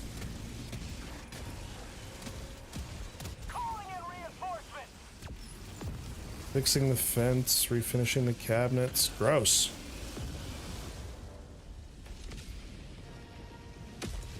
So a honey-do list is what I'm hearing. Yeah, pretty much.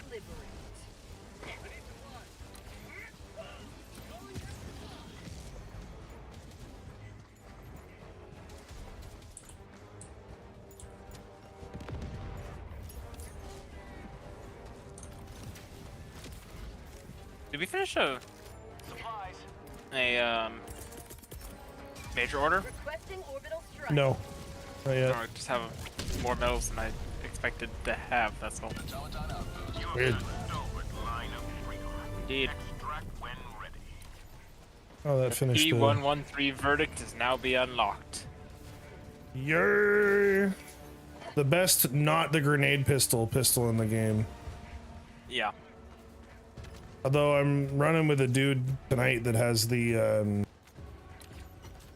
chemical warbond, and he's been hitting me with that stim pistol using the stim booster, and that shit fucking juices, bro.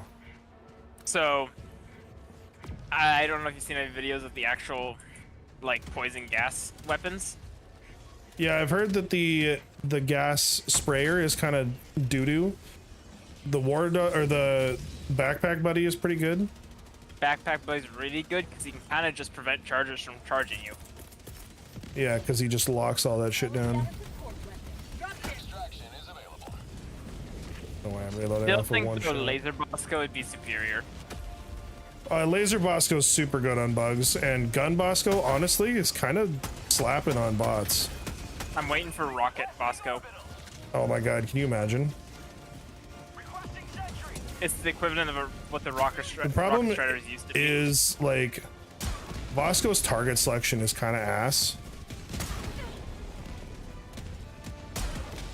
I also feel like Rocket Bosco would be more casualties than actual hits on enemies. Yep. What difficulty are you feeling today? I've been running 7s. We can go up if you want. I'm honestly not fussed either way. I think I've got my bot loadout worked out. Okay. I'm cool with like an 8 or 9 on bots if you want. Don't feel like doing super Helldive without more people. Wonder, come play Helldivers. Yes, Wonder. We need a third so we can do super Helldive.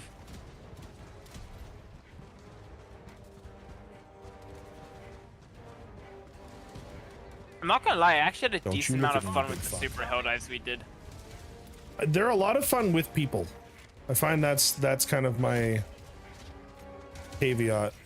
Well, because you can stumble your way through it, and you get really well rewarded for stumbling your way through it. Yeah, exactly. I mean, doing a super Helldive is the equivalent of doing 8 if you fail the super Helldive. If you succeed and get everything, it's basically 2 8s. It's a 6 if you fail it. No, I thought the 8s get you 1100. Nope. If you succeed. Okay. So it's 6. That's still a pretty good boost. Succeeding on an 8 is about 25. Are you sure? Because succeeding on a super Helldive is 22. I'm about to get out of a blitz on 7, so we can kind of use that as a comparison point. Okay.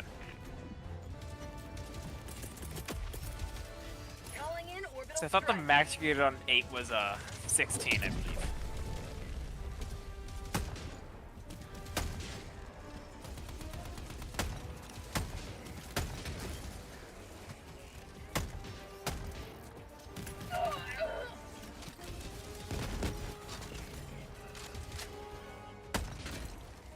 Love it when the rocket devastators take out the striders for me. Calling down a support weapon.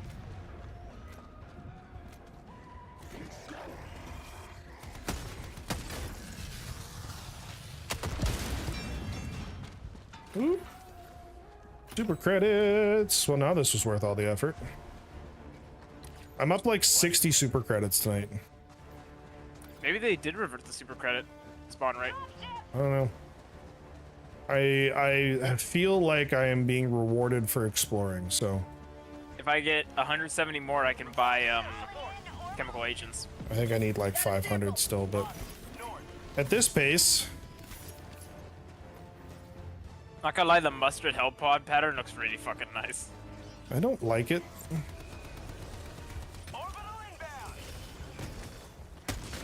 Like, that's the part that annoys me, is that the only things that I want from the chemical agents warbond is pretty much the stim pistol and the stims booster. I will say the one thing I do not enjoy about the warbond is that they put stratagems in it. That was a little bit of a controversy when this was announced, but I think as long as the stratagems they place in the warbonds are not busted and really, really good and feel necessary, it's okay. As long as they're thematic. So the theme of the chemical agents warbond is being the support player, right? The gas is a crowd control. The gas war dog is a crowd control tool. So as long as the stratagems are on theme, like I kind of put stratagems and grenades in the same category mentally. Right? Like there's a gas grenade that's in the chemical agents warbond. True. I'm more upset about the stim pistol, but even then I get it because it's thematic to, if you want to support people, like you want to be a support player, you buy this warbond. Yeah, particularly because there's no FOMO because the warbonds don't go away. And if it's like, hey, what playstyle do you want? Well, then you should buy this warbond if you're going to support the game. That overall, the fact that there is no FOMO in this game makes the warbonds, no matter, they could do a lot more with them and I still wouldn't be upset with them. Because in the end, they are always there for you to buy at a fixed price. When, because you can earn super credits in game. Yeah. I guess is what I mean. I'm not that fussed about them monetizing stuff like this because it's one of those where if I decide that I want it, I will forever and always have the option. And I'd honestly say about 30 to 40 hours of gameplay gets you the super credits needed to buy another warbond. Yeah. So it's not like it's an insane amount of time, like hundreds of hours needed, but it's also, you have to grind for it if you don't want to spend actual money. You have to play the game. Yeah, which I don't have a problem with that. Nope, me neither. Like right now, this feels like how super credits should feel. Well, the thing is, I think kind of the inverse of what it used to be. Super credits should be more common on higher difficulties. Like that to me seems like a fair thing. I also think Super Helldive should be 50 and 50 for samples, not 40 and 40, since 9s are already 40-40. It would be nice if that 50-50 like, and it was guaranteed that it was 10-10 in the Mega Factory thing. Yeah, the Super Fortress. Yeah, that would make a lot of sense. The 10-10 and then the confidential data that if you extract with you the super samples. And it makes those Super Fortresses really worth doing. Right now, so what is unfortunate with the Super Fortresses right now is there is some of the samples that spawn in them. Yeah. Which, but it's random like any other outpost. Yeah. I feel like, I really do think like the fortresses, since they're so massive, they should have like a Sea of Thieves style vault. Yeah, that would be cool. That I think would make, like, you destroy all the fabricators or all the bug holes. Maybe you have to fight off a really strong like battalion of guards or something, and then you can get into the vault thing. And it has a bunch of samples and stuff like that. Like for the Terminids, it can be a kind of underground nest thing. Oh god, that would be so cool. And for the automatons, it could be even if it's not like a group of supercharged enemies or something that you have to fight, like a special event, almost like a secondary objective, where like maybe you have to escort the bomb into a cave against the bugs. Okay. Maybe not an escort mission. Destiny got me all tired out. No, but like one person carries it, everybody else protects. Okay. Like when I say escort, I generally mean Mr. President style. All right. Oh, cause that'd be pretty Escort fun. the payload is the worst game type ever, and you'll never convince me otherwise. Yeah. Automatons, for automatons, it'd be like a weapons storage facility or something. Yeah, well, and like you have to, one person has to like prime the det cord to blow the door open while everybody else protects them. That'd be cool. Yeah, that'd be really, really cool. It would make the fortresses worthwhile and not a pain to search for all the samples. Now, that being said, prior to this patch, I would have been like, nah, they'll never figure it out. Oh yeah, no, our max on this one was 1150, so maybe it is 16 on 8s. Yeah. But we only got 1,000 from that one super hell dive that we failed, so. Yeah, so yeah, we got 1,000. This was also a blitz, so. So blitzes have the same number of everything though. No, That's I realize that. Yeah. Just saying. I actually have more XP you can get from them, ironically enough, because there are more factories. Oh, because it's more condensed. Well, no, this one was 2, 2, and 1. Oh, there's only 3? No, it was 2 small, 2 medium, 1 heavy. Okay, that's pretty unnormal. I mean, That's been standard for most of the ones I've done, yeah. Is Wonder going to be joining us? But this mission had fewer New, maybe. He hasn't said anything. Okay. Do you feel like doing the Super Hell Dive? We can try it. Alright, cool. Be a bit of a challenge, but. I will not be opening it up to randoms because I don't want them to run through our respawns. Yeah, it's fine.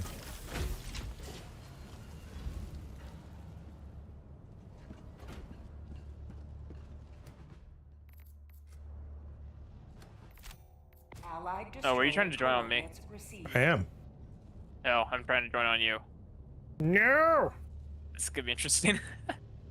Game's gonna freak out. It's gonna be whoever clicked on it first, basically. Could be you. You get a join on me, it looks like.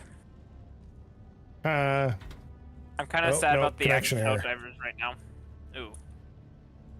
Not many Helldivers right now on. Never mind. I didn't see the 20,000 sitting in the back of the Terminids. Good. So Yeah, all there things as are they should be. 64,000 active Helldivers. This is about right. We have approximately 45,000 on Terminids and about 15,000 on bots. It's closer to 20 on bots. 11,000 in the Tannis sector, 6,000 in the Talus, 2,500 in Lacale, 500 in the Hydra. Sector. Nothing productive. Yeah. Oh, Menkent is Honestly, back up. I'm thinking about taking us up to the tennis sector. I'm in the Tannis sector. Alright, You can join on me, by the way. I shall. Yeah, so I found for the heavy, like the Mega Fortress on Super Dive though, you basically just walk around the outside, take out all the turrets, and if you can do that without getting spotted, you essentially have a clean way in. Because the actual heart of that territory has almost nothing in the way of like defenses. Right. Like you get in there, all the bots are actually on the outside until you get bot. I cannot join you for some reason. You want to try joining me? Sure. Being wonky. Allied destroyer coordinates received. You're here. The galaxy awaits your salvation. If we get Cleorel, will we be liberating Classa too then? It depends, but possibly. No, I think we have to get Cleorel and then Vogue Sojoth. Then it gets an auto claim on that one. Connection error, unable to join game. Okay. So I got two. I'm gonna restart. Who dat? Oh, hello, Wonder. It's Wonder. Perfect. What'd you break this time, Snowy? The game, apparently.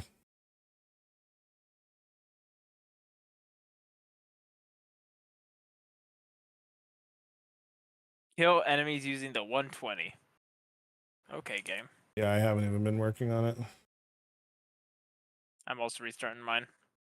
I think we confused it when we tried to join on each other at the same time. Lovely.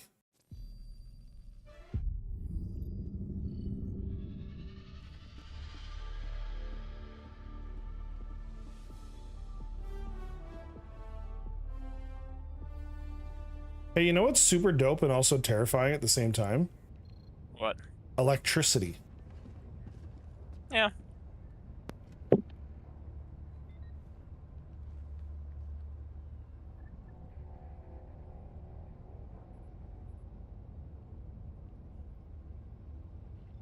You guys can join on whenever you're ready, I think.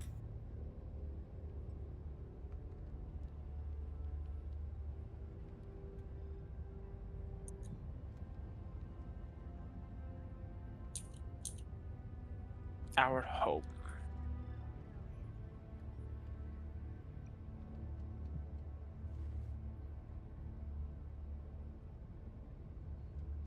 Yeah, Have you ever honestly. watched the Helldivers intro in other languages, Snowy? No. Watch it in German. Oh no. It's Allied really destroyer bad. has joined squadron. I have concerns. I believe it was Hedgie that introduced me to the German translation of it. I mean, the German version of it. I'm like, kinda goes hard like the music, but also I have questions.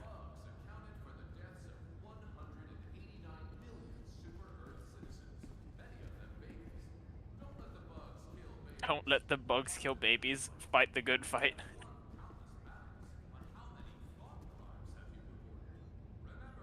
The bridge is yours, Helldiver. Take us to the fight.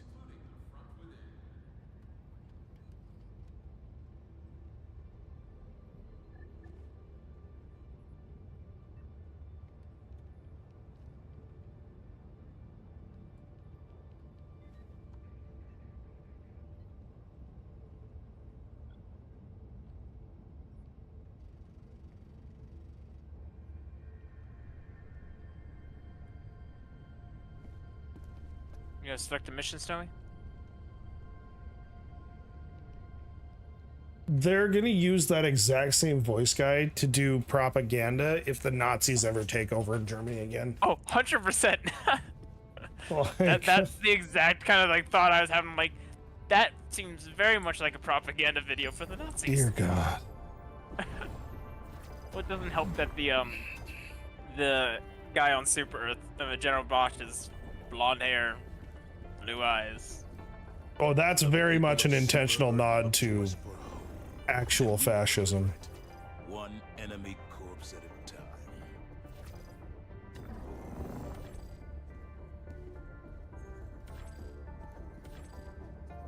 Initiating FTL jump to the Colossus Wonder. system. Coming, I'm loading the damn game up. Hurry Come up! faster. Kick it in the You balls! sound like my wife. Wait, really? She wants it faster? She wants me done and off top of her. Lose some weight, she won't complain so much. True. Speaking from experience, Snowy? Nope. If you focus on back shots, then it doesn't really matter.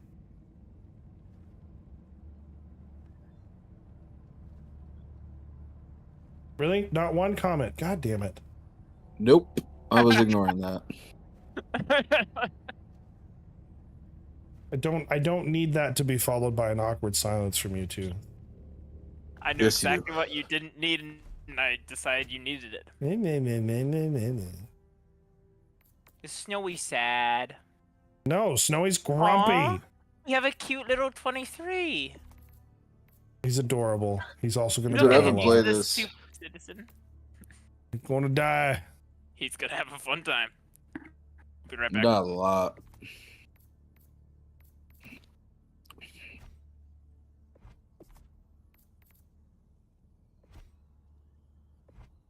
Ugh, orbital defense. Actually, I have a strange feeling one of these orbital defenses is gonna end up right inside of the fortress. You can see it on the map. Are they overlapping? Well, no, I'm not in there to look at the map yet. True. You know, I might honestly end up buying Viper Commandos. Really? Well, I don't know. I'm trying to decide if I want Viper Commandos or Chemical Agents more. I want chemical agents more. I know I'm gonna get that one. Not gonna lie, being able to shoot people with stim pistols could be real nice. Does the stim? The only reason that I want Viper Commandos instead is for the Bushwhacker shotgun and the throwing knife, plus the experimental infusion booster. I feel like that throwing knife's gonna become really handy once the Illuminate join. Kind of my thought process too. I can almost see it being like some thing that can bypass energy shields. Yeah, maybe I want chemical agents. Is there a quick way to buy? Okay, so I can buy 375 super credits for not an insane amount of money. They have, yes, they have decent rates for buying in-game currency. It's strange. It's a micro. I know, it's crazy, action. right? Wait, Yeah. what's that for?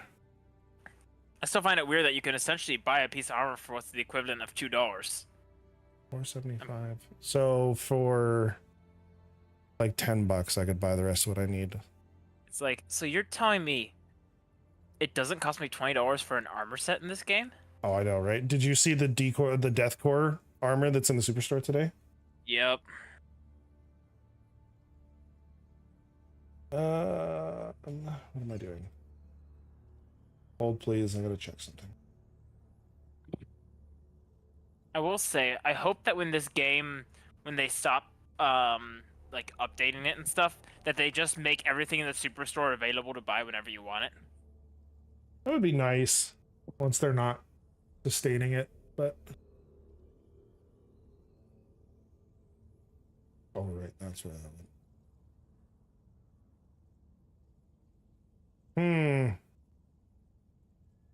Okay, we're gonna buy the 375. Wait, hang on. 375. Ooh, or do I just buy 1,000? Because it's twice as much money, but substantially more super credits. Oh, I forgot yours is in Canadian. Like, those don't look like my numbers. It is Monopoly money / knucklehead dollars. Yeah, Maybe I just shell out for 1,000. What are we versing? We're doing well, actually that's open to conversation because I have good loadouts for both.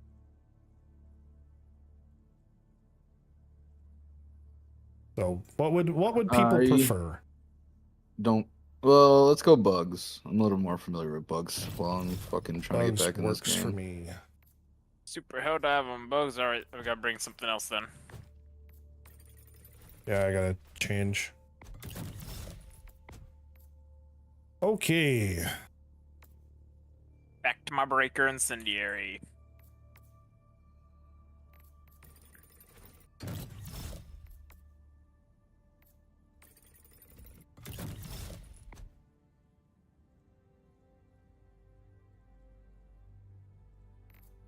I'm thinking, depending on what planet we get, I might do motivational shocks. My ability. Give me 1 second here.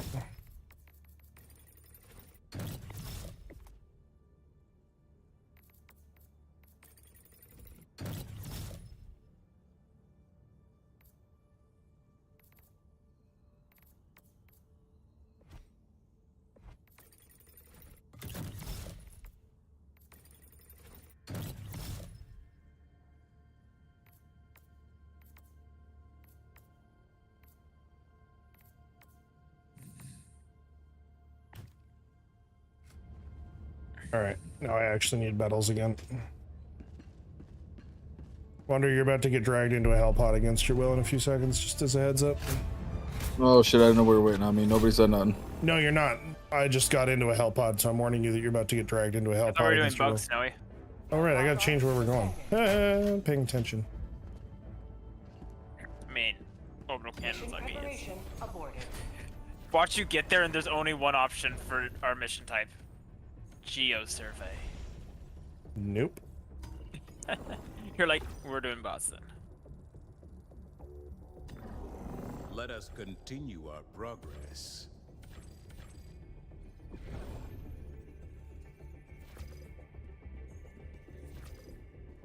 The war rages on. Choose where you will give your I don't have any defend campaigns. I want to do the get Helldivers out mission. Oh, they sit there and let the Helldivers escape? Yeah. Fair warning on Super Helldive, that is essentially a death wish, right? They said that they fixed it. I know, but this is why I want to check it out. Yeah. Please tell me this isn't on every planet. Is it actually Geo-survey on every planet? No.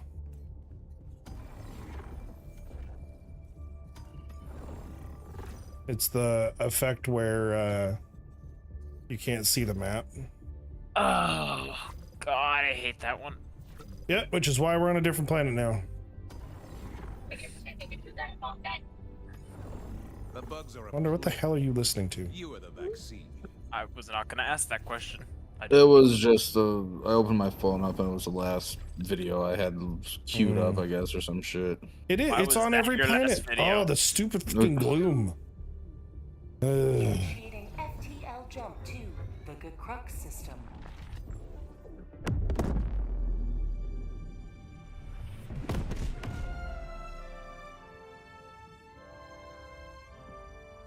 FTL jump successful. Mission coordinates locked. Hellpods primed.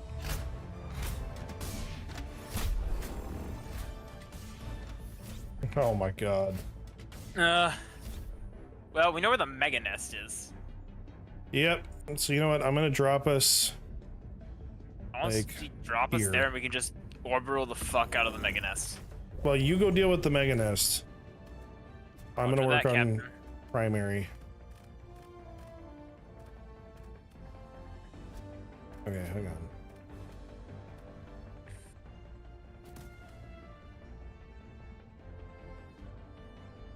Alright, well, we gotta go fireproof still.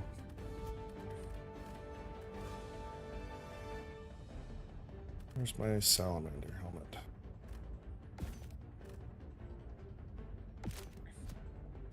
This helmet's better. And we put the Flammenwerfer on so I can Flammen. The Flammenwerfer. We put orbital incendiary and eagle napalm.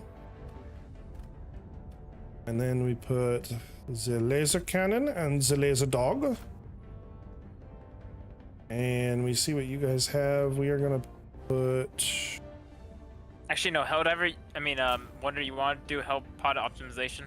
No, he's got stamina. We're good. Oh, okay. So I was thinking bring localized confusion. No. Nope, we're good. I have the acid resistance one on. Okay, that's the most important one to bring. So. Unless you want me to bring that and you bring the hell pod explosions. No, too late. That will be fine without exploding hell pods. Honestly, I think I've seen more teammates die to those because they forget about them than enemies. Yeah.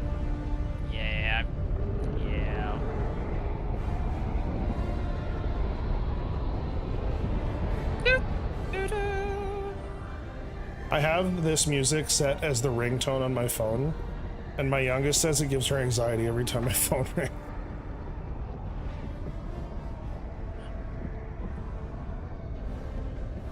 Honestly, the Cup of Liberty song is just such a good theme. I can't see anything. Don't we have to like do a needle Oh, I or just something? landed in the fucking water. Get me out. Get me out. Oh, I lived. Then we have to what? Get rid of the spores or some shit. I mean, the gloom is like the major overarching problem in the universe right now. There's no getting rid of that.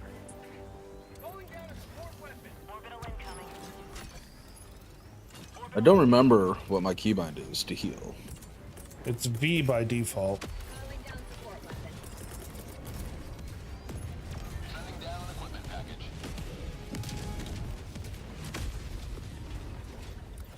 Ew. What is this dude doing over here? You good, bud? He's not good, but... Oh. I gotta quickly grab something. That acid destroyed me. It does that.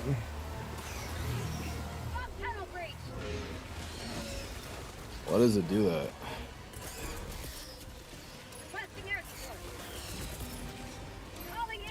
Because the point is to avoid the spewers. Careful coming down, there's going to be a lot of fire here.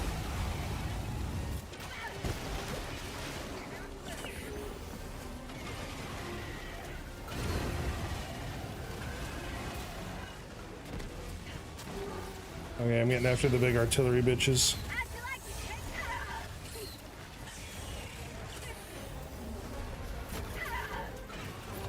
Oh, I'm out of fire.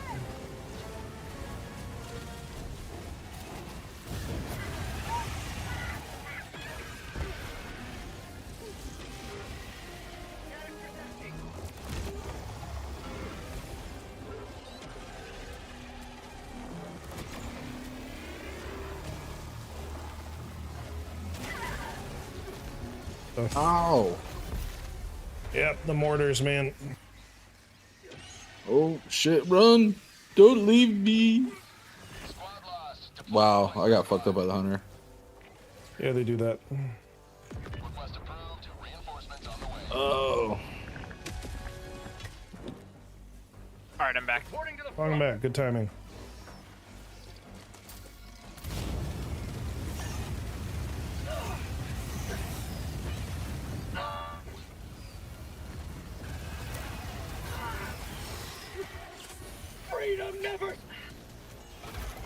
I mean, there's a hunter nest nearby or something? No, there's no stalker. That's just little hunters. Oh, that's the word I was looking for. Stalker's a big fuck, you'll know. I just gotta find my shit. I don't know where I died. Check them out. Damn, I closed a fuck ton of these major bug holes. Good job. Oh, there it is. I think my 120.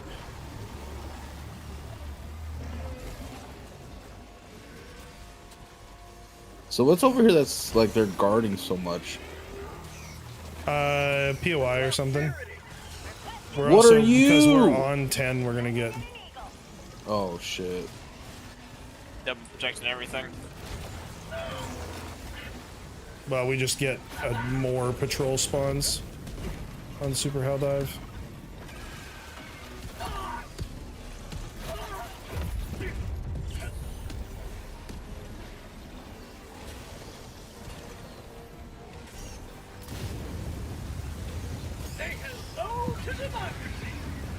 Okay, Wonder, you're gonna have to go back to your stuff later, because Yeah, there's a bunch of shit there. I'm trying to figure out what I moved. I'm haven't just played gonna this in burn so a long. fucking quarter hectare of the forest and call it a day.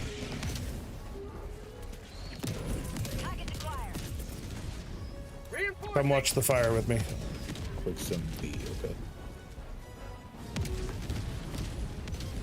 Ooh, that's a brute charger. Oh. Sir, why are you flying?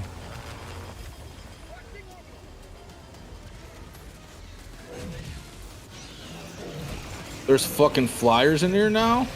Oh yeah, you don't know about the shriekers. No, I don't know about the fucking shriekers. Don't worry, the bot ones are a lot worse. Oh yeah, the bot gunships are a whole fucking can of worms. If you don't deal with them right away, they fucking build up too.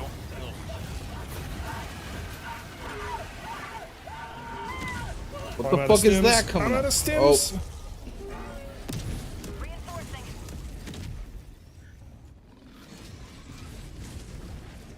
You having fun, Crystal?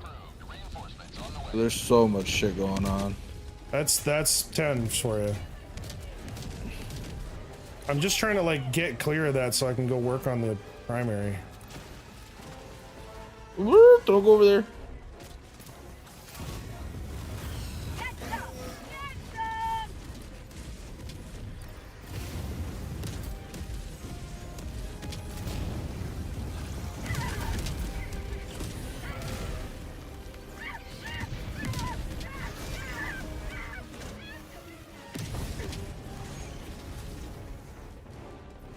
Oh, that is a Fuck are biotin you? that just stepped on me out of nowhere. Can you reinforce him, Wonder? Got it.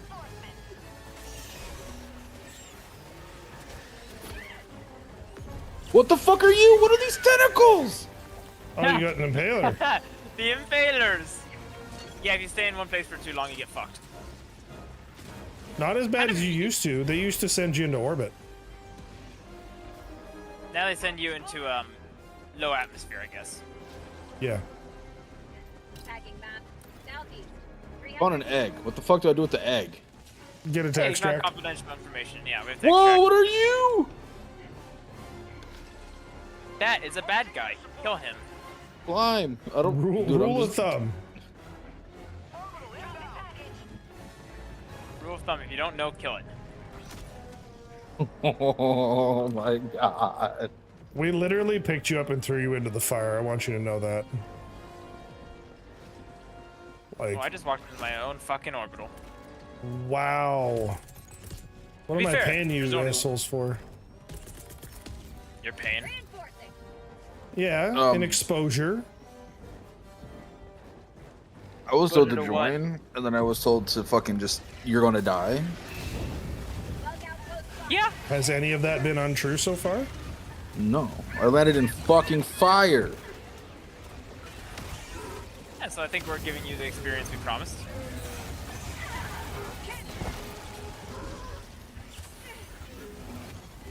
I'm curious to see what they do with this whole gloom thing, to be honest. Yeah, I don't know where it's going, but... Oh my god! I know there's been data mines about some new bug enemy types, so. Request approved. Deploying reinforcements. Joining the fray. What are we trying to do over here, Crystal? That. Oh.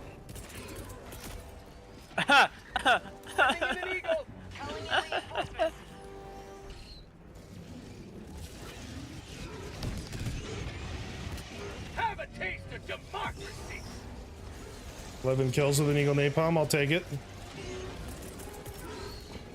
And now I'm gonna throw another one because fuck all y'all. That one Biotitan just keeps fucking wandering around, bro. No matter how many thermites it takes. Ah! Nailed the brute charger with the thermite, let's go. For prosperity. Oh my god, how are you all still alive? Okay, fine. You don't want to die to the Eagle, you'll get napalm airstriked.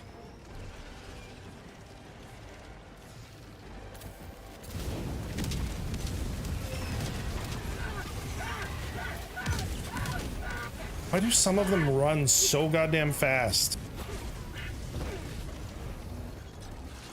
Does fuck you? Certainly how it feels.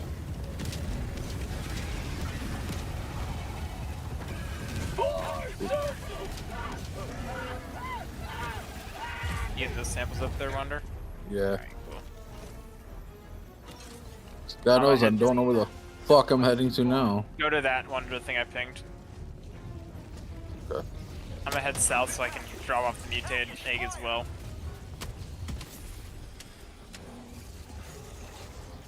Snowy, if you want to head for ICBM, I guess. Working on it.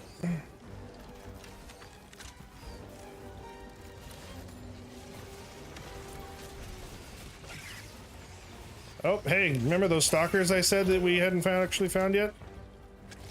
Found them. Yeah, what about them? Nice. Get some! Get some! Mind if I take this Bosco backpack from you, Snowy? That's on the ground? I didn't know there was a second one. I feel like that's probably Wonders. I have mine. I have another one. Go ahead. Cool.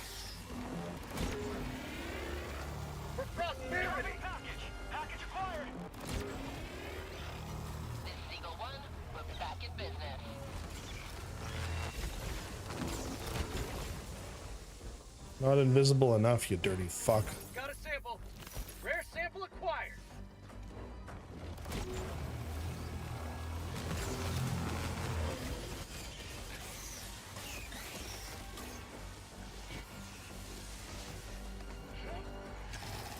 Oh my god, there's another one. I fucking hate stalkers.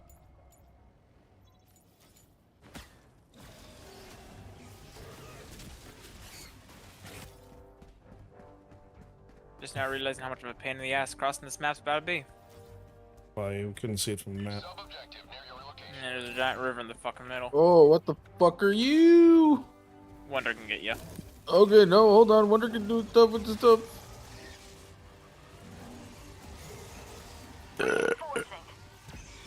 There's a bunch of bullshit over here. Runaway time. Request approved. Reinforcements on the way.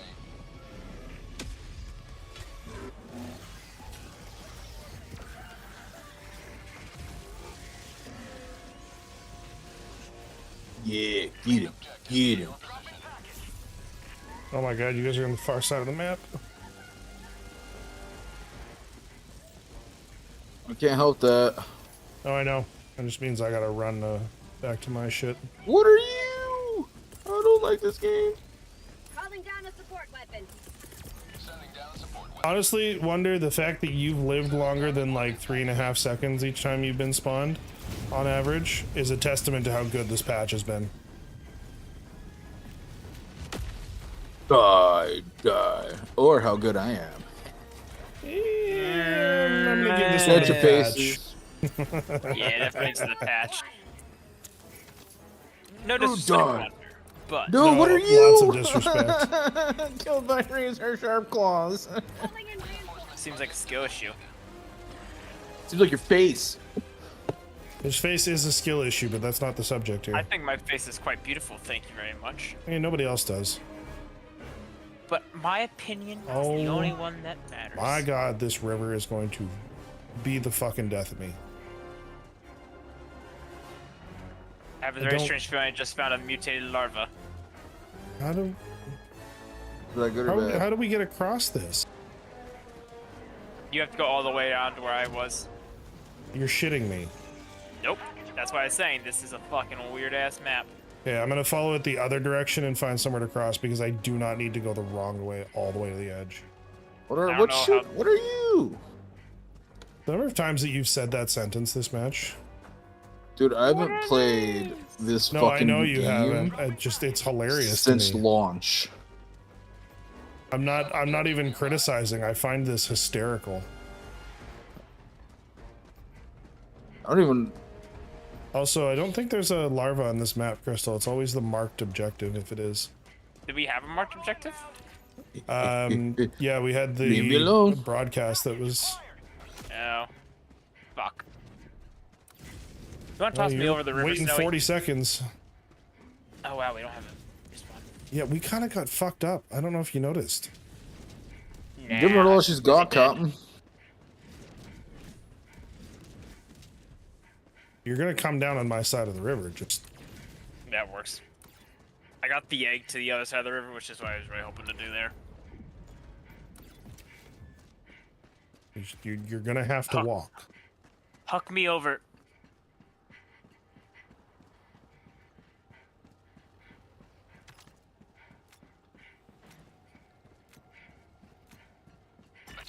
Hear me out. Where's my drop bridge stratagem? It needs to be one of the bridge layer vehicle. You know those? Oh yeah. If we're here, okay. Honestly, I've seen enough maps where that would be useful that I would run that shit. Well, you get to see the map beforehand most of the time too, so. Yeah. Radar fucking station. Yeah, I got it. Go. Sure. Let me check out these hunters then. What are you? Set your watch to it at this point. There's the tentacles again. Whoa, Stalkers, multiple. Fuck. Yeah, I noticed.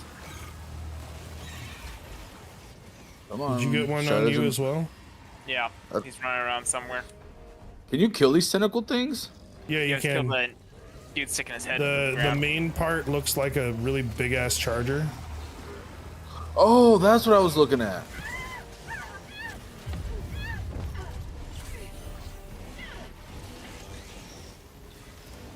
Okay. You got a good radar station. Looks like it's already signed up. Well, Beard's gonna die again. Where did my napalm go? Snow is the last man standing. You're getting artillery strikes. Requesting orbital. My life for Super Earth. Does the sim gun give you extra stims? Yeah, because it's its own ammo count. And can you use those on yourself? Nope. No. So you can't shoot yourself in the foot and heal yourself? As far as I know.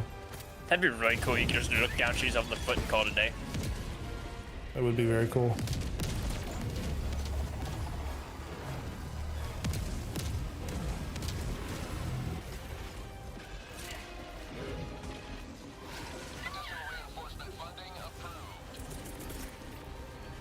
Calling in reinforcements.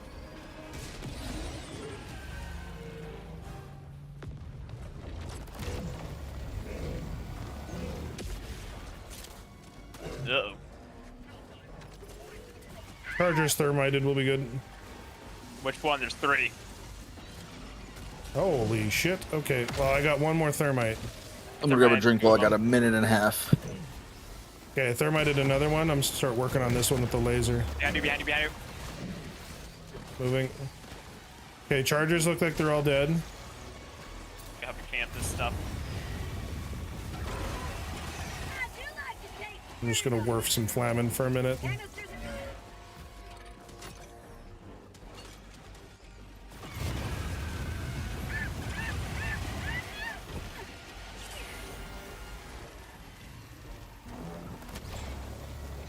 Stalker on me. Nah, he's fucked up. Okay, the first thing we are doing is dealing with that stalker nest. Yep.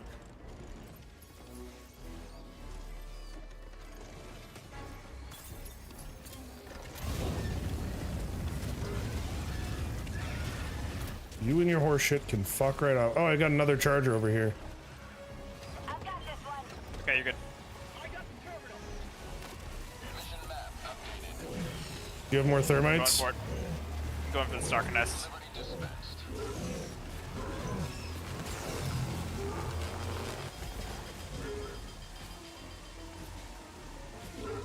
Good luck.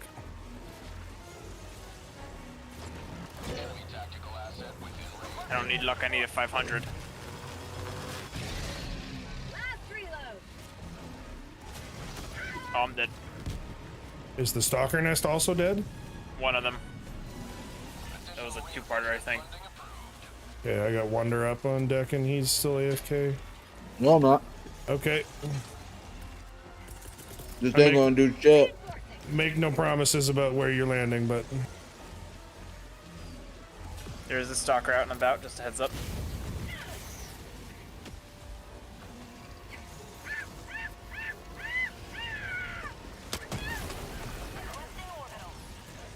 Ah, there's so much shit. Whoa, that was a big bitch. Oh, that's a spore charger. It's a what? Spore charger. No You see how there's like a green gas around us, making it hard to see things? Yeah, I don't like that's it. coming from him. Ow! That would be the bile artillery. Injury? What injury? I'm just running with you. Grabbing this. Throwing supply beacon. Just more samples to get. No! This is Yildor. We'll worry about samples when we're not aggressively dying. They're literally dropping the forest on us, Crystal. True. Okay, there's a sample container over here. The fuck did you drop down? A resupply. Well, this look all fancy. My hell pods are orange because I spent money. Ah. There's a guard dog and a laser cannon here that I dropped and don't need. I got one. I'll throw. Okay. Oh, there's samples over here I'm gonna grab. Oh shit, what was the fast way to do that again? You just like drop it and grab it repeatedly.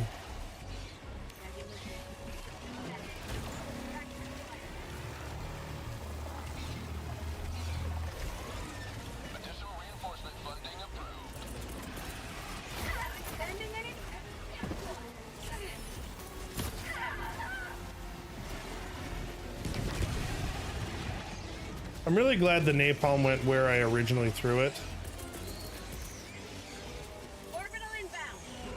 Wonder, get to the far side of the gun. Reinforce ready. Yay. Where do I go to not get napalm, Snowy? Far side of the gun. I threw you away from the napalm.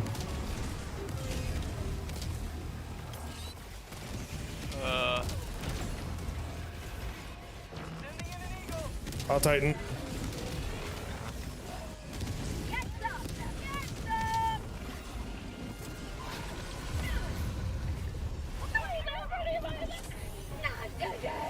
Oh, I've gotten so good at thermiting Bile Titans. Let's fucking go.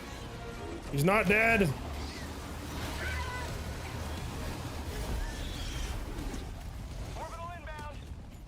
A thermite didn't kill him.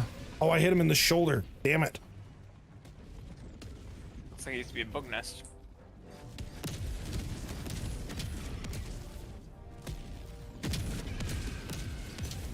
There's a really fucked up Bile Titan there somewhere.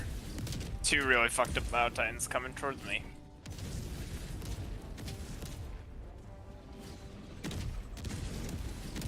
I haven't even managed to get one sub-objective done for primary yet. I'm trying to do that Sief artillery station the entire match.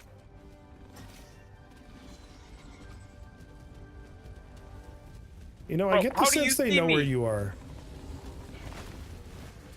How? They smell ya. Should have showered. I'm wearing scout armor, you fucking bitch! Oh, no, they don't smell you. They were just headed that direction for entirely unrelated reasons. I don't know. I think they do. Nope. No? Walking away. Okay, Wonder is your next call in, so. No, I'm not. You died before I did. Fuck. Good luck. I'm not good enough at this game. Just run away. And don't draw attention to yourself. No peacocking. That's a little rich. Remember, you have to do the network. Yeah. What's all those diamonds on our map? POIs. points of interest, places that'll have samples and shit for us. I'm surprised I'm able to get away with this. Scout armor, baby.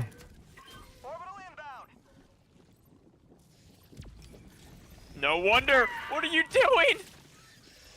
I was hiding in a bush! You're drawing attention to us! Fuck! I was doing my job. No, that was not your job! I'm dead now. No, you're not. Maybe 5 days of dodgeball.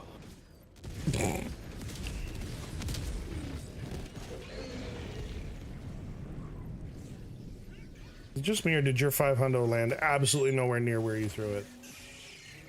Oh, I think I got stuck on one of those things. Rare sample acquired.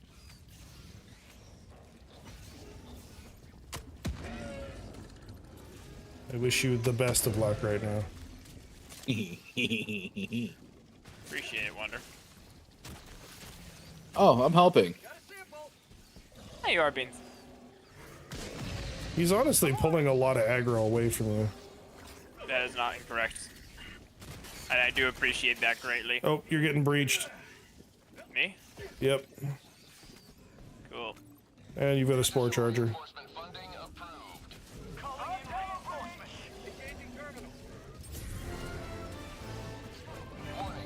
Victory! Why am I out of the combat zone? Because Wonder dropped you out of it. How though? Was I on the edge of it or something? Yeah, we're like right on the edge. Oh, my bad. That's fine. Bro, I was managed to steer back into...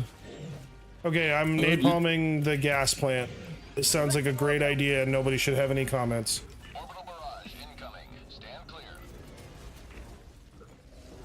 In Snowy, we trust. 14 kills so far. 16. What'd you just throw over there?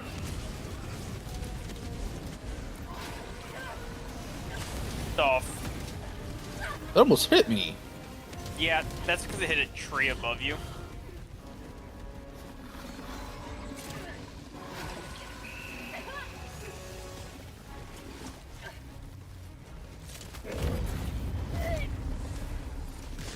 Okay, I killed both Bile Titans and the Spore Charger. Okay. I'd like to think, and my napalm got like 30 kills. So, as brief as my existence was, I feel like I did my job. You did amazing.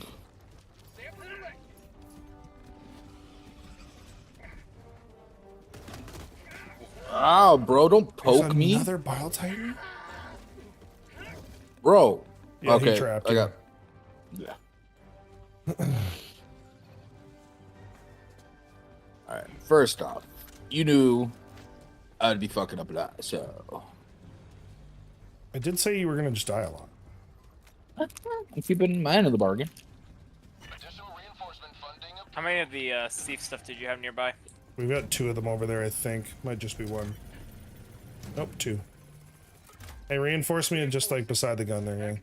Oh, yeah. No. Can you handle that? Because I'll go run to the I other can handle primaries. Spore Charger's right there beside you. Yeah, I'm tossing it. No, I don't have a thermite form. Fuck me. I can come thermite him if you need me to. Ready to liberate. Now I'm just gonna drop a railgun on him. Okay. Never mind. Yeah. Yeah. Bosco? You don't need to draw attention to me right now, buddy. You should not wear Bosco if you want to be sneaky. Bosco doesn't believe in sneaky.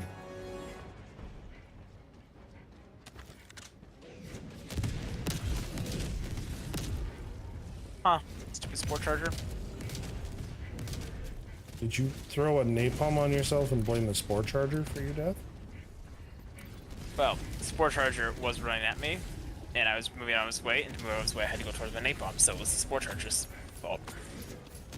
Maybe just don't throw napalm there like that.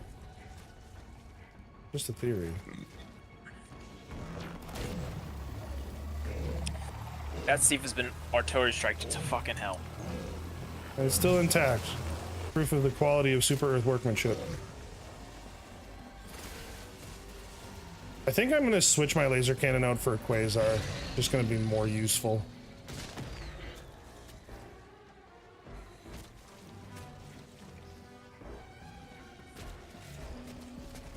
I prefer Nursing Spears since they don't have fucking artilleries on their ass. Yep, they're also not tank armored on their heads. Well, killing them is not the problem for me. It's just there's so many of them. Yeah. Don't underestimate those fuckers.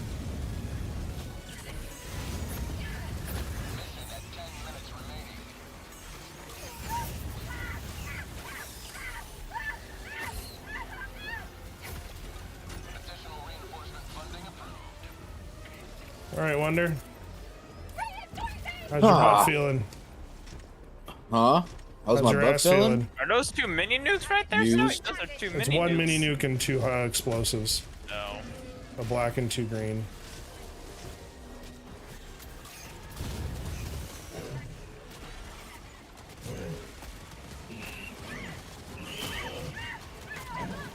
Well, what the hell just came up to me from somewhere else? Dive, dodge, dip, dive, and dodge. Dab dibby dabba dabba do. I've been married a long time. I don't like this game anymore.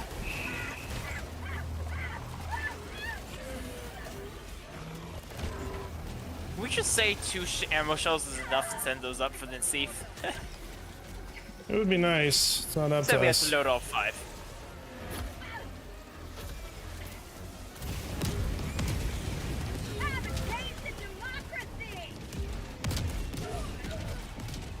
Oh.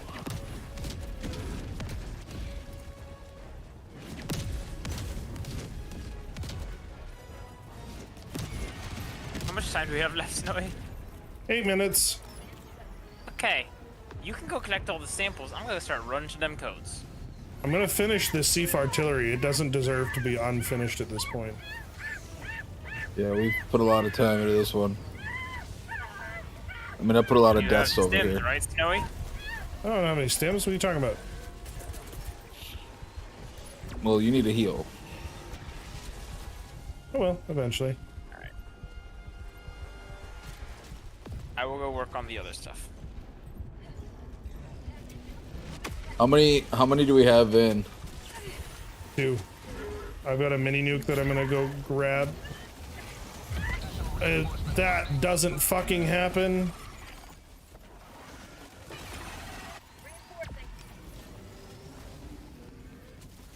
Oh, what the fuck? I did not sign up for this. Yeah, boys, we're not finishing this one. I need a quasar cannon. Quasar cannon changes this whole experience for me because I'm able to actually kill the big things. Chasing me, why? Nothing.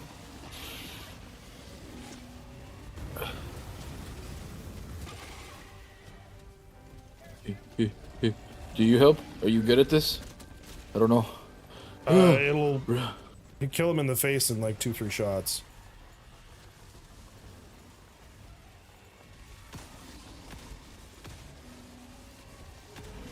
That's not his face.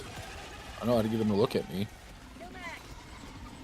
Oh, yeah, maybe it's not 2-3 shots. I thought they buffed the damage more than that.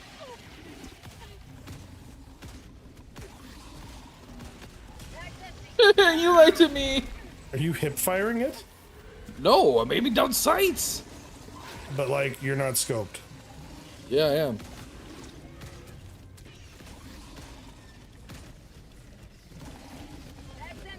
No. Oh, there's so much going on. Doink. Honestly, at this point, it might have been faster to use the flamethrower.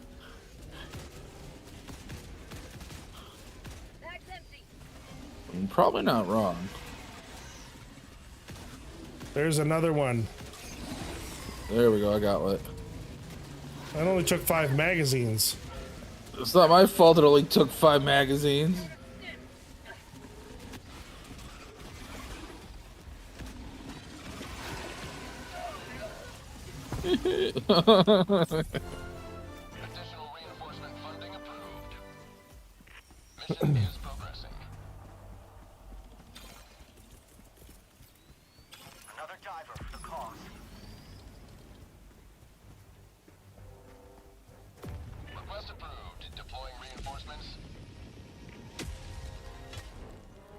Do as you wish, so we can still extract with some samples, so if you want to go grab samples then. And the egg's right there too if we want it. Orbital inbound!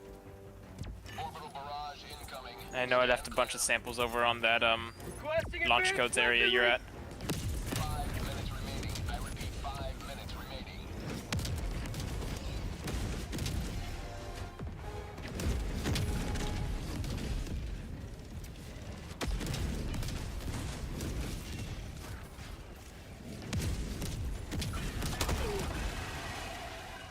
That was the grenade pistol. Oops.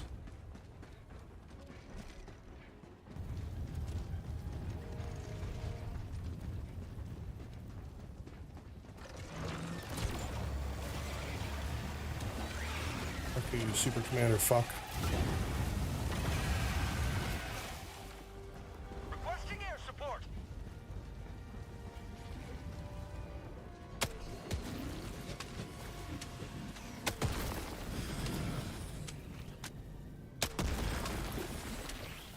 Orbital inbound.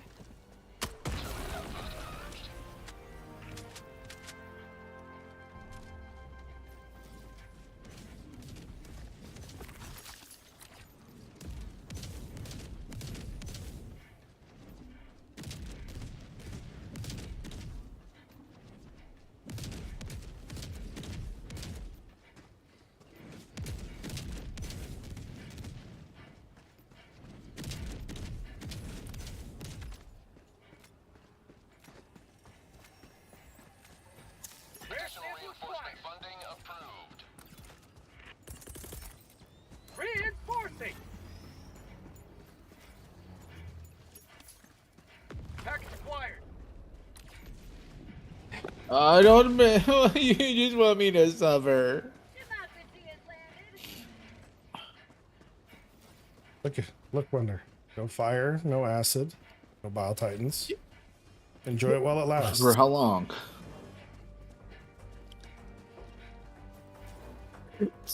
Oh, there's a backpack over here I'm going for. Yeah, it's crystal stuff. He said he doesn't. There's a bunch of shit over there. I'm not going over there.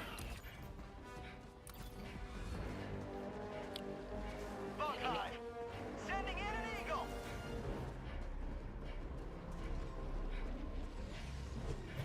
Terminate outpost purged. Dropping package. Dropping item. We're going for that spore. Yeah, if you want to go grab the spore and then on the samples under it. Get it, yeah. I don't know if I'm helping. Probably not. Do you have a heavy weapon? A heavy weapon will help, as long as you can actually hit it. I don't have.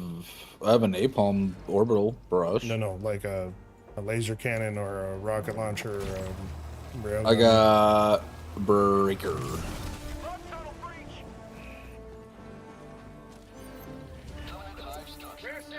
Yeah. 2 minutes, Crystal. I don't think you've even got time to do it. 2 minutes till it starts the second 2 minute. So I'm just gonna go run grab samples. You can do it. I'm going for samples. I'm not going for it. I'm gonna go see if I can recover all the C samples. Get something out of this whole thing. What are we doing over here? We're going for samples.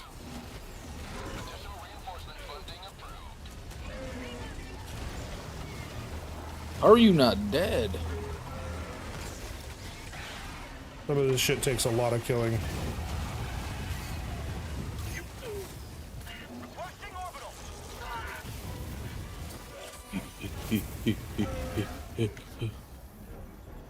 You got the samples around the base of the tree. That's what I'm doing right now. Okay, we're gonna take those back to extract where we just were. Add them to the collection. I'm gonna check a couple of the POIs here. Just be there with them and don't die. Oh, okay. This fucking water in the middle of the map is the stupidest bullshit ever. Oh, there's a bunch of shit coming from over there. A Bile Titan. Sample collected. Great.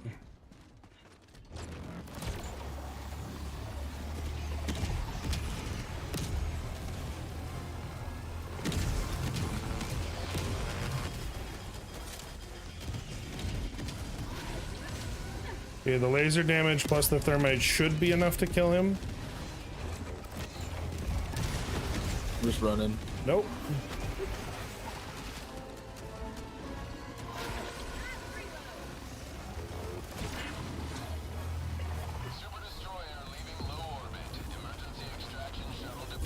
No.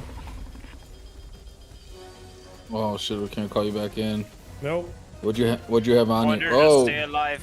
3 and 1. It's not enough. Get to the extract. Yeah, I need you to stay alive, this Wonder, so I can get all these samples back.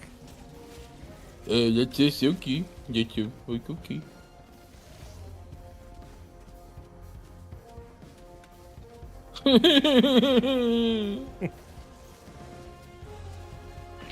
Do you have any grenades? Oh god, okay. What are you going on about? What's going on over there? Nothing good. Yeah, he's dead. Shit. Well, You've got 1 minute and 13 to make it there. I can't see the map. I should be able to look at the map. I'm gonna be able to while I'm make dead. it, yeah. As long as boss keeps the winged buggers off me. Bosco's reasonably good at that, and as long as you don't just like run continuously in a straight line, they have a hard time hitting you.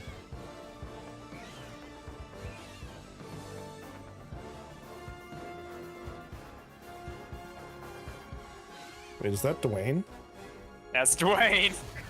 Jesus Christ. Okay.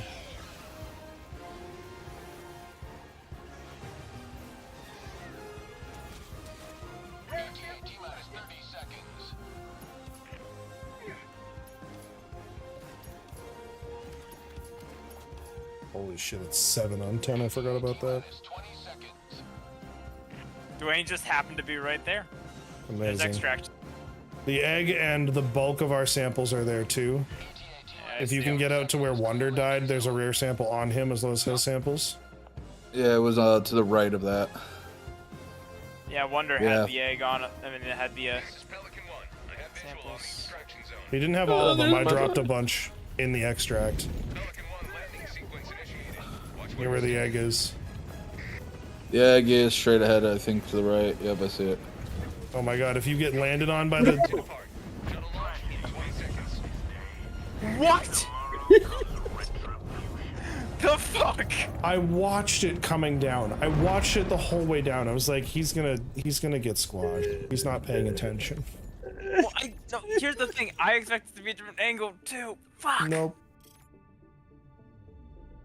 Ugh. Still got 1,000 XP out of it.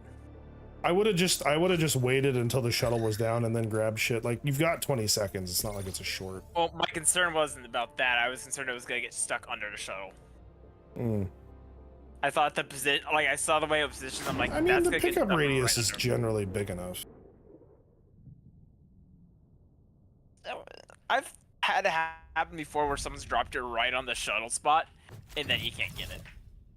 Ooh, Either personal way. order completed. 15 minutes. Let's do it again, but not like that. Once more with feeling. Once more with grit.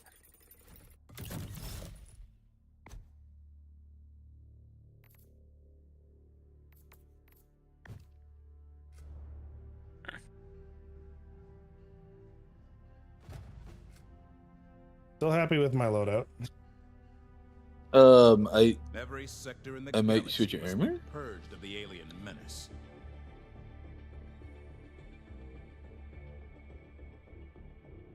Initiating FTL jump to the Pandion system. Okay, we left. I'm not doing that jungle bullshit. Well, what sucks about that jungle bullshit is like I'm trying to drop a 500 and it lands in the fucking trees every time. Yeah, the fact that the trees still have collision annoys me. It shouldn't have collision when it comes to Hellbomb. I mean, when it comes to 500s. Because I can't land my 500s if they keep hitting trees.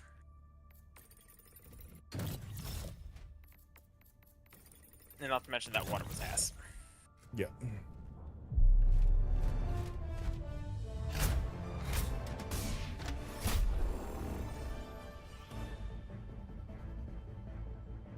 Oh, there's no spore bullshit on this one.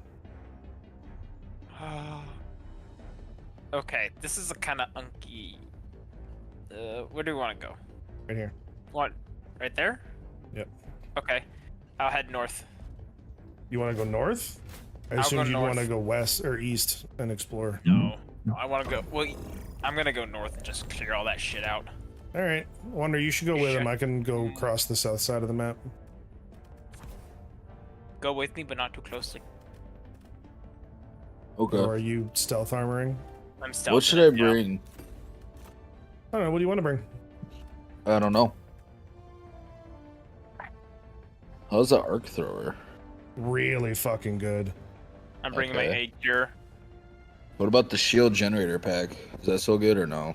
Crystal? It's good. If you struggle with the little guys, it's worth having. I'm not gonna do shit. What you're saying is, I need the. Should I grab the guard rover again? I like Bosco. Yeah, Bosco's always reliable. Oh, that we call it. Okay. The shield's good when it comes to dealing with the hunters. Yeah, because it protects from their tentacle attack. Is Napalm Barrage worth it? Yes. Yes. Orbital laser. And then I like to bring something for hard target removal. So Crystal likes the 500. Yeah. I like the orbital rail cannon. Some people like the laser. I like orbital rail cannon strike. Rail cannon's good. Yep. Rail cannon will generally one-shot Charger plus. So yeah, Snowy, I can successfully take out any medium or small nest with one single 500 now. I know but you're the nest guy. You need the 500s. I don't do that. I don't fuck with that. I napalm it and then I grenade pistol it. I'm just like tactical bomb. Ooh, everything dead.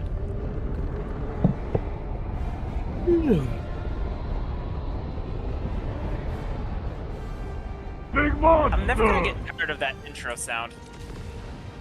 Yep. Oh, I'm not moving.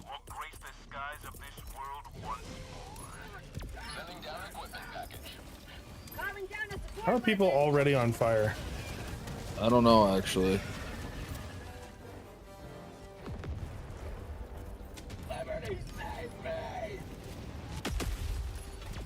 Not people, chargers.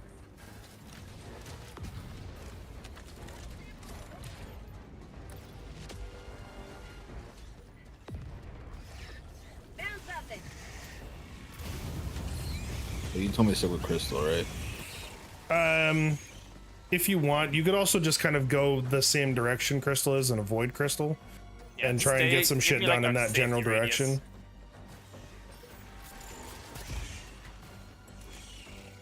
Wow, I'm actually excited about finding metals again. I love Warbond Day.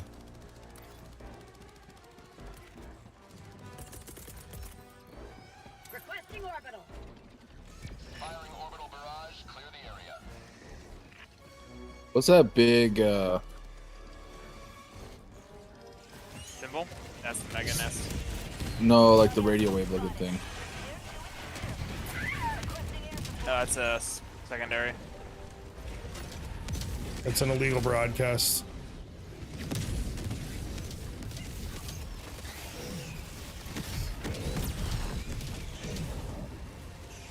Tunnel breach.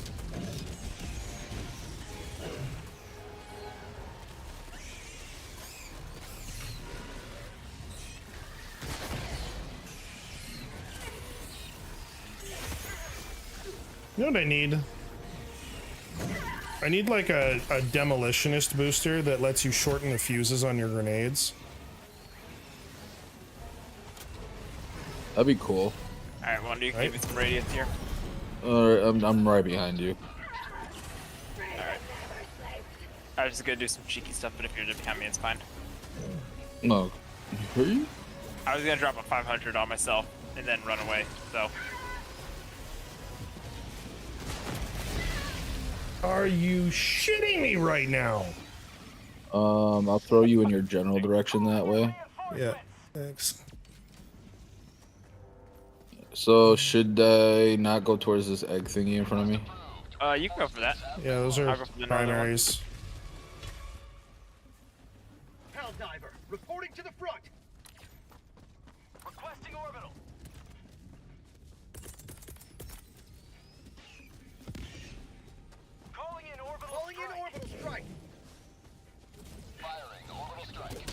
I killed something. Good job. I'm so proud of you.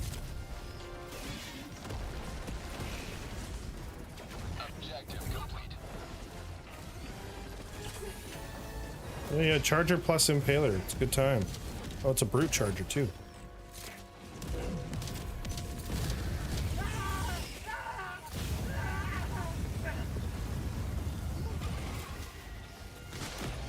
Fucking hunters. Fucking hunters. Hunters are honestly like 60% of the reason I run Bosco.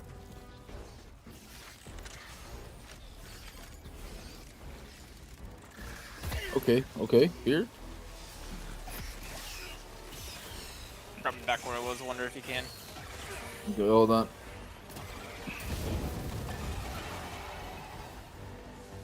We need Pilch to teach Wonder how to use the arc thrower. Don't aim it at friends. No. That's what we don't need Pilch to teach him. Pilch was pretty good at not aiming it at people. You got me 3 times yesterday with it. Well, that's because it bounces extra times. He's getting used to that. At least I maintain, that's why. Bug hive spotted. Prepare to exterminate. What are the okay, never mind.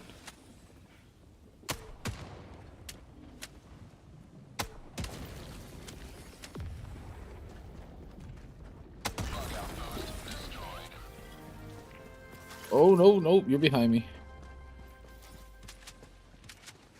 There's a bunch.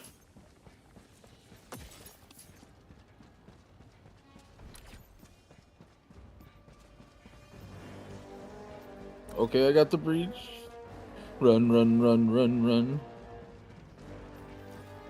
Love the narration. Like I'm there.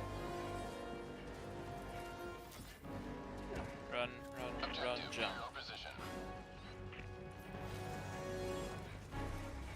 Swing from that haircut to your backpack pocket. And I have a Bile Titan. I have nothing I can deal with it. Oh, what the fuck? Hold on, I'm just trying to run right now.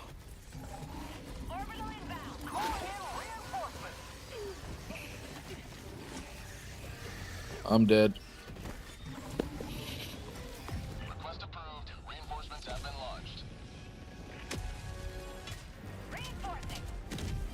Oh, I was just gonna call him right on me. Oh, okay. He's fine. Found Dwayne.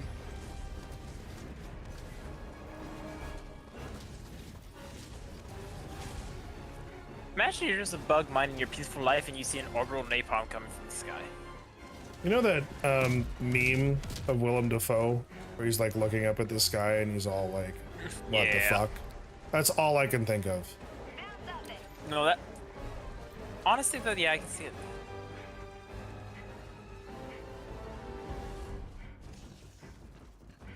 I love how super uranium just looks like mercury that floats. I mean, maybe that's what super uranium is. Floating mercury would be very helpful. True. So it wouldn't really work for a thermometer now, would it? No, but maybe that's what powers all of our engines. You stick the floating mercury in it, you run a current through it, and all of a sudden you're going at like Mach 7. Dude, I wonder how good the 500 is at clearing eggs. It used to be like complete and utter worthless dog shit, so... I'm thinking that radius now, I might be able to just completely fuck it. You got me wondering. How are you still attacking me? You have no fucking head. You know what's insanely good at eggs? Laser. Flamethrowers. True.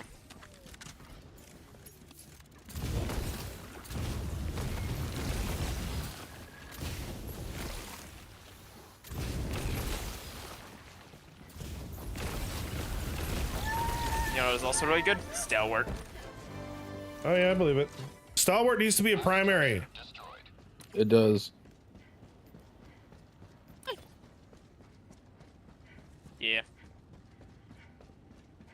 Like, lock it to not 1150 RPM fire rate. And just let me run that shit as a primary. From what I've heard, though, the Liberator Carbine in the Viper Pass, or Viper Warbond, is basically a mini stalwart. It is. I've seen it in action. Looks like it. Ooh, Store Spear. Always needs a lot of samples. I'm heading over there to find out right now. They usually have at least a couple of rares and commons underneath. 1, 2 rares I see so far, 1 common. Check in and around your nests, by the way. I found 4 rares at mine. Yeah, I just got 3 rares from mine. Oh, what the fuck, bro? Leave me alone. You asked for much, Padawan. Too much. We don't heal. do that around here. I can't do the Wakanda accent. I sound like such a racist every time I try it. You do. You 100% do. I hate it. I wasn't gonna say it, but you do. I fucking hate it. It's like I'm self-aware enough to know that I sound super fucking racist and I'm way too white to pull it off. But like, I want to do the quote properly. Found something.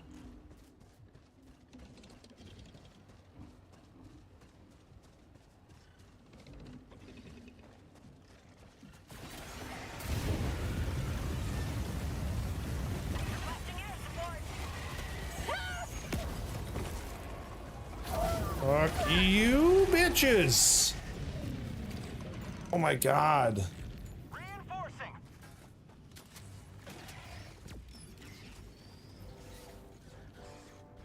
These fucking like ultra queens Yeah, they're really annoying. piss me off. Joining the fray.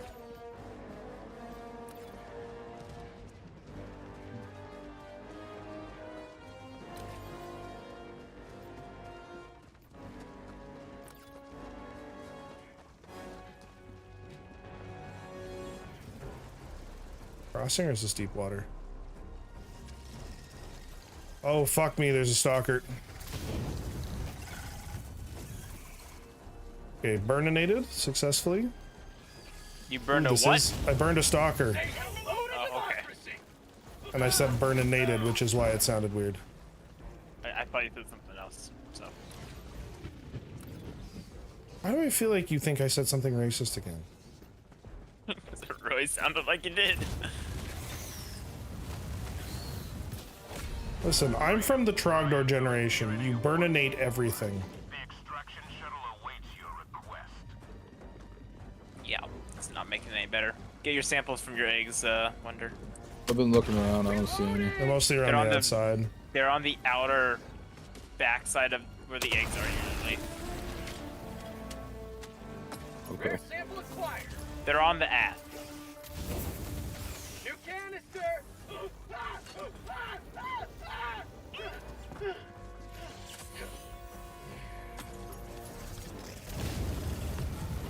Oh, come the fuck on, man. Okay, there was one still surviving stalker who showed up to defend the home I killed and died for it. Oh, there's a stalker up by me. What the fuck? Multiple stalkers up by me. What the hell? There. I'm gonna reinforce you guys near the stalker nest. There is a crossing right there to get across the water. The one I killed. Okay.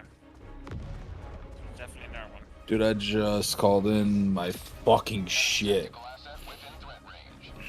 Hey, I found the other one. Then there's a third one. There's no way that's the one that was hitting me up in the mega nest. I don't know, the stalker's been wandering a lot further lately. I feel like they've always done that, Snowy. No, you had a like radius around the nests where they would hang out. Because you could kind of figure out like the direction of the nest by just running away. I think once you destroy their nest, they lose their tether. Oh, is that what it is? I think once you destroy a stalker nest, the tether goes away and they just hunt the nearest players until they die. It would make sense. Found something. Yeah.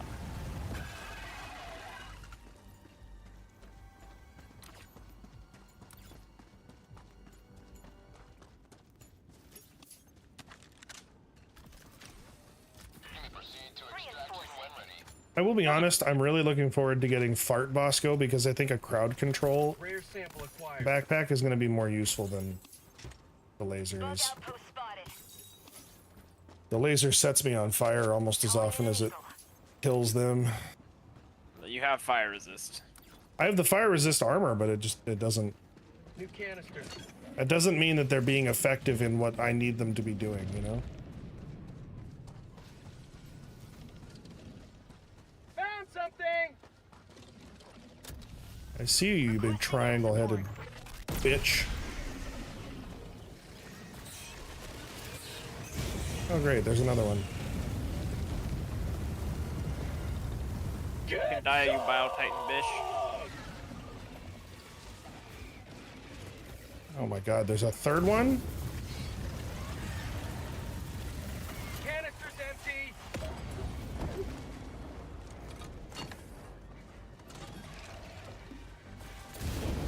I see you. Yeah, die.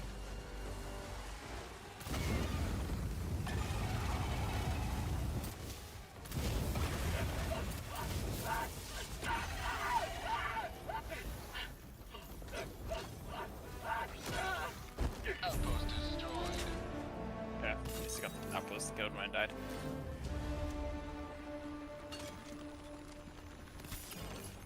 Oh, there's. You got him, Snowy, or you need me to? You're closer, if you could. Calling in reinforcements. Half reinforcement budget remaining.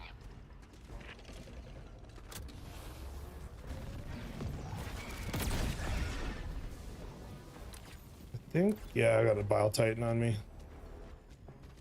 Let the Quasar cool down and see if we can do something about it.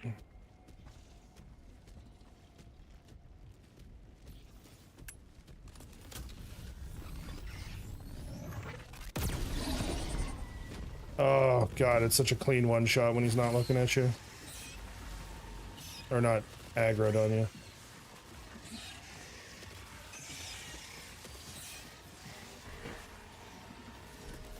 Who's the bug breach on?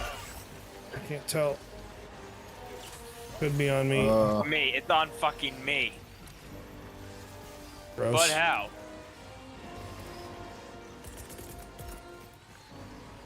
Orbital inbound. Orbital barrage incoming. Stand clear. Well. Ugh. Reinforcing. I wonder you do not want to be near there.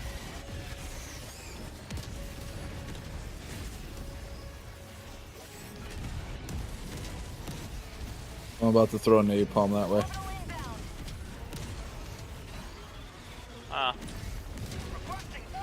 Thanks for the slight heads up, I guess. I just realized where you were as soon as I threw it. No, what the fuck was that? Alright, Snowy, I'm gonna throw you in the general direction. Yeah, you're good.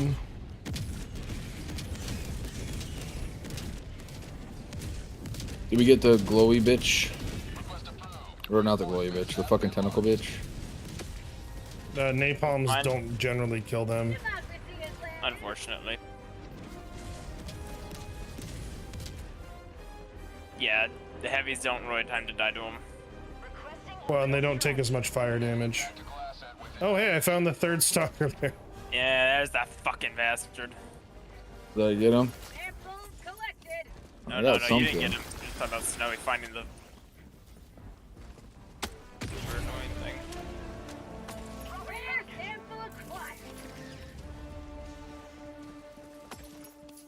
Will the arc thing kill these fucking charger thingies? Yeah, and it stuns them so they don't run at you.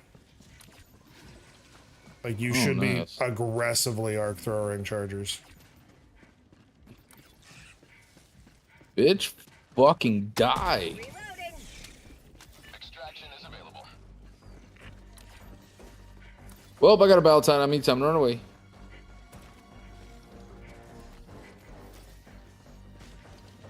I did what I can, Captain.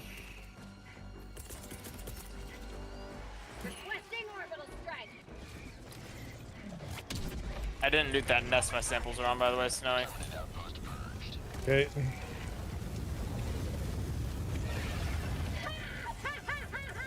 queens take so long to die. I didn't have time to kill it before the fucking. Ow! Grab that. Fuck nugget. Oh Jesus!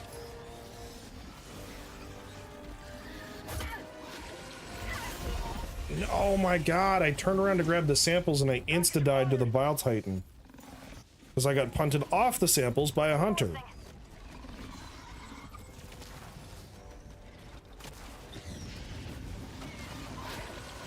Request approved. Reinforcements on the way.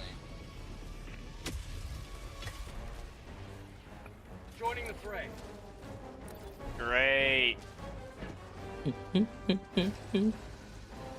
Runaway time. Wonder's like, can I run away now? Could I come into the out now?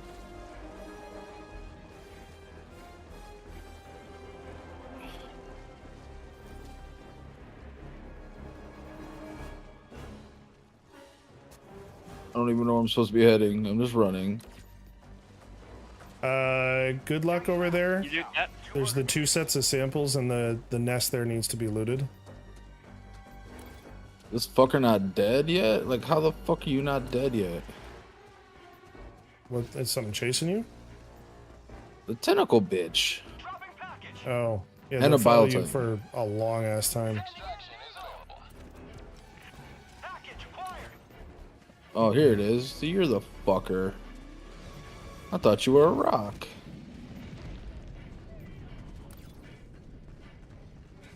Freedom tastes like rainbow sherbet. But Mission at 20 minutes remaining. Democracy.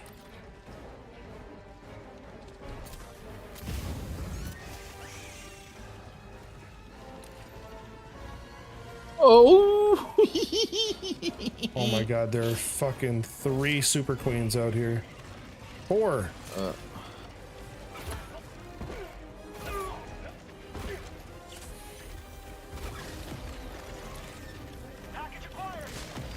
you finally dead? Thank God. Okay, I'm running towards you guys. There's a Bile Titan. Oh, I can't get rid of it.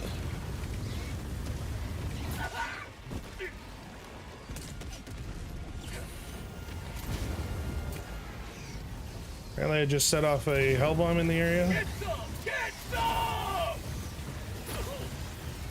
I hear a charger. Oh, and a Bile Titan. And more super queens. Fuck me. What are the super queens? The ones with the fucking V heads on them. Oh, fuck those things. Okay, well, I dropped a napalm when the Bile Titan killed me. Reinforcement budget running low. Request approved. Reinforcements on the way. Requesting air support. Reporting to the front. Honestly, the super queens are the worst part of Super Hell Dive.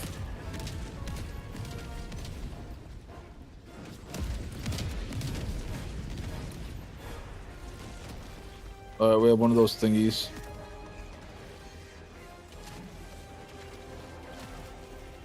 Oh, no, I was doing so good.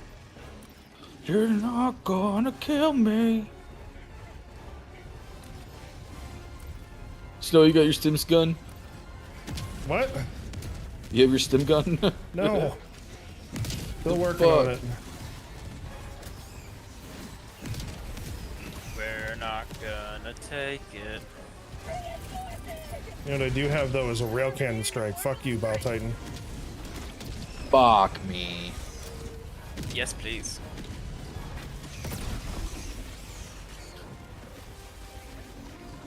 Hey, I did pretty good there. I didn't die that many times. All in all, we're managing. There's a spore charger somewhere. I don't know where he is. When you guys gotta call me in when you get a chance. Yep, hang on. I just wanted to make sure I called you in the worst spot possible. Oh, please do. Just steal all my samples, Crystal. Those are mine. I need them. They are ours. We're gonna combine them all. Oh, I have a bunch on me, so.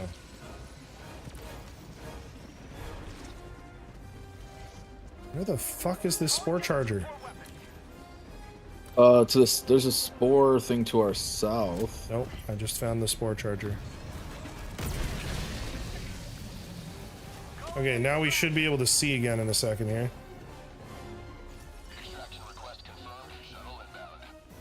Over here, big boy. Oh, I just threw in an orbital thing. Oh, good. Oh, it's the extended extract. Fuck. Great.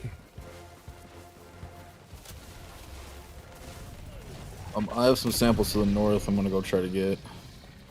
You're welcome, Crystal. What? I quasar'd the fuck out of that charger for you. You have samples in the north of those. Dropping item. Okay, I just dropped 28 commons. Yeah, it's and 30 rares. 7. Jesus, we did pretty got. good. Oh yeah, what's we actually did Wonder? almost a full clear. 1, 2, 3, 3 and 2. 4, Yep. 5. We're missing one optional. We're missing an optional? Yeah. Down at the bottom, there's No. an egg thing. There's 3. There's the spore tree, 3 stalkers, and the broadcast. Yeah, Super Hodo has 6. I thought it still only had 5. No, Helldive is 5, Super Helldive has 6. That's why you almost always have a radar station until you get a purple stalker style situation. So how do I drop stuff? Hard. Hold X. Say hello to democracy. I think right there you have a crash site.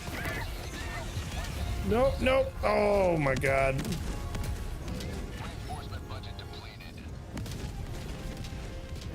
Wonder, you gotta communicate that.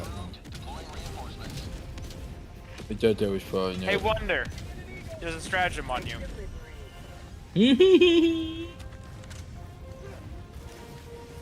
Snowy. I was so tempted to keep running.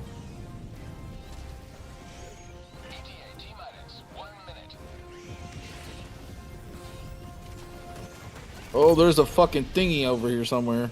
I got him. Impaler for the win. Or Quasar for the win. Where's my 500 strafing run? God, can you imagine? It's like a one-use stratagem. You only get one if you bring it in, but it drops like 8 of them. That would be utterly wild.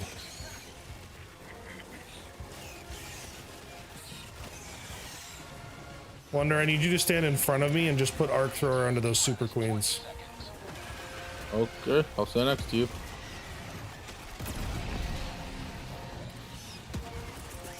Hey, I'm throwing a napalm just past where that breach is.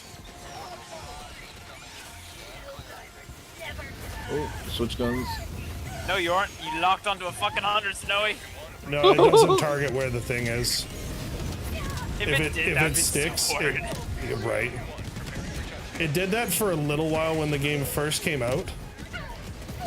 Oh no.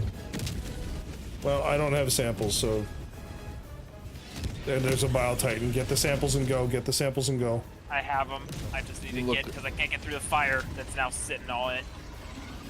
I have to wait for the fire to go away. I have no fire resist. Don't go in until he's there, Wonder. I'm not. I died. I was trying to distract. Yeah. Go dodge, duck, tip, tab, dodge. Fucking. Yeah. Oh, did you get the egg too? Got the egg too. Nice. What does the egg do? Bonus XP. And more samples. We went right through the legs of the guy.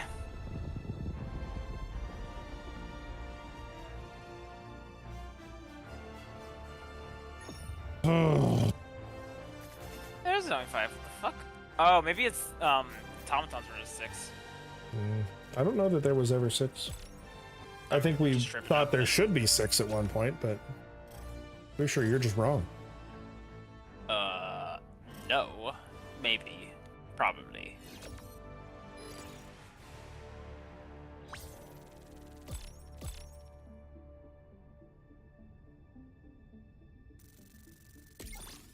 That should be enough for my bigger explosions upgrade. I think I can get the bigger explosions now too, actually.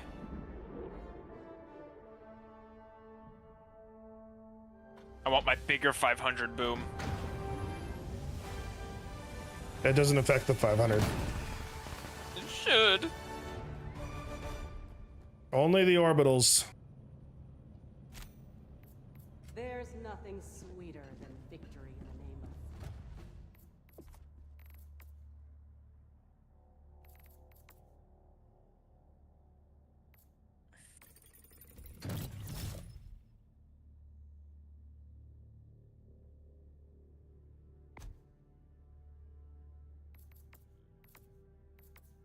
Oh, it made one of the guns out front a lot bigger. No, we got the Oh, bigger sweet guns. Jesus.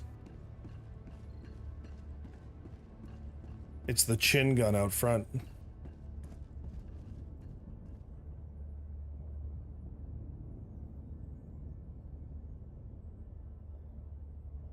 Look at this thing.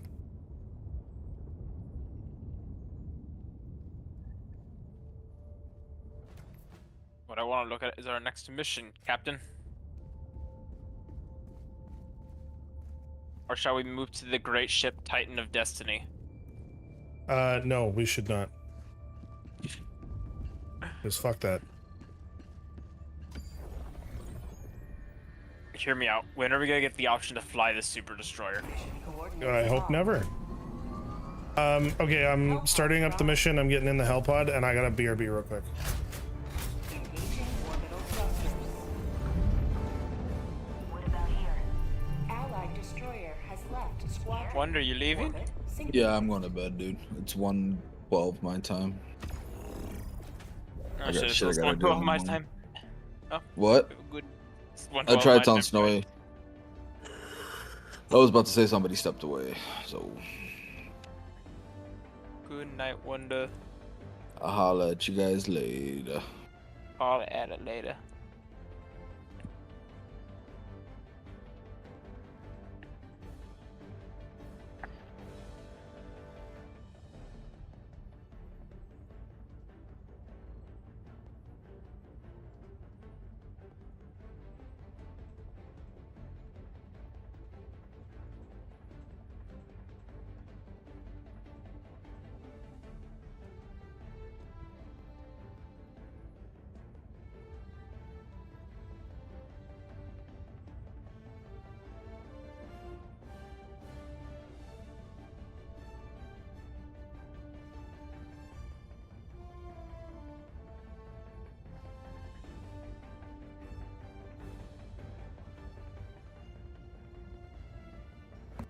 Where'd the bear go?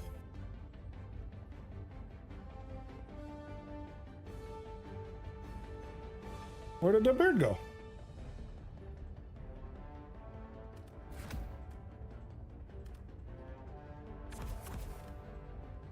Where my bearded boy?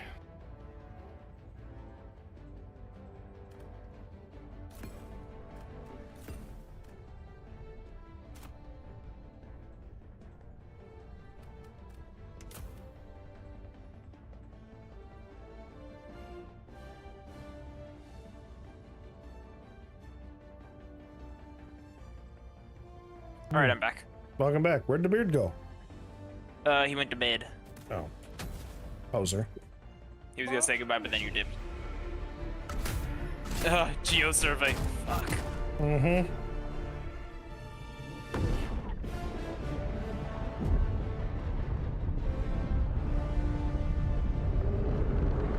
I still think my favorite thing about this game is that your operations you do as an individual group actually feels like it makes a difference on the overall thing. Yep. They get a really good job making you like feel the impact of what you're doing, and as a whole. Requesting advanced weaponry. I hear shriekers. Yep, behind us. Oh, great. There's a nest. Yep. I'll go take it out. Okay. I bought the loadout for it. And then, why don't you go to the northern Geo sub and hit that? I'm gonna go north and then west. And then I will come back to do primary. Because I have to come back anyways to extract. Ooh. Objective located. Northwest. Well, we're gonna lead with that.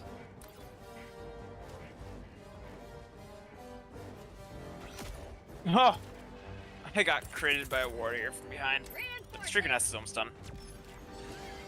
The nest from there looks like, yeah. Cool. There's another Shrieker Nest. Oh. It's my problem, so that's a thing. You want help with it? Let's make sure I'm gonna live long enough to get to it, and then we'll see. Never mind, looks like I'm... Streaker just hit Hellbomb.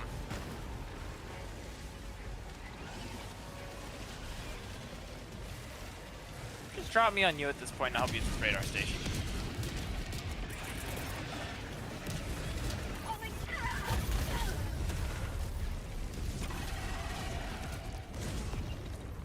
Wasn't watching where I was walking. Do we have like increased call-in times for stratagems? Is that a thing that's active right now?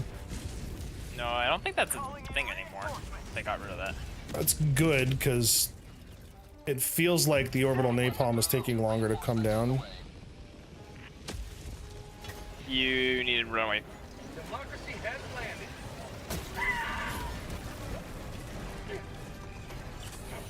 Actually, really helpful.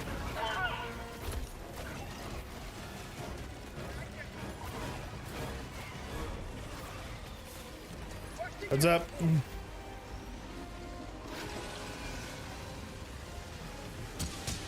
I'm out. That was a perfectly placed hell bomb on my part. I mean, 500 bomb. Calling down a support Except that I killed the Bile Titan with my commando, but, you know. Yeah, semantics.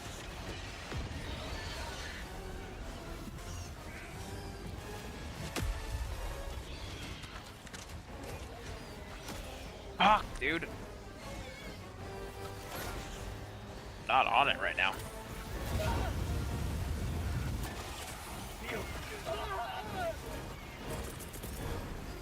Reinforcing.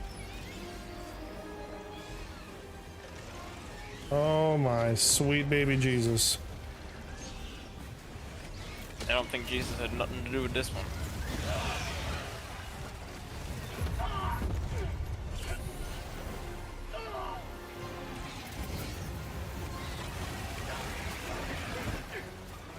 New canister.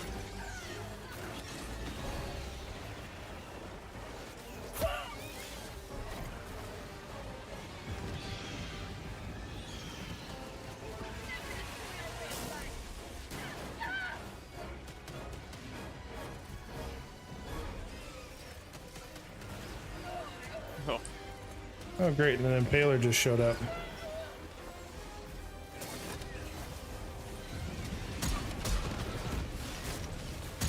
I'm gonna deal with the Streaker in the room. Impaler killed me on impact, and 4 shots out of commando didn't kill him. Half reinforcement budget remaining. Calling in a hell bomb. Request approved. Deploying reinforcements. Point me to the enemy. Why are there fucking 4 of these super commanders?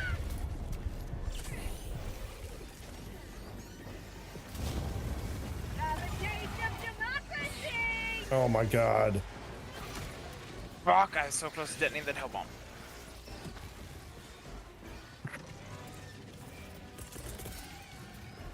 Calling in reinforcements.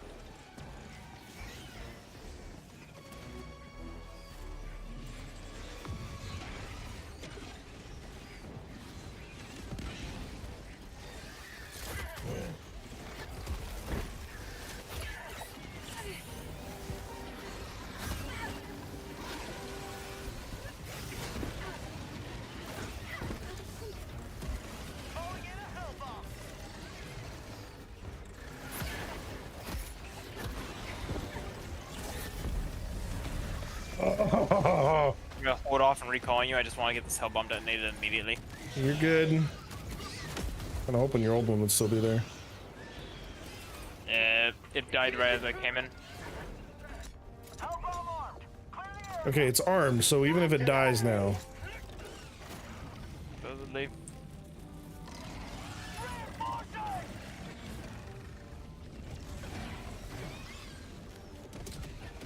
You're joking. Did not get all three? It appears I not. got two.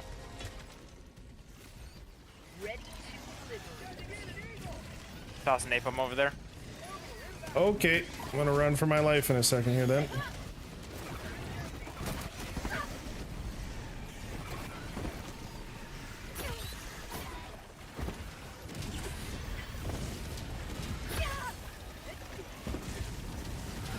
Actually, maybe the napalm was taken. I don't know.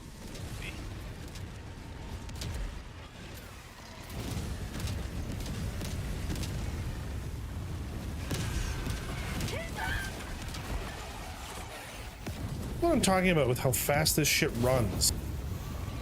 Well, they have a charge mechanic. You just have to dodge it. No, but the little ones, you see? Oh, the warriors? Yeah, the darker colored warriors that those super queens can summon. They sprint. They run like fucking gangbusters. They coming for you. Requesting advanced weaponry.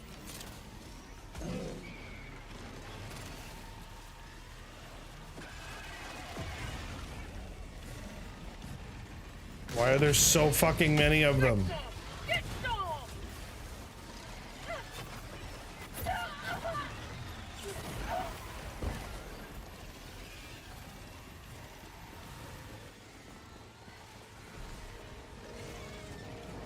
Why are you still alive?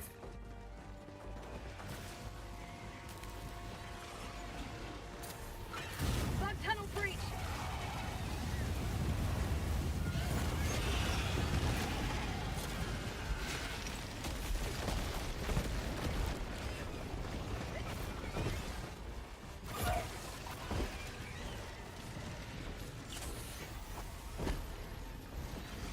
I got this one.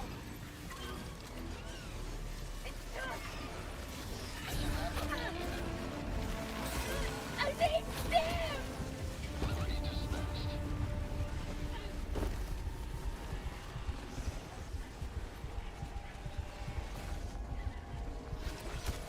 No. Well, this radar station's done. That's the good news. Yep.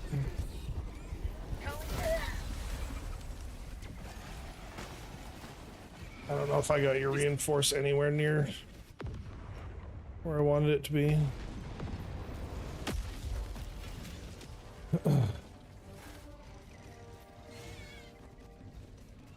There's a lot of random shit behind me. Requesting air support.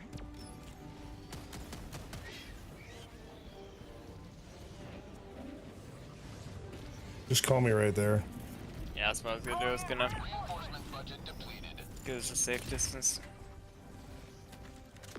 Request approved. Reinforcements on the way. Democracy has landed. 2 fucking Bile Titans. Right now? Yep. Requesting orbital strike. I got 1 dealt with, and if I can get back to my shit, I can handle the other one.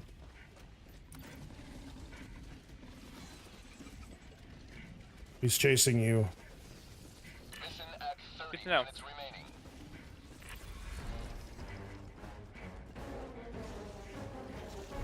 Requesting tac pack. Requesting advanced weaponry.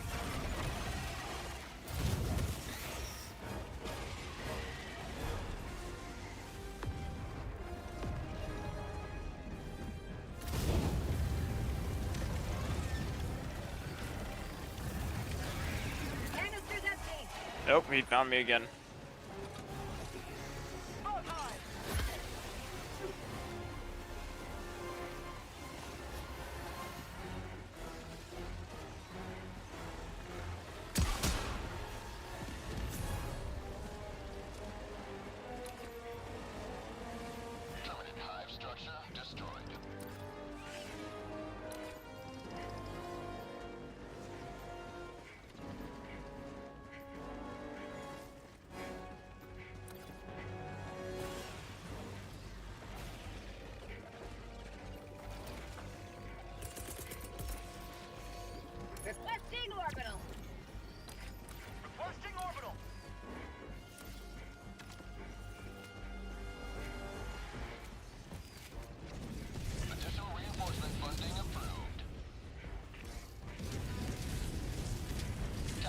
set nearby.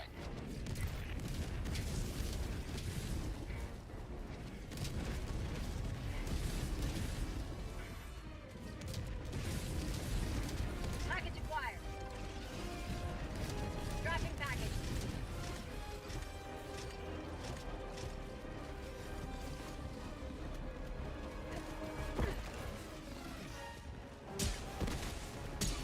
I'm out.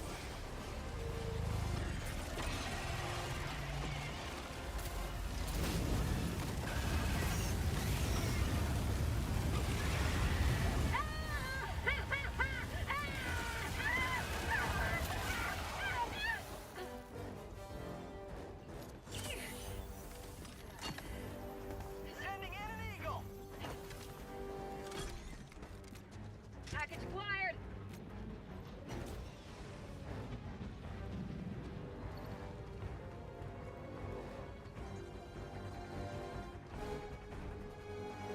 Dropping package. Calling down a support weapon. Package acquired. Dropping package.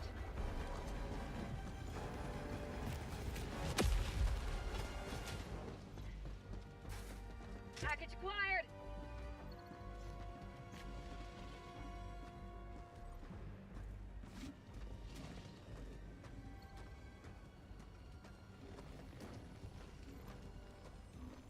Dropping package. Package acquired.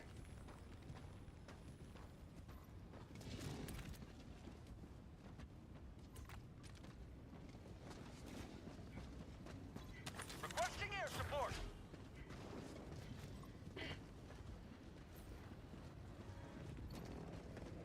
Taking the resupply. Package acquired. You're good. I don't think I need it. Dropping package. Run through every ammo I have on everything. Yeah. I believe you.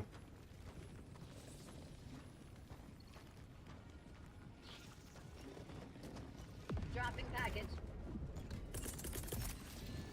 Calling in an orbital strike. Orbital strike incoming.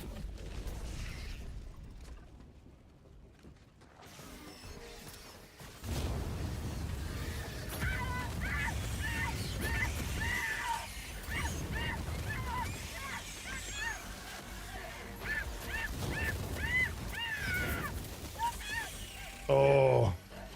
I just interrupted 3 set. No, the breach got off. What the fuck? Yes. I don't know which one of them went through. I thought I interrupted all 3 attempts.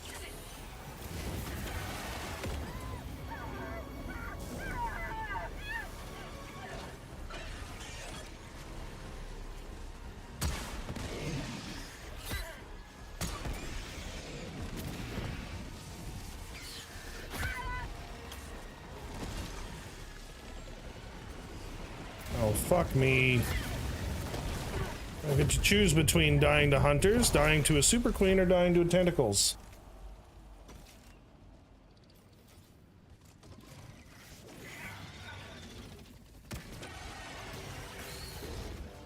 I guess just throw me as far south as you can when you get the chance. Reinforcing. Rear sample collected. Request approved. Reinforcements on the way. Ready delivery.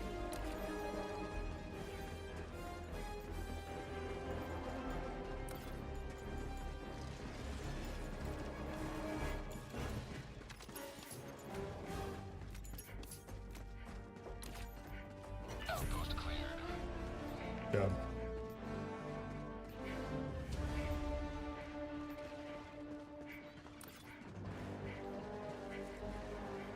That one gave me more difficulty than they usually do.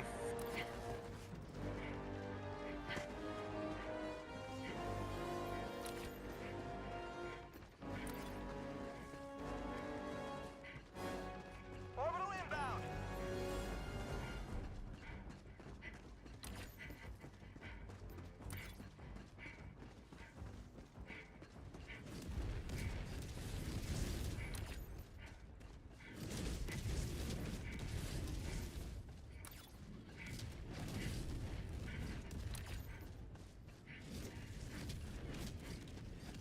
objective near your location.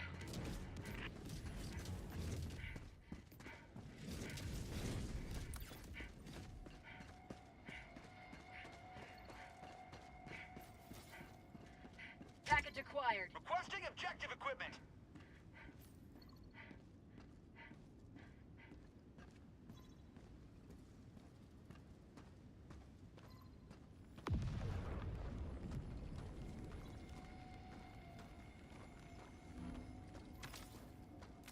Drop in package.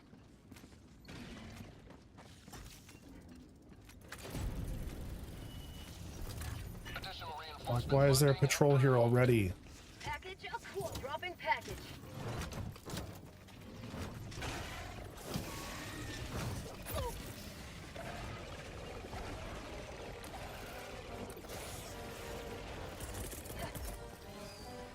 Orbital inbound.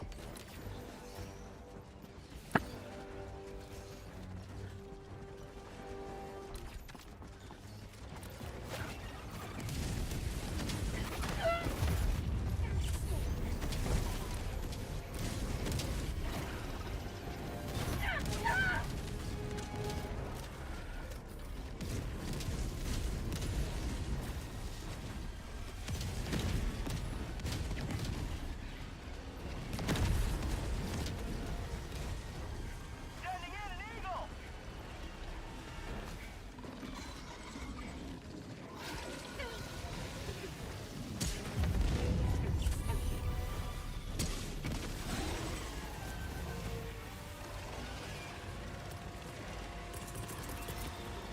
Requesting advanced weaponry.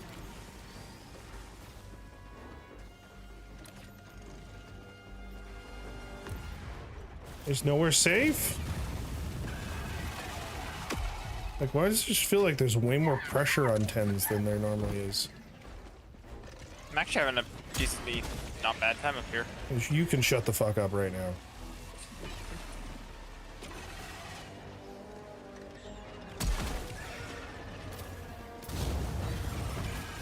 I've gotten to a point where I'm just using fucking anti-tank weapons on these super queens. Okay, those I will admit are kind of annoying. Luckily, the rail cannon can over-penetrate and get all three of you lined up.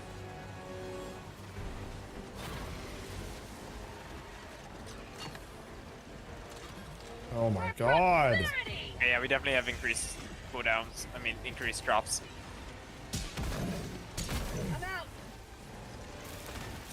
You're not dead? 2 rockets to the fucking dome and he's just like, no, I'm good. How'd you like the taste of freedom?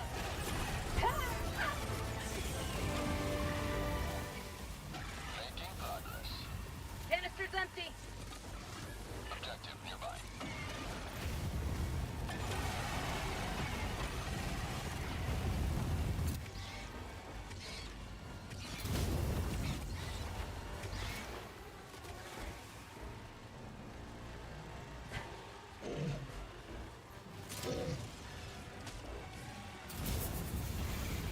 This is my favorite one, the escape pod upload. You just sit there.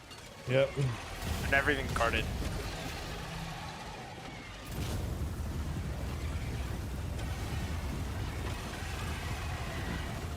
Bug tunnel breach.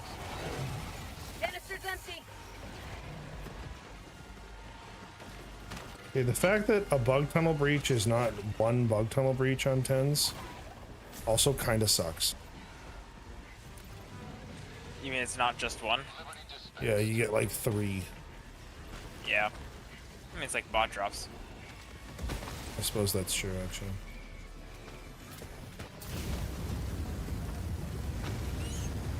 I think it makes a lot of sense.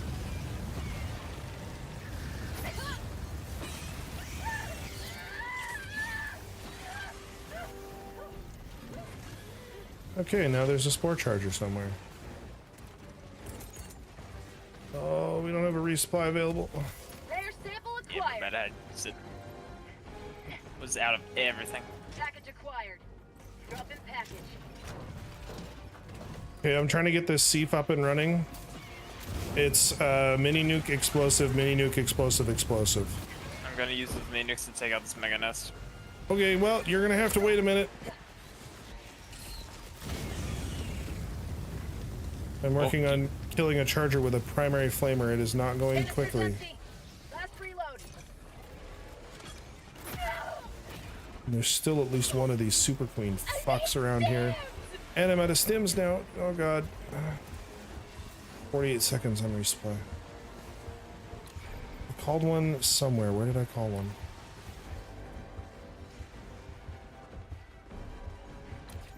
I know I called one over here earlier. I just don't remember where.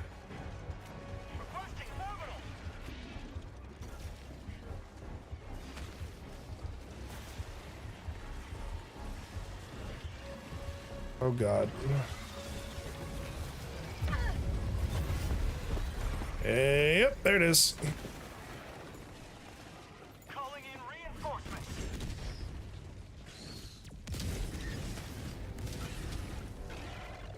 If I can, like, not get a patrol this time, that's fucking... Where did you send me? I'm really far away, so I tossed you. Oh. You are really far away. Okay. Well, guess I'm going for a walk. Fortunately, that reinforce just got things hot for me.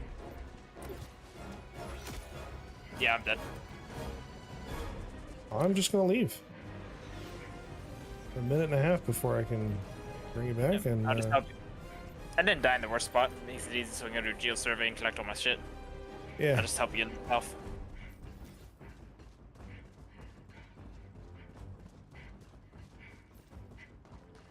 It's the annoying Mega Nest configuration, so. Have fun. Honestly, it's not even geo survey that I'm having problems with. It's literally just trying to finish this fucking Sief artillery. Thieves are always weird, because the minute you pick up a fucking canister, it feels like 10 patrols spawn in. It wasn't even 10 patrols last time. It was 1 patrol, but it had 5 Super Queens in it. Yeah. And so then, of course, I get, you know, 4 bug breaches or whatever.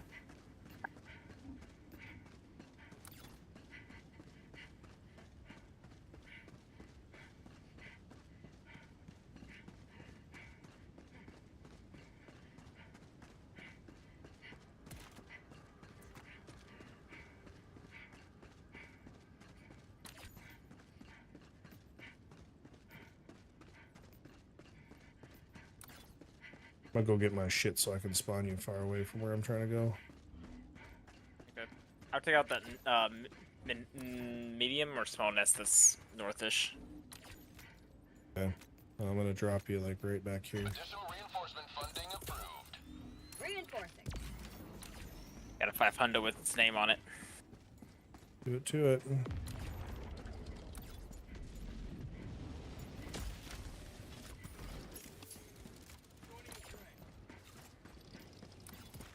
No, in a few seconds I got a 500 with its name on it.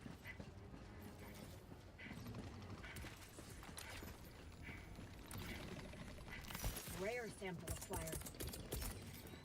Freedom requires firepower. There's still Super Queens lurking here.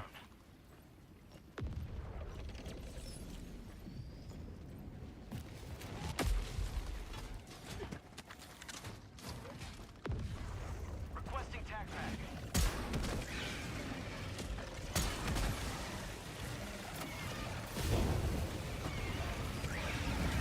What the fuck called a bug breach? Oh my god, again? Oh, fuck, bro. Requesting air support.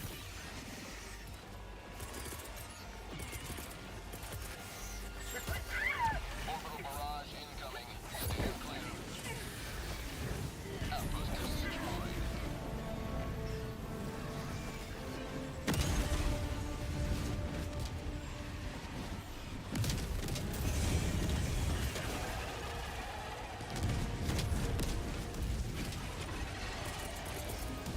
Calling in orbital.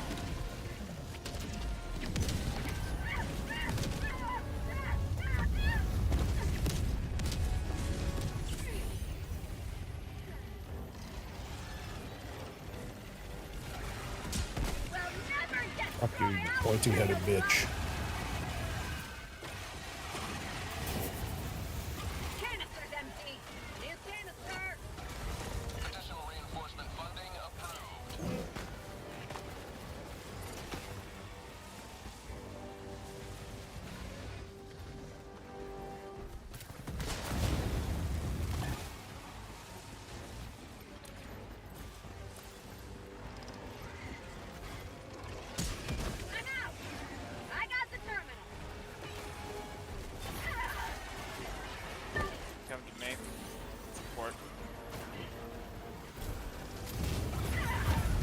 Oh my sweet baby Jesus. There's always another queen. Request approved. Reinforcements on the way. I wonder if they can summon each other. They can't. They just spawn in sevens. Despite being like essentially a charger tier enemy. A charger tier enemy that can summon other enemies. Yep.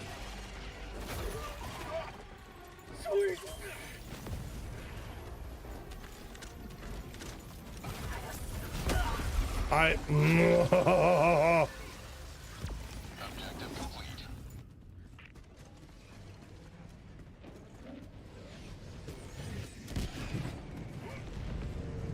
I can't put into words how angry this game is making me right now. You want to move to bots? Oh, hi Dublin. Sorry, I've been a little bit distracted. I haven't seen your messages. How you doing, brother? Yeah, they buffed literally everything.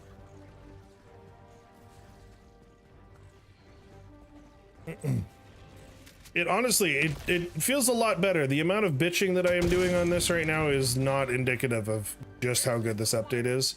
Because we're trying to two-man super hell dive. I mean, we're doing alright, honestly. How much time do we have left? Yeah. I rest my case. I think we can still theoretically do it. If we go very fast. Yeah, we're on 10 right now. Calling down objective equipment. Sample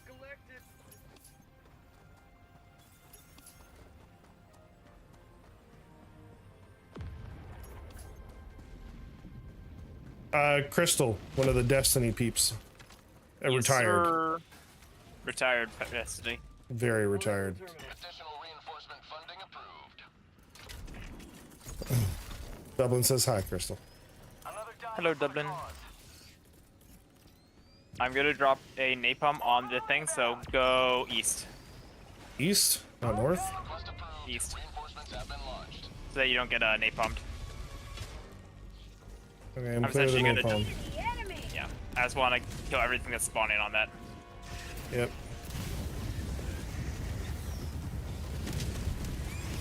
So far, we got 40 kills. 50. Got a whole army of little fucks sitting on top of my shit.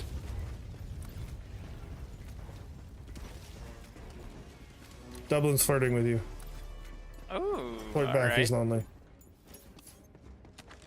I will pop over. Yeah, the nerfs didn't get better, and then all of a sudden,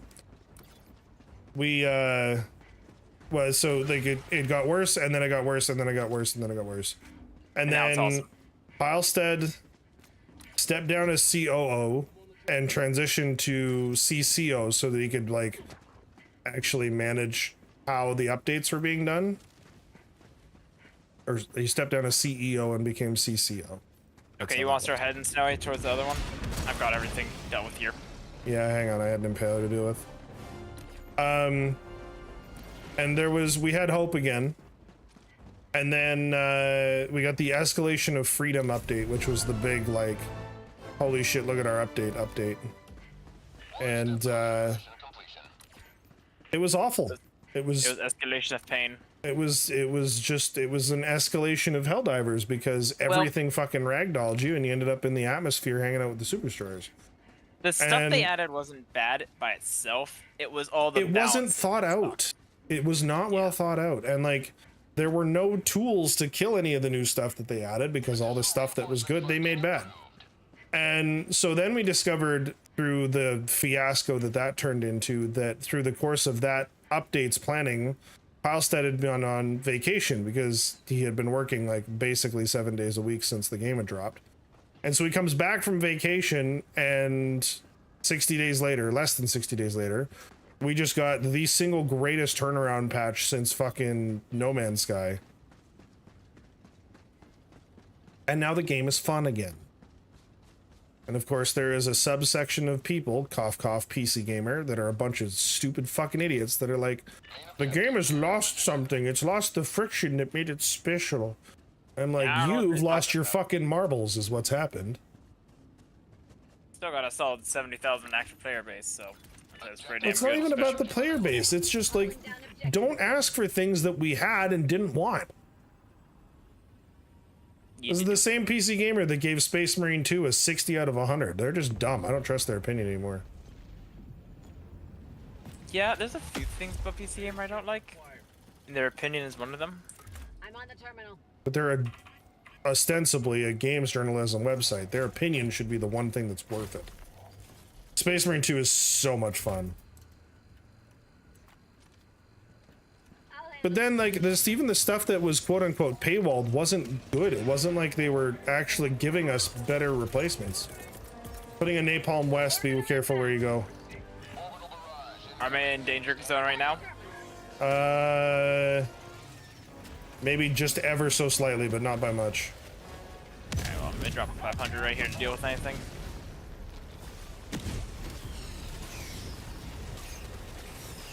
I love Space Marine 2. Having so much fun with that game. I napalmed west, they spawned east. Yep. Core charger somewhere. Oh, when I say somewhere, I mean apparently directly up my dick hole.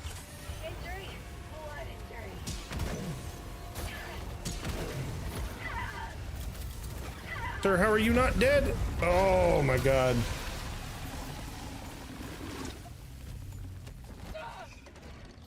The hammer is a ton of fun. I don't know what difficulty you've been playing on. You a decent safe distance away, Snowy. Falls off hard. That's my problem with the hammer. Higher difficulties, if you don't have like a dedicated scout just like babysitting you and killing the hard targets. That 500 bear land under that battle pit.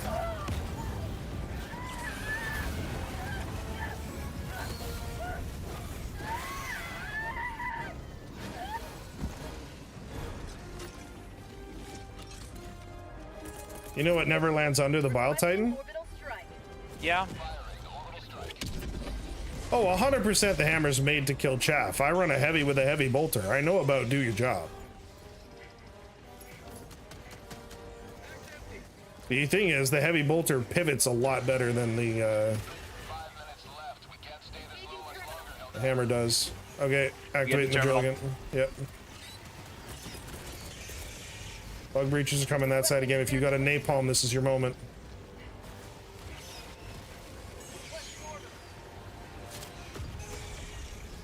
Run.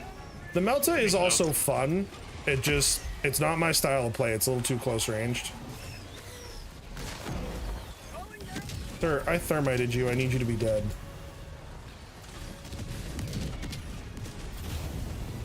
Oh, there, now he's dead. Did you railgun him? Yep. Another one in here. Core charger, and I'm dead. Oh, shit. He's thermited. Yeah, I don't have anything to, like, shoot with, so. Okay, that's the spore charger dead. You should get your visibility back. Yeah, I'm concerned about the brute charger. No, the brute charger I didn't get anything on. Where's the supplies I dropped? 3 seconds and you can call me in. Throw me towards the drill. Throw me towards the drill so I can hit the terminal. Yep. Well, and the Melta is bugged right now, which makes it feel a lot better than it's going to. That's the other problem with it. Yeah, there's an Impaler right there, isn't he? That's a brute charger. No, there's a brute charger. I got the terminal. Okay, hit the terminal. Going for my shit. No, what? No, I was clear of that. He killed me on the fucking upswing.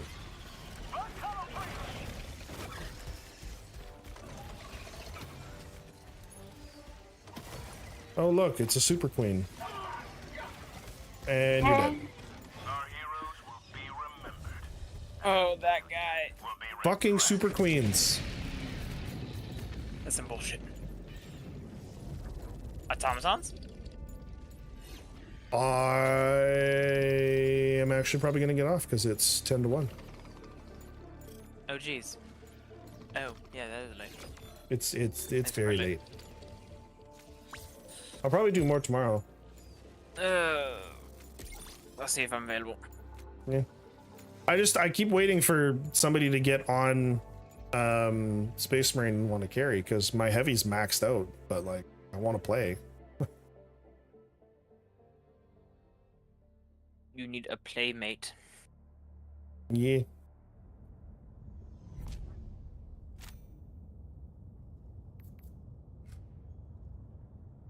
Welcome aboard. Oh. The Galactic War. I love how we're losing the major order right now. We're at -2, which is crazy. Yeah. I know of at least 2 planets that we've taken since the major order started. No, I think it is a net type situation. Oh, it is. No, it's 100%. Yeah. Liberate more planets than If are we've lost, taken which 2, means that means we've lost 4. yeah, it means we've lost 4 planets since the major order started. What are Like, we losing them to? I think I it's don't- mids. Honestly, I think it's the Gloom. I think the Terminids are.